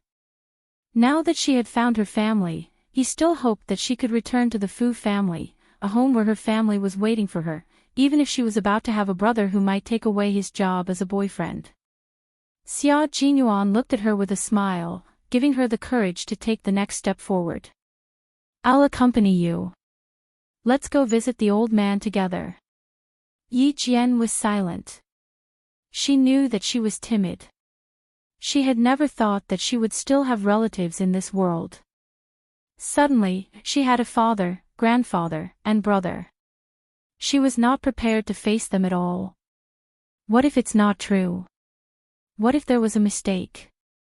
"With me by your side, little fox, will you still be afraid?" Xia Jinyuan didn't give her a chance to back away. He placed his hands on her shoulders and made her face him. His deep eyes looked at her gently and firmly, encouraging her. "No matter what happens, you will always have me by your side." After remaining silent for a long time, Yi Qian looked at Xia Jinyuan, who was encouraging her to take the next step. She then looked at Demon Kingly, who was holding his breath and waiting for her answer. After a long while, her cold voice sounded in the quiet ward. "Okay." Chapter 22-27. The word "okay" made Li Jinyan's eyes sting. Almost losing his composure, he secretly adjusted his breathing and said, "Okay, after he finishes his drip, we'll go home together." He said, "Go home," which showed how much he was looking forward to it. It was also at this moment that Yi Qian's heart trembled slightly. Loved ones. Did she really have any loved ones other than Uncle Chen and Grandpa Jen? Did she really have any? What if it was a mistake? What if it wasn't true? What if it was just an empty joy? Sitting in the car, Yi Qian was uneasy because of all kinds of uncertainty. He didn't feel happy at all. When you see old master later, just greet him respectfully. Since Li Jinyan didn't say anything else, you don't have to worry too much about it. Acknowledging your ancestors is a big deal, so he won't do it casually. He has to make all the necessary arrangements. Xia Jinyuan held her hand. It was a little cold and a little nervous. He smiled and said in a low voice, "Don't think about anything else. Just think that you're going to visit a great scientist." He was telling Yi Qian not to treat old Master Fu as his grandfather, but to visit a great scientist with a respectful heart. With him by her side, Yi Qian did indeed calm down a lot. Li Jinyan was very grateful for Xia Jinyuan's help. If it weren't for his help today, Yi Qian wouldn't have agreed to go home with him so easily. His sister should have trusted her family the most, but now she trusted Xia Jinyuan so much. Li Jinyan was happy and bitter at the same time. He was happy that his sister had a man who understood her, loved her, and cared for her. He also felt bitter because he didn't accompany her through all the difficulties and didn't even know how many difficulties she went through. Li Jinyan glanced at the rearview mirror from the corner of his eye and saw that Yi Jian's attention was all on Xia Jinyuan. She didn't seem happy about going home. Li Jinyan couldn't bear to look away. To her, was family kinship something that did not exist? Had she never thought of receiving the care of her loved ones? Was it because he was so disappointed in his family that he no longer desired it? Then, what kind of environment did she live in? Just how much had she suffered for her to be so indifferent and insecure? Li Jinyan thought back to the first time he met Yi Qian and saw the maturity between her brows that was beyond her age. His heart suddenly ached. His sister should have grown up like a princess and been pampered by her family. But because of fate, the Fu family did not even know of her existence. Li Jinyan, whose emotions had been fluctuating, finally calmed down when the car drove into the depths of a park that hid the hustle and bustle of the city. Back then, when the capital was planned, the original appearance of the entire mountain was deliberately preserved. On the left is the suburban park, and on this side is the place where the old scientists retire. It is guarded by armed police, and ordinary people are not allowed to enter or leave at will. In order to let Yi Qian relax, Xia Jinyuan picked a topic to introduce the place. The scientists who developed the first generation of computers also live here. The small houses hidden behind the trees are all old scientists who are national treasures. If you meet any old man here, his identity will definitely shock you. The car followed the winding mountain road. Through the car window, Yi Qian saw several small red brick houses. When she thought about how the people living in these houses were all scientists who had dedicated their lives to the country, the nervousness in her heart disappeared and was replaced by respect. Chapter 22-28. After turning a corner, Yi Qian saw two old men holding hands in front of him. Their backs were hunched, but they looked quite elegant as they walked slowly. Beside the two old men's feet was a pair of puppies wagging their tails happily. They chased after the two old men's footsteps, ran in front of them happily, and whimpered back to the two old men's feet. They shook their heads and wagged their tails to make the two old men happy. Xia Jinyuan did not know the two old men. Li Jinyan introduced them. This is Mr. Tang and his wife, Professor Su. Mr. Tang was the first generation of core computer scientists in our country, and Professor Su was the senior engineer who completed the magnetic core memory. The two old men devoted themselves to computer research and development in our country and did not leave behind any children. Not only Mr. Tang and Professor Su, but almost all the scientists and senior engineers who lived here did not leave behind any children. They dedicated their lives to the development of our country's science. Yi Qian, who had never heard of this before, had forgotten where he was going. He was so shocked that he did not know what to say. The car passed by the two elders. Yi Qian turned her head and looked at the two stooped but tall figures with respect in her eyes. Xia Jinyuan, who had retracted his gaze, talked about the past in a deep voice. This was a story about how poor people had no dignity, and poor countries had no status. At that time, our country did not have the ability to manufacture our own weapons. Even the weapons used by the army were all produced overseas. Under such circumstances, the older generation of scientists worked hard to realize our dream of becoming a powerful country with a strong army. When we went out for an interview, our scientists always listened the most seriously and were the most humble. In the late 1950s, a big country that was originally helping our country suddenly left, leaving behind a pile of burning blueprints. In order to save the blueprints from the fire, our old scientists did not dare to use water to put out the fire. Instead, they reached their hands into the fire and snatched the blueprints back. Then, they pieced the blueprints back together bit by bit. They knelt on the ground and carefully pieced them back together. This time, they knelt not for the blueprints, but for their dignity. From being passive to being independent, from being dependent to being confident, the reason why a big country could rise was because there were many scientists like Mr. Fu. They contributed silently to the rise of a big country. They even sacrificed their lives for the rise of a big country. They were willing to give up everything for the rise of a big country. Yi Qian, if we compare our current lives with the suffering that the old scientist once suffered, do you still think that you can't overcome the hurdle, that you can't take the courage to take the next step? Yi Qian heard the tears in her eyes and shook her head. There was nothing else. Compared to what the old scientist had gone through, what else could she not overcome? Demon King, it's true that I'm not sure if your uncle is my father, so I won't be able to call old Mr. Grandpa later, but I'll cooperate with you to see if I'm really old Mr.'s granddaughter. The car had just entered a flat paved road that extended from the main road when Yi Qian's sudden words caught Li Jinyan off guard and he slammed on the brakes. They didn't expect him to slam on the brakes, and the two people sitting in the back fell forward. If it weren't for the two people's agility, their faces would have hit the back of the driver's seat. Demon King, drive properly. Xia Jinyuan held Yi Qian's hand tightly and sat properly. She teased, I'm injured. You can't deliberately play tricks on me just because I'm Yi Qian's boyfriend. Chapter 22-29. Yi Qian was very nervous. How's your wound? Let me take a look. His words made her tense up. Xia Jinyuan hurriedly said, It's fine, it's fine. Don't be nervous. I was just scaring him. He didn't manage to scare the devil, but his little fox got scared. Yi Qian heaved a sigh of relief. As long as he's fine, Li Jinyan wasn't scared. If he was that weak, he wouldn't be Q King. He didn't immediately start the car.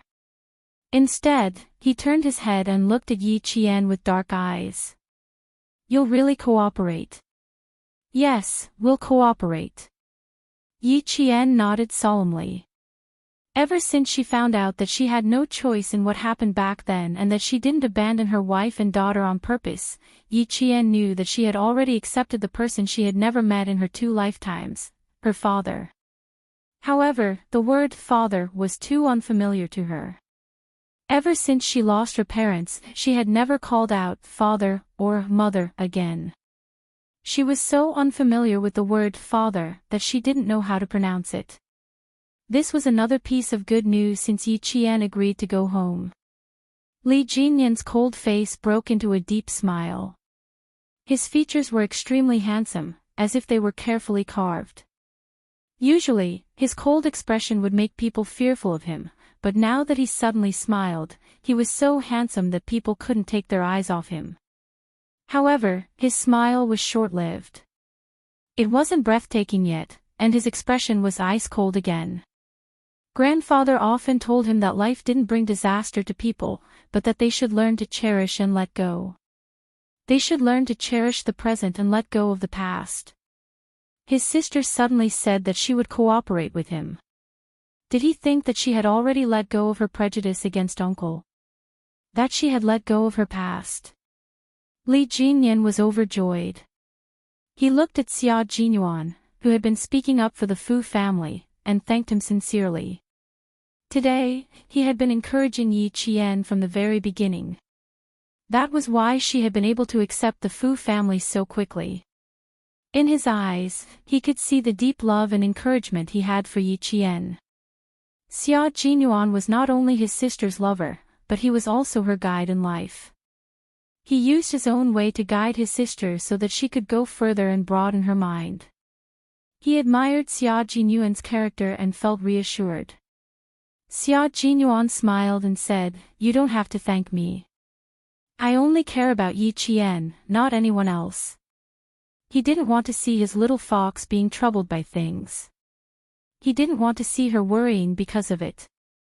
He didn't want to see his little fox unhappy at all, so he would do his best to help her. When faced with a predicament, avoiding it would only make things worse. Only by facing it head-on and facing it bravely was the true way to solve the problem. After driving for a while, the car saw a small bungalow surrounded by maple trees. The bungalow did not have a metal gate, so the car drove straight into the bungalow and parked in the designated parking space. Li Jinyan got out of the car with light footsteps. He walked up the steps and rang the doorbell. Yi Qian, who was standing at the bottom of the steps, hurriedly straightened her clothes and asked Xia Jinyuan to check if her military cap was on properly. Before she could straighten her uniform, the tightly shut door opened. A white-haired old man with a kind aura stood at the door. The moment Yi Qian saw the old man, she didn't know why, but she suddenly felt her heart skip a beat. When the old man's eyes met hers, she couldn't help but hold her breath. "Grandfather, I brought 2 friends to visit you."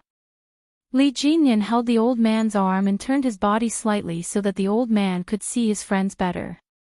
Chapter 22:30. As Li Jinyan turned sideways, Yi Qian could see Mr. Fu more clearly. Similarly, Mr. Fu could see the girl standing in the sunlight with a faint smile on her face. She was as quiet as a painting.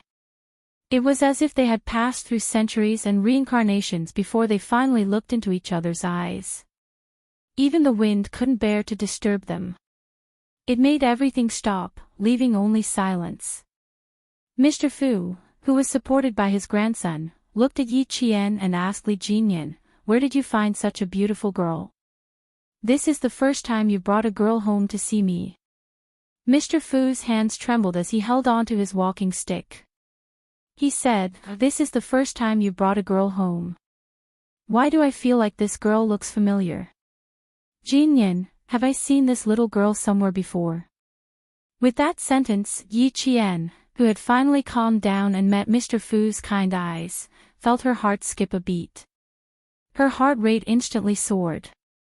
It was as if a seed had suddenly fallen into her chest. It took root and sprouted. In an instant, it grew crazily, making her chest feel as if it was about to explode.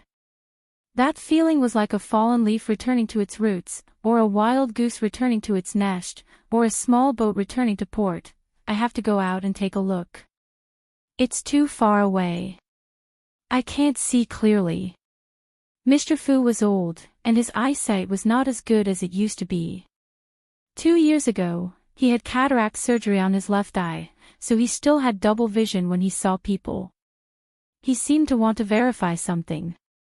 He impatiently grabbed Li Jinyan's arm and said in a slightly hurried tone, "Quick, get Xiao Lu to bring my glasses over. The sun is shining brightly outside. I have to take a good look. This girl. I've definitely seen her before. I've definitely seen her before." Before the glasses were brought over, Mr. Fu, who couldn't wait, stepped out of the door with his walking stick. Yi Jian's heart seemed to jump out of her throat in the next second. She didn't think much at all. When she saw the old man take a shaky step forward, there was an invisible force that suddenly pushed her forward. She, who didn't dare to move forward, suddenly rushed forward a few steps.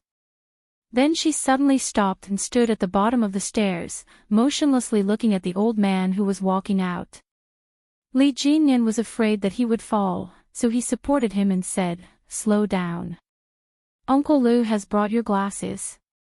You should put them on first." The housekeeper who took care of the old man's daily life quickly took care of the old man. Li Jinyan did not ask him to wait on the old man. Instead, he asked him to return to the house first. He and Yi Qian would be enough. The old man, who had been observing Yi Qian's every move, put on his glasses. When he looked up, he could clearly see why the girl standing under the sun looked so familiar. This child. How could he not look familiar? How could he not be familiar with a child who looked like his daughter-in-law? Her facial features were similar to his daughter-in-law's, but her forehead was the same as Yuxing's. She looked like both his daughter-in-law and his son. How could he not be familiar with this child? Step by step, the old man walked closer and stopped at the top of the stairs. He waved at Yi Qian, who was only a few steps away, and said kindly, "Come, child. Let Grandpa take a good look at you." The old man, who had experienced many hardships, could tell something was amiss. As he spoke kindly, tears glistened in his eyes. There was no need to say too much or make any big movements.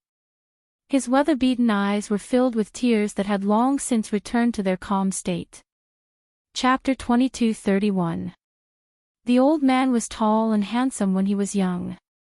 He was over 1.8 meters tall and attracted attention wherever he went in the south. Even after he studied in the west, his tall and handsome physique and scholarly temperament did not diminish his attractiveness. Now that he was old, his figure was no longer tall, but the old man's temperament had accumulated decades of ups and downs. Even though his face was wrinkled and had dark brown age spots, his calm temperament was far superior to the two young men beside him. Standing on the steps, he was like an ancient pine tree that had experienced the vicissitudes of life but still stood tall and proud, respected by the world. With tears in her eyes, Yi Qian suppressed the palpitations in her heart and did not take a step closer to the old man. When she was in the car, she suspected that she might not be the old man's granddaughter. Then, when she saw the old man, a sense of familiarity that originated from her blood rushed into her heart and made her believe that Li Jinyan's uncle was her father, and the old scientist in front of her who had dedicated his life to the country was her grandfather. It was too difficult to take this step. It was as if her feet were rooted to the ground. She wanted to go over, but she was hesitant. The old man's legs are not very convenient. Little Fox, quickly go and help the old man back to his room. Xia Jinyuan walked to her side and reminded her in a low voice, "It's cold outside. Don't let the old man catch a cold." Yi Qian turned her head in a daze and whispered as if she was in a dream, "Captain Xia, I think I have a grandfather. I think I have a grandfather, I think I have a family." The moment Xia Jinyuan saw the old man, he was very sure that Yi Qian was indeed the old man's granddaughter. The two generations had a common temperament, a sense of righteousness that did not admit defeat and did not bow down. Her eyebrows were as beautiful as a painting and her eyes were clear. At this moment, she looked like a lost child who could not find her home. It made Xia Jinyuan's heart ache. His little fox, his lover, had always longed for a family. Therefore, she treated Uncle Chen and Uncle Zhen as her loved ones. With them, she would have a home that belonged to her. Now, with old Master Fu, Little Fox would have another home from now on. Holding her hand, Xia Jinyuan said in a low and steady voice, "Follow your feelings. Don't be afraid. Don't be confused. Believe in your feelings." The old man did not rush him. From the moment he saw Yi Qian, his gaze had never left Yi Qian. He stood at the top of the stairs 9 steps away from Yi Qian. His gaze was kind and gentle as he quietly waited for Yi Qian to walk over. His legs were inconvenient and he could no longer walk. He could only wait for the child to walk over on his own. Even though he did not know the child's name or where he had come from, he knew in his heart that this child was a child of the Fu family. He was a child of the Fu family. With just one look, he knew that this child was a child of the Fu family. Don't stand on ceremony. Come over here and let Grandpa have a good look at you. The old man said kindly. Don't worry, don't worry. His good grandson had found his granddaughter. Don't worry, don't worry. He just stood here and waited for her to come home. His good grandson found his granddaughter. That's great. That's great. There was no sense of unfamiliarity or alienation. He stood there and made Yi Qian feel as if she had grown up by the old man's side. Every time she went on a long trip, the old man would use his walking stick to send her off. Every time she came home, he would use his walking stick to stand at the top of the stairs and wait for her to come home. Chapter 22:32. This was blood, this was family. No matter how long they had been separated, they would always feel a sense of familiarity with each other. The road was long and lonely. As the wanderer returned home, her tears were stained with tears. Yi Qian did not know why she was crying again. When she realized that she was crying, her face was already mottled with tears. She lifted her foot and took the first step, the second step. She stood on the 9th step and looked up at the old man who was waiting for her. She saw the tears in the old man's eyes and also saw the excitement under his kind smile. She walked up the steps step by step. The old man, who looked calm on the surface, did not wait for Yi Qian to reach him. He had already reached out his trembling hand until Yi Qian took the initiative to stand under his outstretched hand. He gently stroked Yi Qian's head and sighed. Child, you're finally home. There was no need to verify anything. The blood that could never be severed had already told the old man that the child he was so familiar with was a child of the Fu family. Yi Qian, whose tears were streaming down her face, looked up at the tear-stained old man. After a while, she said softly, "It's cold outside. Let me help you into the house." Her words were short, but they were trembling. Okay, okay. Let's talk inside, the white-haired old man repeated repeatedly as Yi Qian helped him into the house. Li Jinyan saw that Yi Qian was supporting his grandfather steadily, so he discreetly let go of his hand and allowed Yi Qian to help him into the house. He walked with Xia Jinyuan behind them. Yi Qian is indeed my uncle's daughter. I'm sure of it. The old man and the young girl walked slowly in front of him. Li Jinyan's deep and gentle gaze was fixed on them. He said to Xia Jinyuan in a low voice, "My grandfather won't be wrong either. He has already decided that Yi Qian is his granddaughter, his only granddaughter." As far as he could remember, his grandfather had never shed tears in public. Even when his grandmother passed away and his mother passed away, his grandfather would only show his face after crying behind his back. He had never bowed down to fate and used his strong will to overcome difficulties time and time again. And Yi Qian's return made him cry tears of joy. Even though he was trying his best to hold back his tears, his eyes still glistened with tears. Xia Jinyuan was also happy for Yi Qian.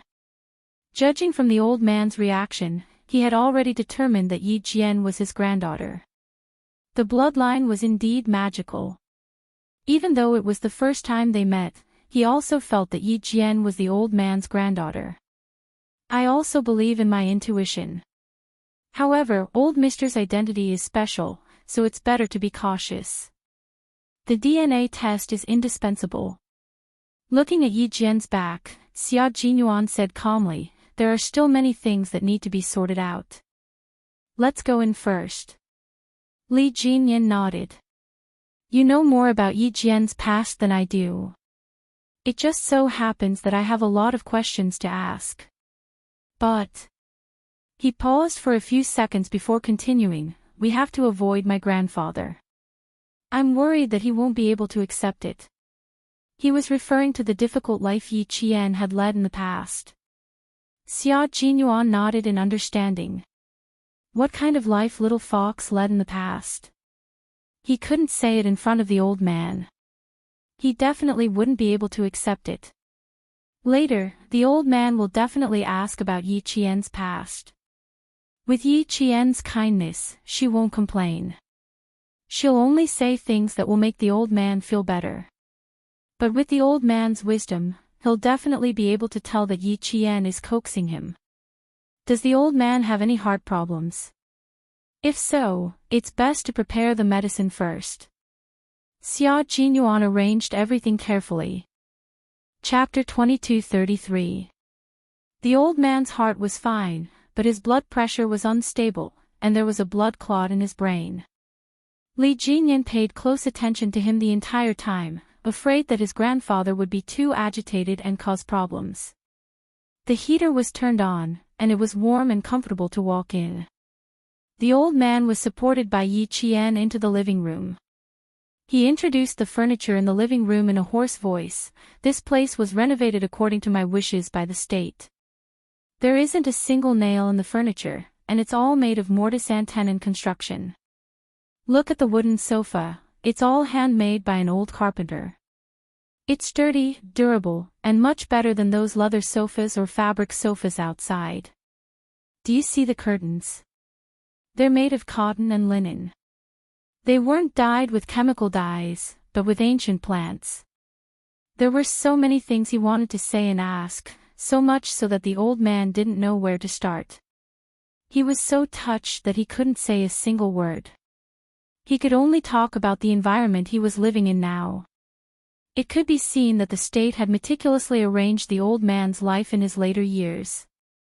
His food, clothing, housing, and transportation were all arranged according to the old man's wishes.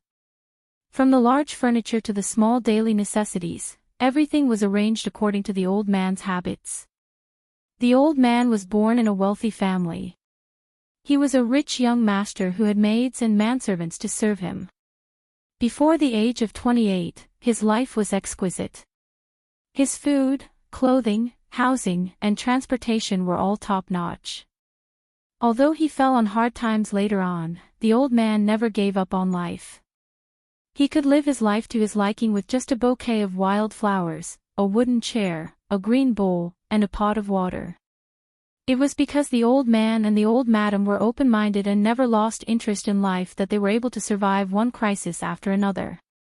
Even though he was old and retired, the old man still maintained his youthful attitude towards life. Yi Qian admired him. Everything in the house is what this old man likes. Later, I'll have Jinyan go out with you and buy some things that you girls like. Jinyan is your aunt's son. He's older than you, and he's your older brother. If you need anything in the future, you can look for him." The old man spoke very slowly, but he didn't stop for a moment. He wanted to chat with Yi Qian and get closer to Yi Qian. He wanted to make Yi Qian accept him as a grandfather who had never cared about her and didn't even know about her existence. He also kept holding Yi Qian's hand, as if he was afraid that he would lose it if he let go. Even when he was sitting on the sofa, he still held on to it tightly. Every time he spoke, he couldn't help but look at Yi Qian.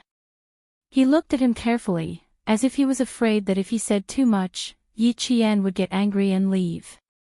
Yi Qian saw how careful the old man was. His nose was stuffed. "Please take a rest first. I will accompany you." Holding the old man's skinny hands, Yi Qian said softly, "I won't go anywhere. I'll stay here with you." The old man's shoulders trembled. His eyes, which were filled with wisdom and calmness, were filled with tears. He gripped Yi Qian's hand tightly. His chest heaved violently. "Tell Grandpa your name, and how old are you this year? Which military school are you studying at now? How have you been all these years? Have you suffered a lot? Tell Grandpa all about it." Grandpa wants to know, wants to know.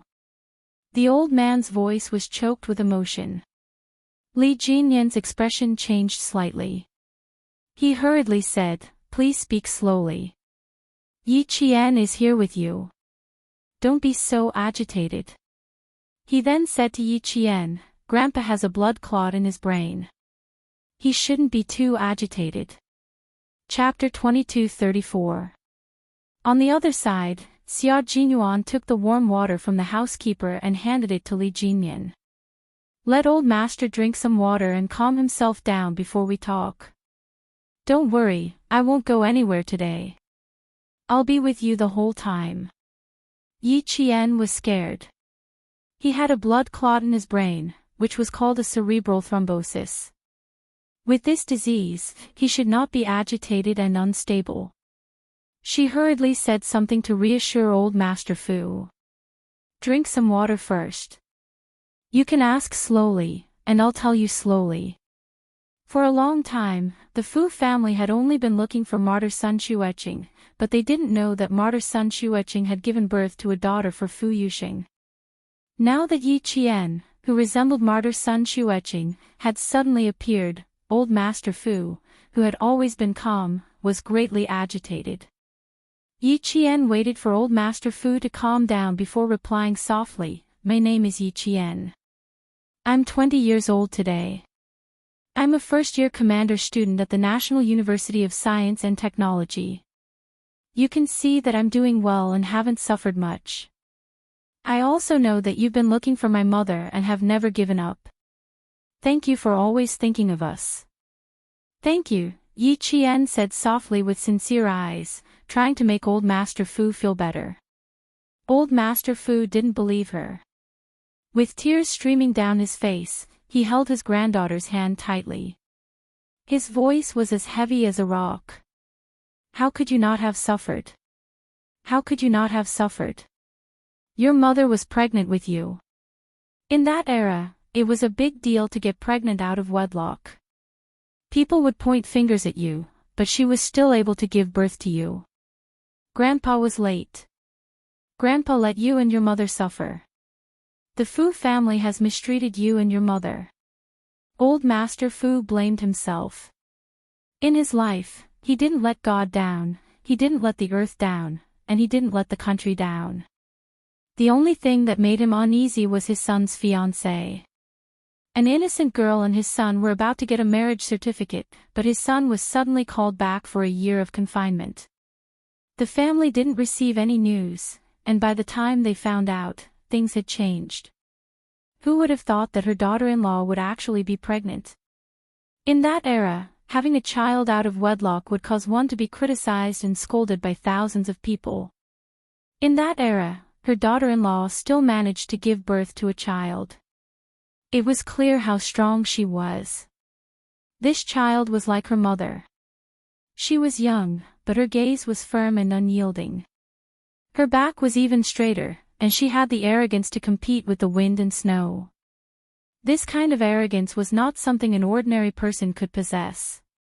Only those who had suffered countless hardships, endured countless hardships, bravely faced them again and again, and defeated them again and again. In order to make him feel better, his granddaughter was comforting him. Yi Qian was also very sad, but more than that, she felt relieved. With tears in her eyes, she kept comforting the old man who was deeply immersed in self-blame. "Don't blame yourself. You've already tried your best to find my mother. It's just that my mother's name isn't Hongmei. It's normal that you couldn't find her." Faced with the old man who was so deeply remorseful that his hands were trembling, Yi Qian didn't dare to mention that her mother had already sacrificed herself. She quickly changed the topic and talked about herself. "I'm also doing very well. I'm really doing very well. I got into the school I like, and I'm doing very well. Don't be too sad." How could he not be sad? His only granddaughter had been exposed to the outside world, and the Fu family didn't know anything about it. She had suffered so much and suffered so much. How could this old man not be sad? Chapter 22:35. Now that his only granddaughter was back, old Master Fu was more happy than sad. Good girl, this is the Fu family's good girl, even though life was tough when you were young, who didn't suffer at that time? Everyone was the same, so we didn't think it was tough. Also, compared to the life you had before, we didn't suffer at all. Don't cry anymore, it'll hurt your eyes if you cry too much. Indeed, Yi Jian only said nice things. She made light of the hardships she had suffered in Yi Jifan's house when she was young, which made the old man, who was as clear as a mirror, feel even more distressed. Old Master Fu, who had lost control of his emotions, looked at Yi Qian without blinking. Hearing her comforting words, not only did he not feel comfortable, but he felt even more sad. How could the Fu family be so blind? How could they let such a sensible child be pregnant? Fu Yuxing, you're such a bastard. How could you not realize that your fiancée is pregnant? Old Master Fu, who felt guilty, became angry again, which made Li Jinyan, who was standing next to him, so worried that he secretly clenched his fists. Especially when he saw old Master Fu turn away, tears streaming down his face. His eyes were red. Li Jinyan gently stroked old Master Fu's back from behind. You should rest for a while. If you cry, Yi Qian will cry too. Facing old Master Fu, who was sad and blaming himself, old Master Fu's stooped figure made Yi Qian feel so sad that she felt uneasy. Clenching old Master Fu's skinny hands that had never let go of her for a second, Yi Qian said softly, Grandpa, let's not cry anymore. He had thought that it would be difficult to say the words, Grandpa, but when he actually said it, he realized that it was actually very simple.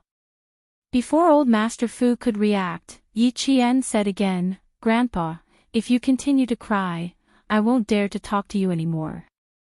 The two heartfelt, Grandpa, finally made the old man come back to his senses. He was too shocked and too excited.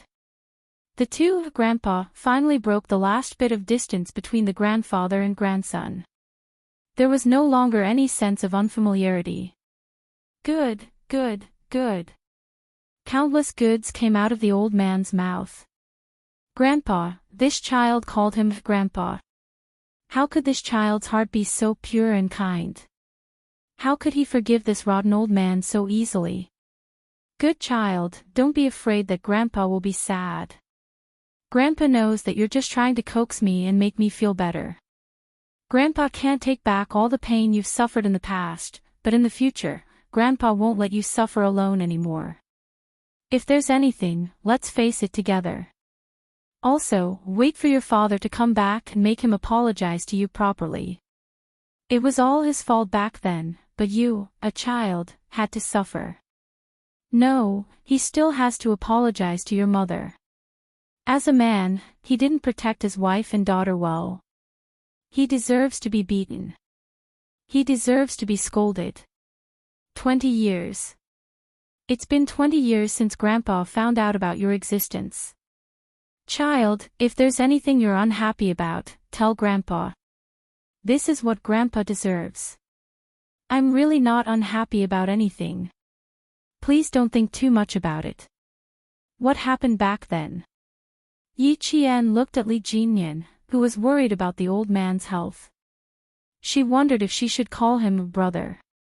So be it. The Devil King was her brother after all. Li Jinyan, who had been listening by the side, saw that she didn't say anything. Instead, she looked at him. He seemed to have guessed something and smiled. He waited for Yi Qian to speak again. Chapter 22:36. Yi Qian's gaze swept across his face, but she did not call him a brother immediately. The Devil King was her team leader during her training. She had been scolded, yelled at, and scolded by him. The cold image of the Devil King had long been engraved in her mind. Suddenly calling him a brother made her feel indescribably awkward. The old master, who was immersed in grief, noticed Yi Qian's slight pause. The clear-minded old man understood everything, but he could not say it.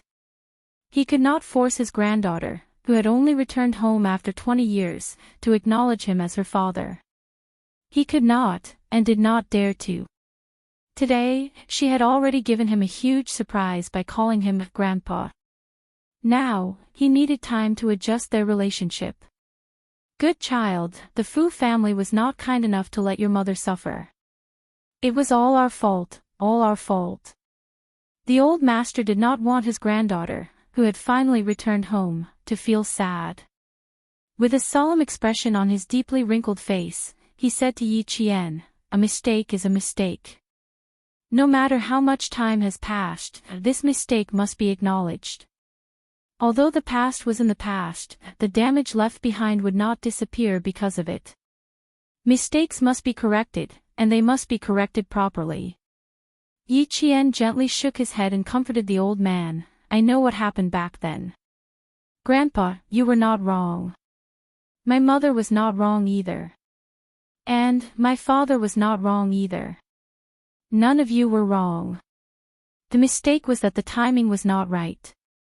The mistake was that fate made a fool of us. Don't worry, I really don't have any resentment. In the past, to be honest, I did hate, but now I don't. I know that you have always been looking for my mother.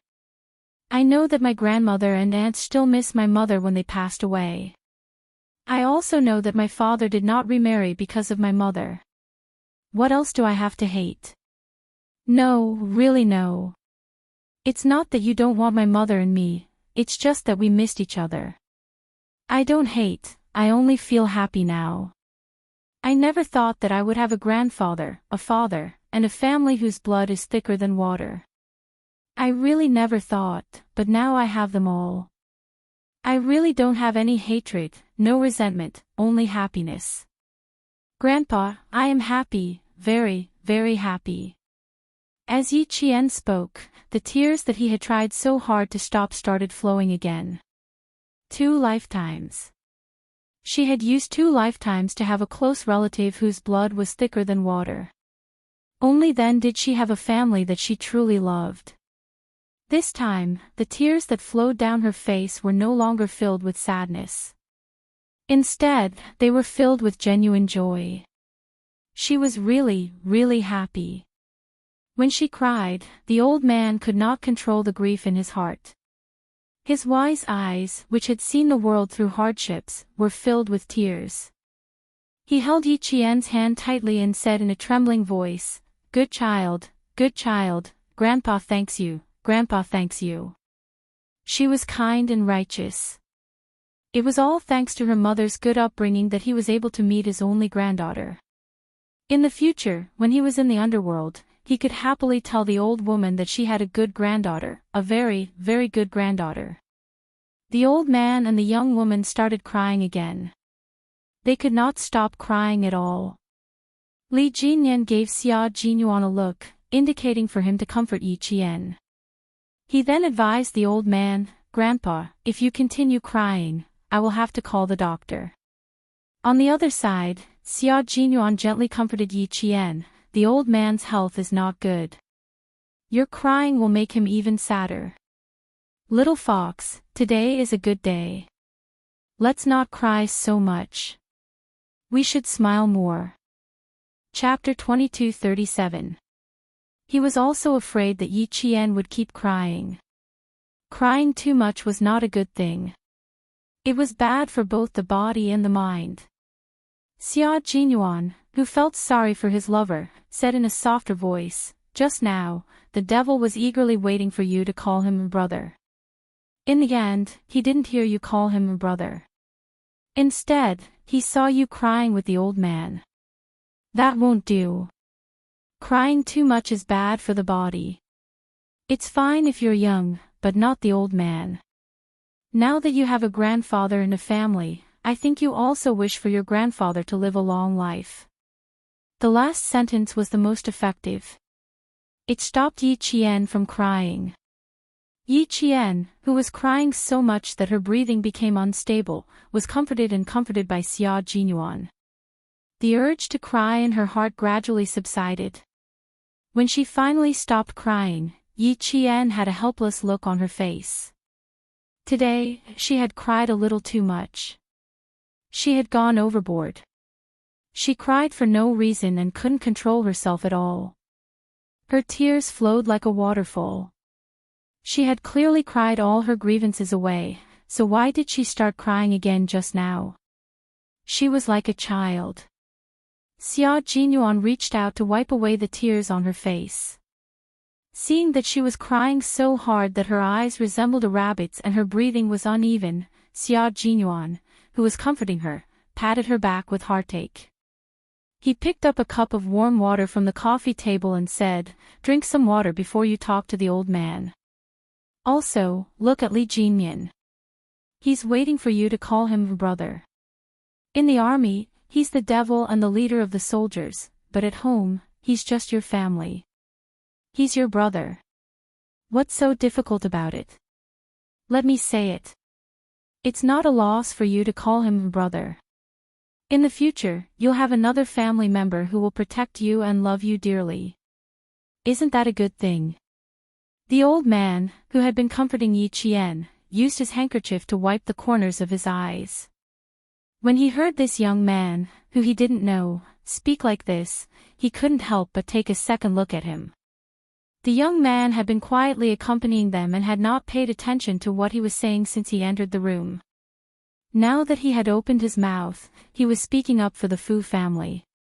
Looking at his granddaughter, she was also willing to listen to his advice. It was obvious that their relationship was not ordinary. The old man looked at Xia Jinyuan gratefully. Although he did not say anything, it was enough to make Xia Jinyuan happy.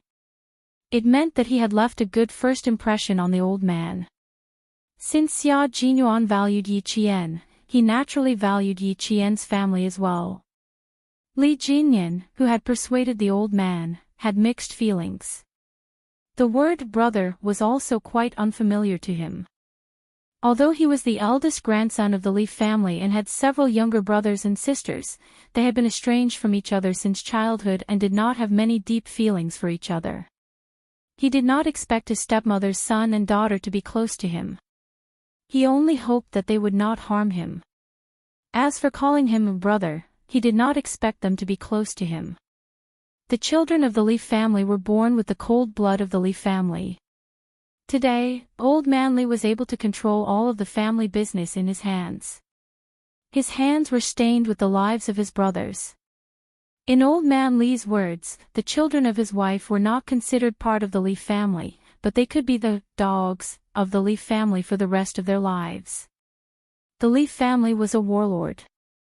His great-grandfather married a total of 12 concubines. Except for old man Li, who was born to the first wife, the other 16 children were born to the 12 concubines. However, in the end, only the first wife, who was his great-grandmother, survived. Survival of the fittest was the Li family's ancestral teaching. Whoever survived was qualified to be the next heir of the Li family. Today, old man Li survived by stepping on the bones of his family. Chapter 22:38. Li Jinyan's lips twitched coldly. He had never thought of finding kinship in the Li family. The Li family did not give him a sense of kinship, but the Fu family had made him feel warm since he was young. The Li family did not give him a sense of belonging, so the Fu family, which had few members, was his home. Now that the family was reunited, as an older brother, he finally had a younger sister. He was just waiting for her to speak. Older brother, just thinking about hearing Yi Qian call out to him in a soft voice, Li Jinyan's cold expression softened. There was even a flicker of light in his cold eyes. The devil, who was usually calm and composed, was a little excited. He would work hard to be Yi Qian's good older brother. He would make her trust him wholeheartedly in the future. He would support her and shelter her from the wind and rain. He would give her the best of everything. Being an older brother was a kind of responsibility. He would work hard to fulfill this responsibility to the fullest. Li Jinyan, who was waiting for Yi Qian to call him older brother, couldn't help but sit up straighter. His heart was beating faster and faster, and he was a little nervous. His gaze was dark as he waited for Yi Qian to speak. Old Master Fu's emotions had calmed down. Seeing Yi Qian looking behind him, Old Master Fu gently patted the back of Yi Qian's hand and said amiably, "Child, you and your older brother must be well in the future. Only when you are well will I be able to rest assured. He is your older brother, your dearest older brother." Yes, the devil was her older brother. He would be her dearest older brother. She could call him that openly. Just as Captain Xia had said, he was the devil, the leader of the soldiers in the army. But at home, he was only her family. He was her older brother. Why couldn't she say it? Since Grandpa had already spoken, how could she go against his wishes and disappoint him? The atmosphere was tense enough, so it was better to talk about something more relaxing. Thinking of this, Yi Qian, whose eyes were red, looked at Li Jinyan with a smile. Under the old man's expectant gaze, her dimples bloomed like a flower. She said sweetly, "Brother, please take care of me in the future." The sweet, big brother not only made the old man happy, but it also made the calm Li Jinyan's heart tremble. It was as if he could hear the sound of flowers blooming in his ears. Why did I feel a sense of familiarity when I first saw Yi Qian? Because blood is thicker than water. Why was it that when he saw Yi Qian, he only wanted to get close to her and look at her? Because she was his sister, his only sister. With me here, no one can bully you, including him. The Demon King of sister spoiling was officially on the job, and he quickly made a list of all the rules that an older brother should protect his younger sister. After saying that, his cold gaze swept towards Xia Jinyuan. Then, he couldn't help but smile. "If he dares to do anything to you, I'll teach him a lesson." Yi Qian was instantly amused. She laughed out loud. She looked at Captain Xia, who was sitting upright and still. Then, she looked at Li Jinyan and said in a crisp voice, "Then I'll have to trouble you in the future, brother." "It's no trouble. It's what I should do." Li Jinyan, who was answering seriously, glanced at Xia Jinyuan. When he retracted his gaze, a cold light flashed in his dark eyes. The first thing he had to do was to discuss with him not to hug his sister all the time. The smile on Yi Qian's face deepened. It felt good to have a brother protecting her. Chapter 2239. Ever since she was young, she had always envied the children in the village who had older siblings. Every time they were bullied by other children, the first ones to stand up for them would not be their parents, but their older siblings. They would protect their younger siblings like a mother hen protecting her chicks. At that time, she was especially envious of them. Later on, when Ying was bullied by other children, she still foolishly rushed up to protect her. In the end, when she returned to the Yi family, what she received was not praise, but a beating and scolding. Ying complained to Sun Dongqing, saying that Sun Dongqing and the other children in the village bullied her and even helped the children hit her. Since then, Sun Dongqing had never done such a stupid thing as protecting Ying as an older sister. However, in her heart, she still hoped that she would have an older brother or sister to protect her. She naively thought that one day, an older brother or sister would appear and block Sun Dongqing's scolding and beating for her. Her naive and silly childhood dream suddenly came true one day. The older brother, who walked in front of her, was a special forces soldier who could take on 10 people by himself. Yi Qian felt that by calling him older brother, she had actually taken advantage of him. Xia Jinyuan, who had received 2 consecutive glances, glanced at Li Jinyan, his eyelids twitching uncontrollably. A brother-in-law was a creature that either ignored everything or was reasonable in everything. Just by looking at his expression, Xia Jinyuan knew that he was a brother-in-law who was reasonable in everything. With a brother-in-law who was reasonable in everything, his life would not be easy. It did not matter, as long as Little Fox's life was good and she was happy. Moreover, Li Jinyan, this brother-in-law, was not at home all year round. When he returned to the capital, Little Fox might not return. One was in the Navy, and the other was in the Army. They would not be able to see each other often. Even if his brother-in-law was reasonable in everything, they would only see each other for a few days. As for Xia Jinyuan, he would just have to bear with it. With that thought, Xia Jinyuan immediately let out a long sigh of relief. He did not disturb the old man's family reunion and continued to sit quietly by the side. His eyes were filled with encouragement as he gently gazed at Yi Qian. The old man also noticed that something was amiss. His originally kind gaze instantly turned sharp as it fell on the young man whom he had only briefly glanced at earlier. He was a major and had good looks. His facial features were well defined. His eyes were not bad either. He had military might and righteousness. His height was about the same as his grandson's. He was tall and straight. Judging from his appearance, he was a good young man.